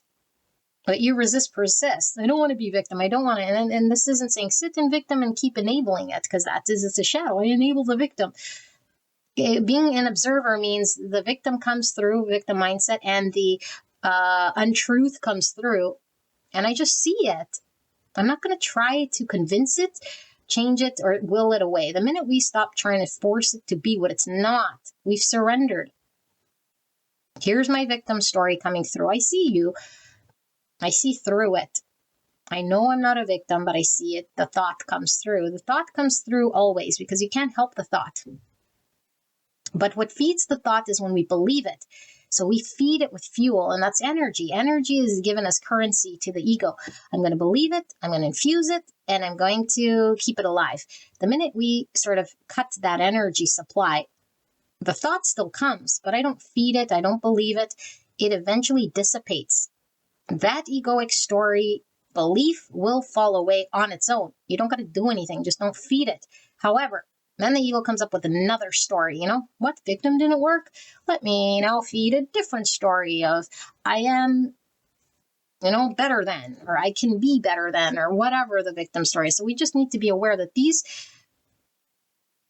shape-shifting egos will come up with thoughts And we have the power, we, like our truest self, to either feed that thought or to just let the thought be a thought and let it pass like a cloud. Do not attach to it, because I feel like this person is having a lot of more negative thoughts than positive thoughts, all stem from the ego. Just allowing this person to feel helpless, hopeless, and at the mercy of what's going on here, okay? And they're not feeling like they're being treated very well, but I think this is beyond this connection, because this is all about the self-realization, self-awakening, the greater truth. There's some deep purpose here. It's all interconnected. And so once they can do this real listening, then they're ready to listen to be. And they say, I've already listened, it's so draining and blah, blah, blah. It's like, no, but we weren't listening from the eyes of true observer. We were listening from the pain body here, the same way we were listening to ourselves. We weren't. There was other distortions that were loud and vibrating and getting all in the way. So first it must be removed before we could be a clean vessel to hold up a mirror to person B. Okay. Of course, we have free will to do what we want to do. So we're not going to go hold the mirror just for the sake of it. But energetically, if there is a vessel that needs to be cleared or purified or true in order for them there to be a bouncing off of, so that we can stop the cycle or have a breakthrough. There's an organic process here that's happening, okay? I feel it's very divine. It's going to flow out, but it could either be suffering or it could be not. It's really up to us what we experience here, but the experience is happening. The fruit is going to fall from this tree. A lot of it could fall on the ground and rot. And yes, the nutrients could help for, next year or whatever. But it's like we could eat the fruit. We could bring some of the fruit home to our friends and our family and get involved in this thing when it's ready to fall. Or we could just say, oh, look at all this wasted fruit that I didn't eat, and sit there sort of not engaged in the process. So this is a beautiful process, or it could be a very disturbing process. It's up to us how we engage with the process. And of course, if we see it disturbing, it becomes heavy, it becomes charged, it becomes draining, it becomes disappointment, it becomes what I don't have and what's happening that's not good, as opposed to what's happening that could be good or could be enjoyed or could be in this moment appreciated and taken a part of. Okay, because we can't control that the tree might be shedding its fruit right now, for sure. That's a truth. But what we can control is how much of this fruit I can take as good and be ready there to work with that fruit and bring back and engage while this autumn period sort of flows through, And so I feel this is a real release stage for both of these. And both these cards to me are talking about release, breakthrough, organic processing, shedding, transformation, revelations and realizations that the divine sort of have upon us that have no bearing on, that we have no bearing on, meaning like I cannot get in the way of a tsunami. I cannot get in the way of storm. But what I do have the ability to do is, am I inside? Can I go run inside? Or can I stand here and get hailed on? That's within our power and our free will for sure. But we can't stop the tsunami. Tsunami's happening. Things need to be released. Things are shifting and changing. And Spirit's saying, where are you standing? Are you standing in the hailstorm? Observe. Because if I'm too in my mind, too busy, like, oh, the tsunami, and I'm not even paying attention that I'm standing right under the hailstorm, and it's like, yeah, tsunami's there for sure. You're not going to stop it. It's going to happen, but run, get cover. What's around you? Get present. Okay, I was going to point over here because I had be where your feet are. And that's exactly what came up. Be where your feet are. So there's a need to get present. And I feel there's a presence that comes online when we sort of connect with truth. Okay, pile number 3, person 2, or B. I should stick with the B. What's wrong with this person? Okay, we could say it's like there's nothing wrong. There's just where this person is at. And everyone's at in their journey. This person, what I'm really getting energetically is a 3-cup energy that comes from this person. 3 cups, so much so at the expense of anything that is true and real and deep. And it could be very frustrating when we see this in other, but it's nobody's journey but theirs. And there's nothing we could say or do to get someone who's in a 3-cup to see what's greater or better or nicer, right? And so we could be proving this. look, I'm better, I'm greater, I'm deeper, I'm more spiritual, I'm more deep, I'm more fulfilling, I'm more, and we could do this and exhaust ourselves till the cows come home. A to B, because B is never going to see it in this light. But how is B going to see it? When A finally shuts the hell up and allows the energy to flow here as a clean vessel, because B is really needing to see what is beyond the 3 cups. And the only way to see it is to have a clear mirror, not a distorted other mirror, but a mirror that allows them to see. Because right now, I find B is very, very draining because they are very, very superficial. And I feel there's a win-lose sort of energy here. I feel like B has a hard time with their own energy because it's very uncomfortable. That's like, I need others to give me my, like if another's are not around here, then I'm not feeling good about myself. Then I'm not seeing the truth of how I am. And it's kind of like A, but it's a different flavor because I feel like A is what's the difference? I hope this sort of can show the difference. It's like if we really feel tied to someone, let's say A feels to B in some way that's like, I want that person to validate and approve everything that I'm sort of doing for them because there's a deep truth here, there's a love here, or there's an appreciation here, or there's some sort of depth here. So I'm trying to like really do what I can, you know? Whereas I think B is like, they're not really doing what they can. They're just saying when people are around, they make me feel a certain way that I can't make myself feel. And then if they can't, then I sort of just cut them off, you know, because I mean, why would I want to be around anyone that doesn't toot my horn? And you say, well, who wants to be around challenging people? Nobody. I'm not saying they have to be around challenging people, but it's like we don't go seeking 3-cup situations only because it makes me sort of keep alive some energy I can't generate within myself and be exhausting to everyone around me and draining. And be so concerned with myself that it's like, it doesn't matter if it drains other people. It doesn't matter if it's shallow. It doesn't matter if it's, you know, and that's an inaction and energy. I'm not saying that that's what this person is doing, but in action and energy, there's this draining energy. And it's even draining this person more than we actually see. Because this burn and turn superficial energy is exhausting. Eventually, we become tired of having to upkeep something here. This person is upkeeping a charade. And they believe their own charade, you know, but it's upkept because someone around them could be sort of holding that up as well. So it's like, if other people believe it, then I sort of believe it too.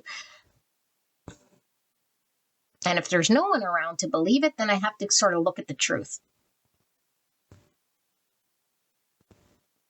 This person could definitely be on a platform here. They could have a following of people. They could really appear in a certain way that isn't necessarily even remotely close to the true depth of who this person is. This person is their biggest challenge. You know, we're all our biggest challenges for sure, but the biggest challenge here is like really this person's the way that they engage, and I feel there is a burn and turn here. There's almost like cutting relationships off prematurely if it doesn't do the thing that's like immediately I'm requiring in order for me to feel better or do better or show something of myself. If you don't make me sort of, I don't know, toot the same narrative or be my echo chamber or upkeep my facade, then I can easily just sort of cut it off and move sort of and burn and turn to the next one, you know? Sorry, there goes my phone. I got to sort of check it, but yeah. And so there's the truth that lies beneath. And then there is this, why is this person then acting in this way? And this is this person's shadow thing that needs to sort of be work through. I feel like there's also an awakening here with this Uranus and this shared sulfur energy in this autumn, an awakening of the truth. And before we can really see the truth, the false has to fall away. So I feel this is an early stage of the false falling away so that the truth can be seen. And so I feel there's shallow relationships, there's acting in certain ways that's not even in my truth. I'm trying to upkeep some sort of friendships and some sort of image of me and doing all of this stuff. It seems very exhausting to upkeep this world, you know? But at least I'm liked, at least I'm approved. It's like, yeah, but you're liked how? Superficially, shallowy for what you're not? Because if we're seen for who we're not and liked for that, it's still we feel lonely because it's like I'm not even able to be myself. This could definitely be someone who dates around a lot too, but I feel like it's just a social networker person here. And it's like their whole way of how they see relationship and engage is being blown up here by person A. And this could be very sort of revealing, you know, about our own nature and how we are. It's like, whoa, what does a true sort of friend look like? And what is it pulling on energy in order to sort of build myself up? So I feel like B could forever sort of be lonely in this energy because we can't remain 3 cups and totally get fulfillment as the thunder's happening out there. There's thunder right now going on. But yeah, so if I can only be my fake self, the self that acts in a certain way, and it doesn't have permission to be any other way, and that's the self that engages in the world, whether it's liked or hated upon, I'm still lonely because it's silencing and suppressing the true self of me. And so I'll forever sort of be lonely here, misunderstood, not connected to, feeling extra tired here because I have to prove something. And so we could keep people around us that we don't have to be deep with. We don't have to go the extra mile. We don't have to do that thing because if they make me do that, then it's like I'll just cut them off because I don't want to have to do that. I don't want to have to face that thing. I've been running away from it or getting my fill from others in this way that I didn't have to generate it myself. So it seems like it's easier or something, but it's not. It's more exhausting here. So I feel like this person could be very inconsistent friend. It's Knight of Wands energy, coming and going, hot and cold, only showing up when it seems like they need something or want something, you know, and it could be very, whoa, like what the fuck, you know, but that's not who this person is innately inside of this. This is this person reacting in this way in their world and utilizing relationship in a way that protects this thing in order for them to see the truth of who they really are. This person is really feeling alone at the end of the day because we can't 3 cups and feel connected to. I'm going to pause this because I need to check my phone. I'll be right back. All right. Sorry, I had to go get some food. So we're breaking down this person's energy here. I feel like this is an early stage of awakening for someone that's in this sort of an energy because they get their state of calmness and state of empowerment and state of energy essentially from others. Now, there's different levels, right? Because of course we can get energy from others if we're sort of unaware that others can sort of pull at our energy, no matter how ascended we are in some way. But this is very, very, very much on a whole other level because it's really somebody who almost always needs people around. When it comes to this aspect, because this could be someone who wants people around all the time, of course, if they're that uncomfortable with themselves, but it could be always someone around, meaning I burn and turn people because there's different aspects of myself that need fulfillment that maybe one person can't give and this other one can, or where others might require a mutual flow of giving and receiving, but I'm sort of a taker here. And so once I have to sort of do that other energy that isn't within my capacity at this point, then I replace it with other. You know, it sounds very like I'm delivering it very sort of, what is it? Like superficially, sort of, without diving into the depths of all of this thing, but it's very complex, you know? There's just so much going on in the background here, but I just feel like this person is really in the dark of the truth of themselves, and their reality is upkept by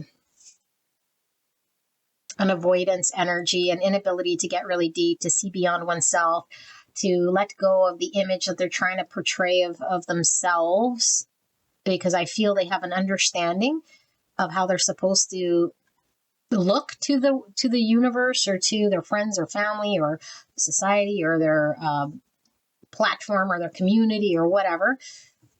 And it's updriven by their own energy, regardless if like you see them this way or others do. It's so distorted that it's like, I have an idea and an understanding of what I appear like and should appear like, and then I will go and utilize everything to sort of uphold that image at all costs. They believe their own Kool-Aid, their own lie. And it's very difficult to be in a true, authentic energy with this person, because if this person is so blinded by that, it's like the means justify the ends. When it comes to me, validating this or supporting this narrative, so much so because that's right, it feels right because it protects me, that everything else feels like a threat, or I'll go proving that it's no, I won't even put energy proving it's wrong. I just don't engage there.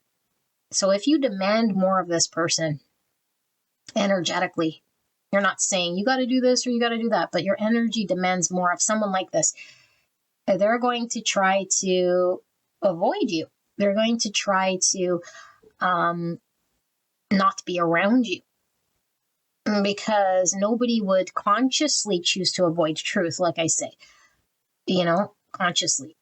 It's like, yeah, let me choose a lie to myself. It's like, yeah, maybe I could choose to lie to others, but I want to be in the know, and I want to know that I'm sort of, you know, in control, and I wouldn't want to be in the shadow or in the dark of the lie and left out of the truth. So I want to know the truth. However, this person wouldn't know the truth if it slapped them upside the head, because they're very avoidant of the whole thing and super focused on maintaining this structure. I wouldn't be surprised if they had a big fat tower, okay, like energy here, but it's the upkeeping of the tower. We do have Uranus, which was giving me tower energy, because it's like utilizing everything. I'm almost now seeing an image of like, yeah, like, you know, when we build a contraption of like scraps, and it's like keeps like the foundation of it's like getting, I don't know, wobbly, and it's like made of all these like anything we can use to prop it up, like little bobbits and gizmos and gadgets, and it's like all sort of looking all odd, and it just keep adding to the structure, but like keep holding it up, and any day it's just gonna boop, and the whole thing's gonna tumble like Jenga pieces. This person's utilizing all of this sort of stuff to upkeep. It's that fragile. And so this is the perfect storm. You know, it's a perfect storm. Two worlds are colliding, and two separate sort of worlds, individuals are going to have an awakening realization of truth. This person seems as though they're sort of really in the dark. This person's in the dark of humanity, okay, but we're awakening and working through. This person's just so in the dark of like others and like themselves. Both, but it's different. It's very, very different. This is very surfacey. This feels almost very normal, you know, like normal as in traumaed normal, because trauma's become normal. Whereas this seems traumaed, but I don't even know the words. I wish I knew how to explain this and deliver the energy over the screen so you know what sort of energy this is about. And you know if this is your person, what I'm talking about here. You can't quite put your finger on the thing that's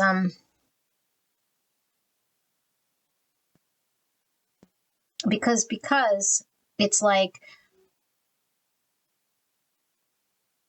first of all, there is the structure there, even if it's wobbly, right? Like I said, like the Jenga pieces are all disjointed, but it's still sort of standing in the way. So there's an obstruction, and that obstruction is very real because there's gizmos and gadgets and little bobbits. They're all sort of together there. And it's like, first of all, that thing needs to poop fall. And then there is this person really like in their conviction, you know? But it's not like they're not trying to prove through words, but it's like in the conviction of energy, it's so strong because it's like anyone that's in this energy believes what they're doing intently in a way here that won't allow for any space or any wiggle room to let anything different sort of come in. But they're not outputting the energy, they're taking the energy. And it's like a taking vacuum energy. And that taking is like, it generates a lot of energy.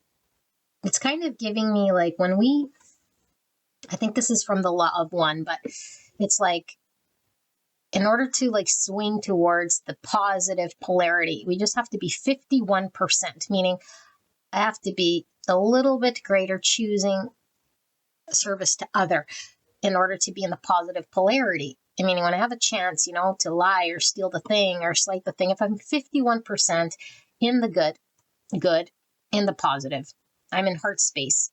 You graduate. 51% is all that's required, you know? Now, we can't be 100% good all the time or positive, but 51%. But when we're in negative polarity, I think it said something like 97% of self has to be service to self. What's a service to self? Every opportunity I have to lie, cheat, steal, manipulate however I can, because the ends justify the means, or to attain a certain something, a hunger or a void or a vacuum of sorts, that's what I'm going to choose 97% of the time. Then we're on the path to service to self. And the service to self is the negative path. Okay, positive and negative polarity. I'm just talking polarity. I'm not saying wrong or right.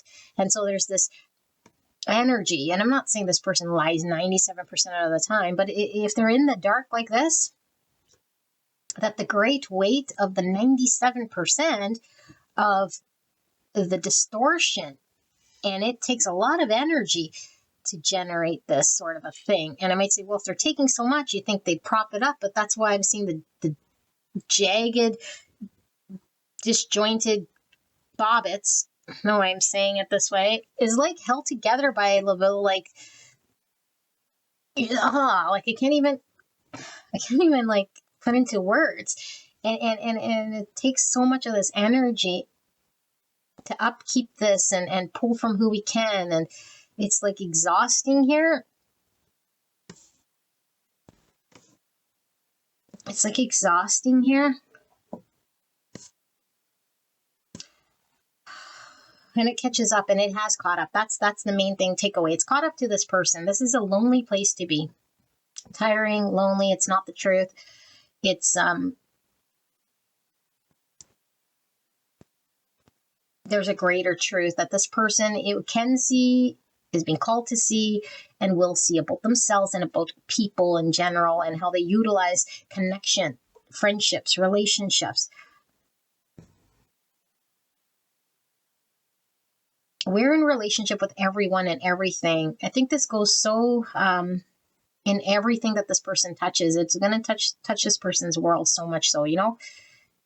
The first most common sort of thing is with others, obviously with relationship, the best mirror.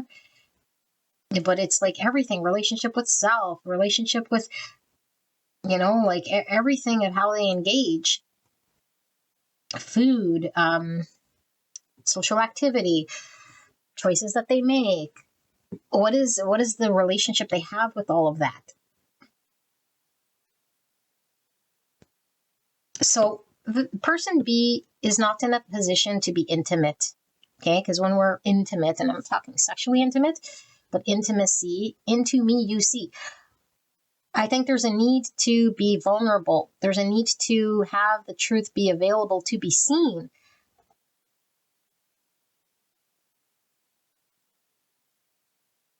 And this is painted over. It's like lipstick on a pig. You know? The pig's still a pig. And it doesn't like lipstick. So let's do the tarot and take a look, okay?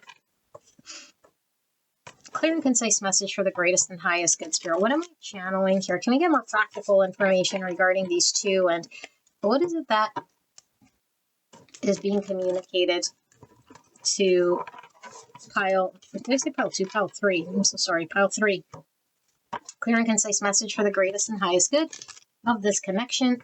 Please protect me and the viewer and this connection for the greatest and highest good. Pile number 3, and of the person on their mind. Clear and concise message at this time. What is going on in this connection? What is it that the viewer is needing to know about this connection?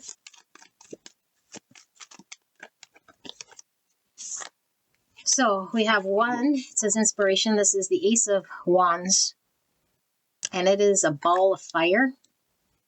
So it's giving me, well, it's looking like the sun, which is enlightenment.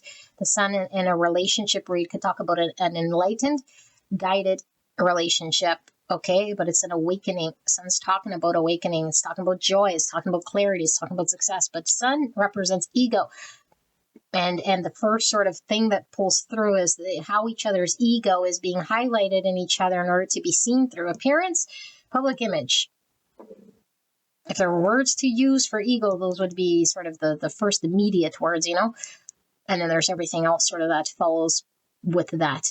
But yeah, I feel like there is an ego death happening, you know, at different paces based on what is being shown to each other. But aside from that whole thing, the Ace of Wands is inspiration. When we get like an idea or motivated to a spark of inspiration, or that's even this Uranus energy, to create change or to manifest something. It has to sort of spark from somewhere. I feel there was a catalyst. This is talking about the catalyst, which is the spark, the trigger that happens when we sort of connect, and then everything else sort of has to flow as a result of this connecting. It's giving me very strong, like twin flame awakening with this. Very, very strong. Very, very strong, okay? Also feel like there is avoidance here because we're needing to deal with our own shit at the end of the day, okay? So clear and concise message for this group. Deception, 7 swords. It's the ego that deceives, you know, sheep in wolf's clothing.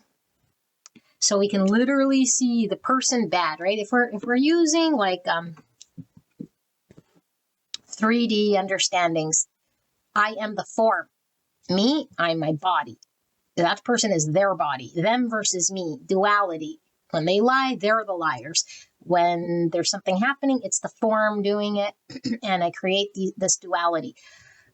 But when I know I'm not the body, when I finally know and see that I'm not this body, but I'm the spiritual energy behind this thing, because I have an awakening now, I'm removed from my body. Yes, the body's a part of me in a way here, but I'm not solely just the form. I am spirit. I am that I am. Okay, I am this light. I am that I exist. I am awareness. I am that. And when I see this thing, I know that everything else out there is also the I am. They're also the light.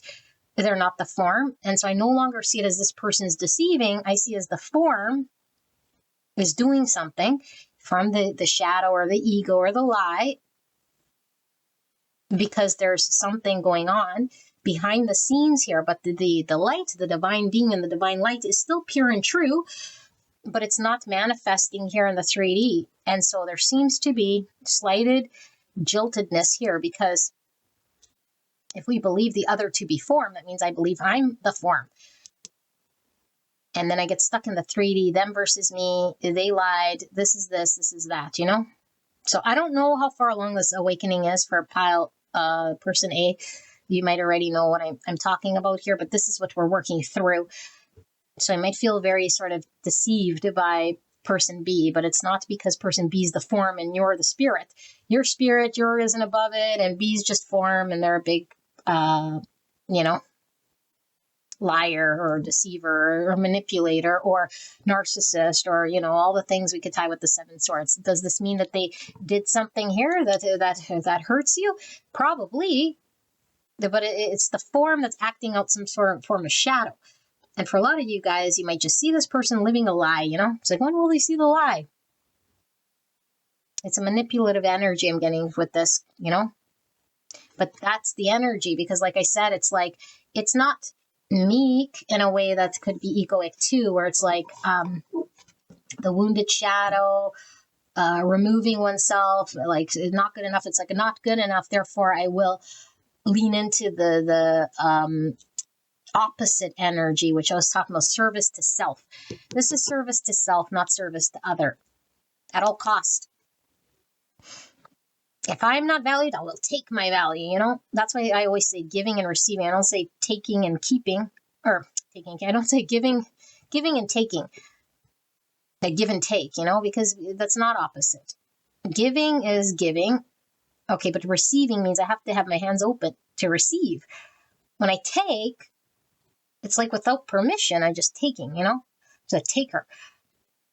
And so taking and keeping is the opposite of giving and receiving. I give, I receive. I take and I keep. Take and keep is also a desperation of the ego, because I feel I'm lacking something, I must fulfill it. So I will take and keep. Alrighty. Labor of love. 8 pentacles. So in the practical everyday, what we do consistently, it becomes our reality. Whatever we sort of do about it becomes the thing. Oh, look at, remember I was saying like bits and pieces, bobbits, gizmos, and gadgets? Like this is totally the tower that I see. Like I know it's not, but look at all these like pieces sort of being patched up, held together. Okay, now she is painting, and that's interesting. We have artist here.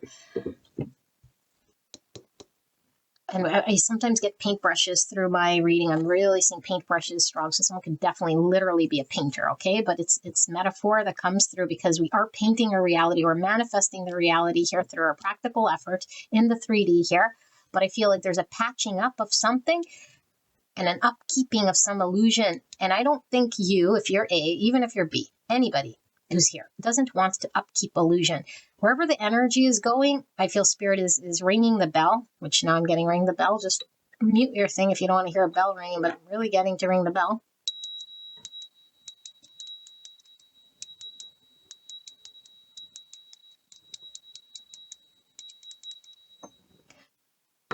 So spirit's ringing the bell, and what spirit is ringing the bell about is to realign, course correct the energy towards that which is real, not that too which is untrue or unreal, or the illusion, or the false story, or the blame story, or the mask, or the superficial. Because we could patch this thing up in a way here that looks as though it's supporting, looks as though it's going to be solid, looks as though it's going to then hold, and we could be patching all day long.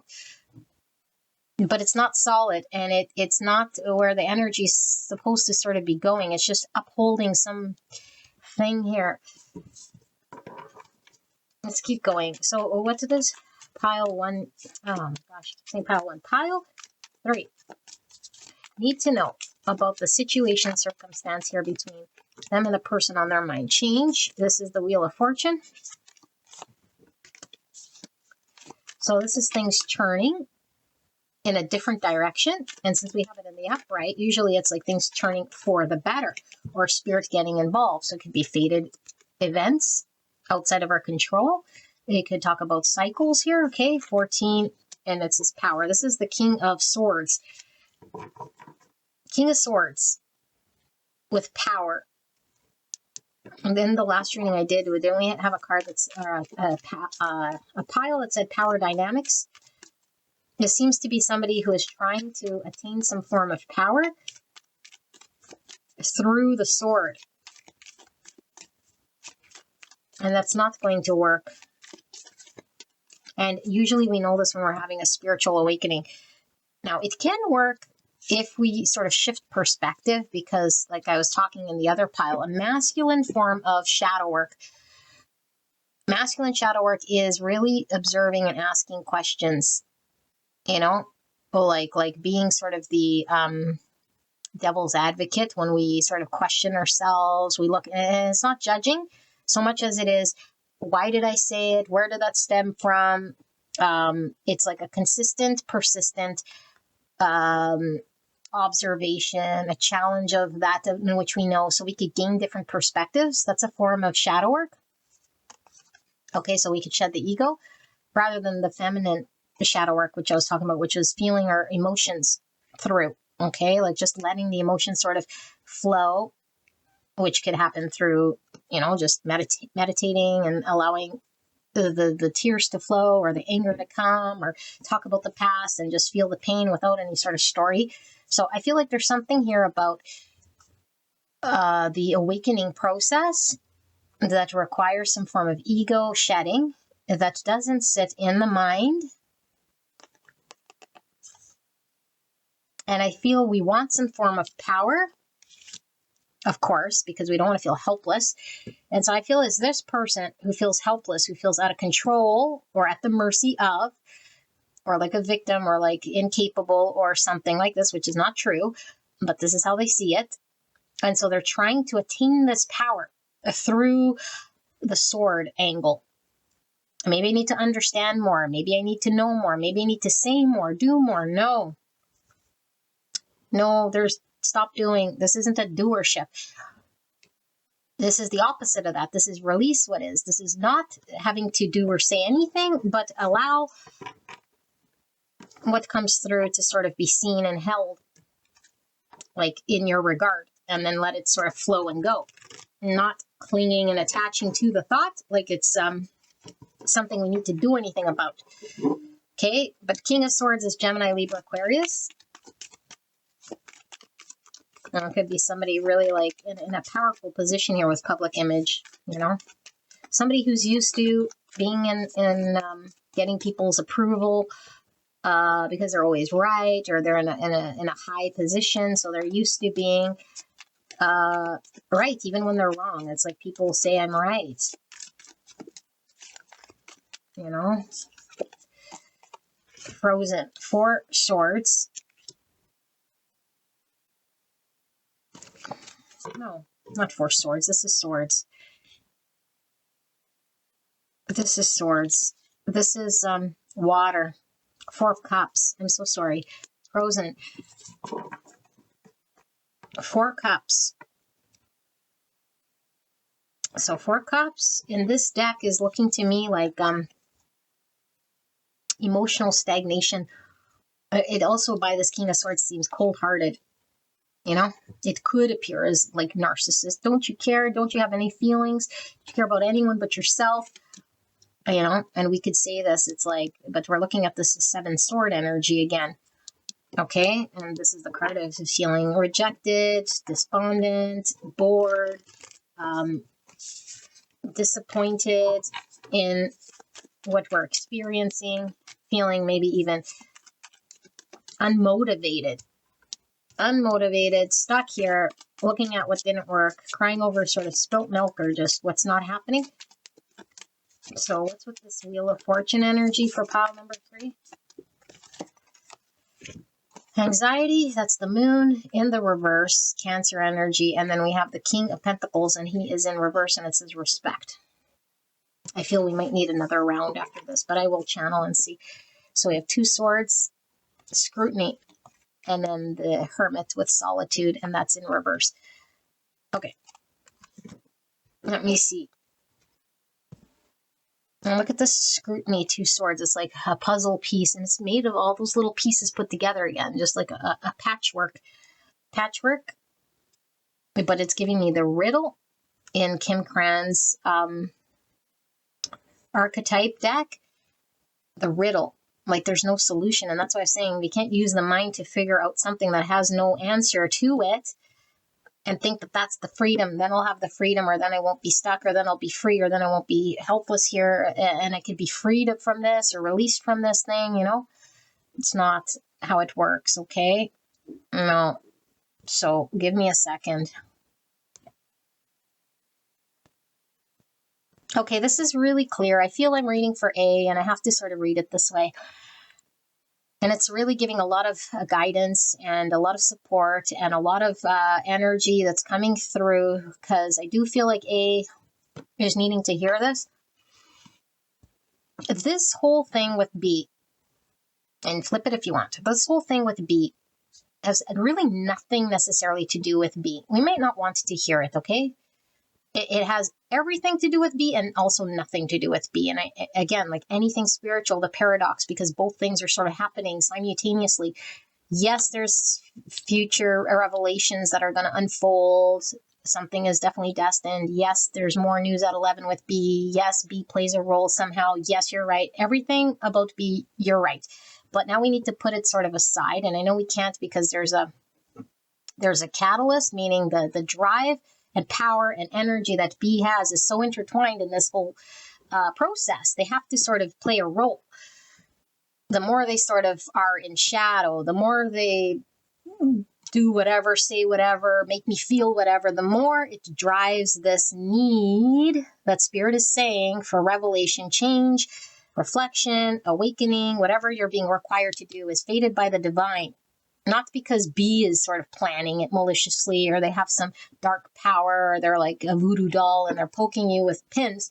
No, Spirit has the wheel. Spirit's using B for you and you for them, but I'm not getting into that. I'm going to read it this way, okay? You can apply it to both even. The awakening process means everything from the shadow gets brought to the surface. Everybody has shadow, you know, unless we do years and years and years and years of sort of shadow work. We see even more deep, like very light egos. I say light, fine egos, you know, very difficult to spot. The big egos sort of fall away, you know, the identity, who I thought I was, whatever, the family, the friends, that sort of thing. The beliefs I carried, the lack of self-limitations, all that stuff. Yes, big egos. Finer egos, like the roots of what I believed was kind of creating me, that got handed to me genetically. And I sort of just had it. I didn't develop it. I sort of came with it, you know. I didn't even realize that was a thing I was doing or believing or hanging on to. Those are the things that end up sort of falling away when we're sort of done with a lot of the profound sort of shadow work.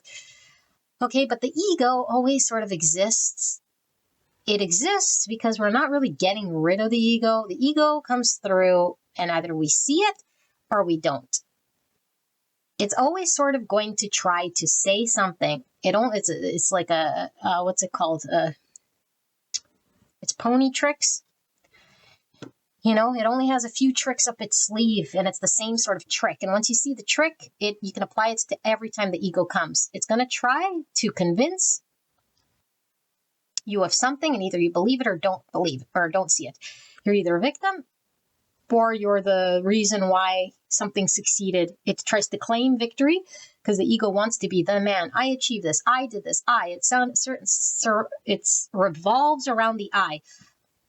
I'm successful. I achieved it. I am this. I'm the mother. I'm the this. I'm the that. And the minute something doesn't work out, then the I becomes the victim, and the ego sounds like, you did this. You're no good. You shoulda, and it's blaming other, blaming me, blaming self, blaming circumstance. So it's either claiming victory or blaming the finger. And so we'll know it's ego because it's doing one of those two things. Ego is never just sort of silent, letting things be. It's sort of chirping a narrative. Because why does it do this? It's like the claiming victory is because the main job of the ego is so that we can evolve as humans.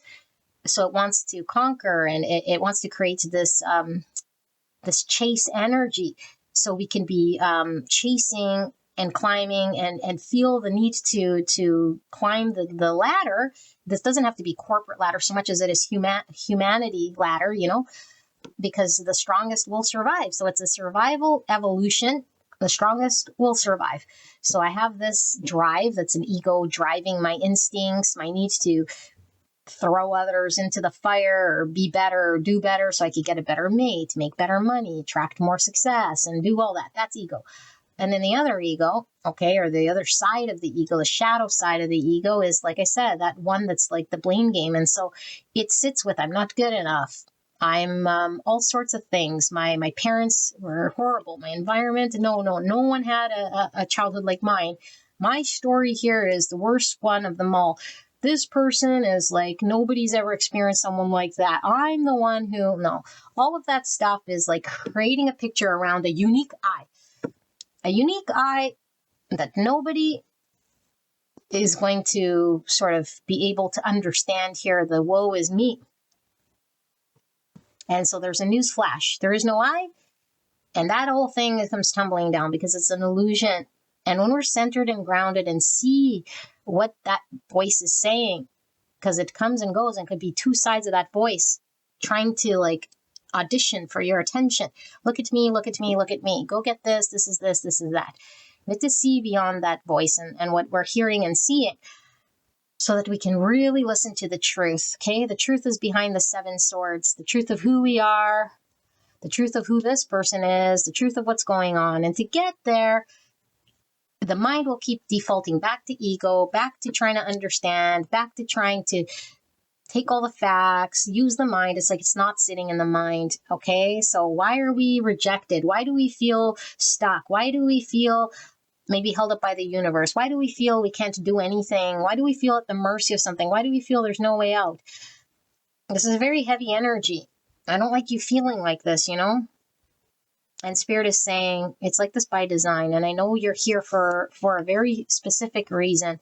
This is all happening very divine. Your intuition is right, but your intuition can't be connected to clearly when the obstacle is sort of in the way. And the obstacle is the mind, is the ego, is the trying to figure out. We can get lost in the maze. It's like, shh, listen to the intuition. Silence.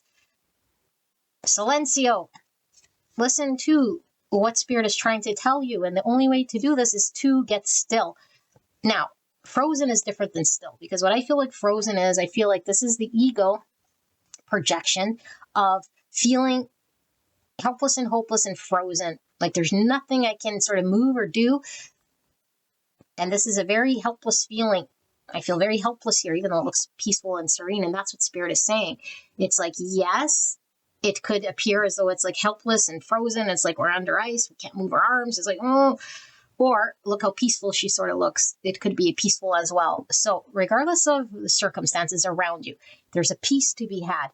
The peace is only behind the mind. The peace is only behind what looks like a conundrum. And it is a conundrum. Your mind will not figure this out. It cannot figure this person out.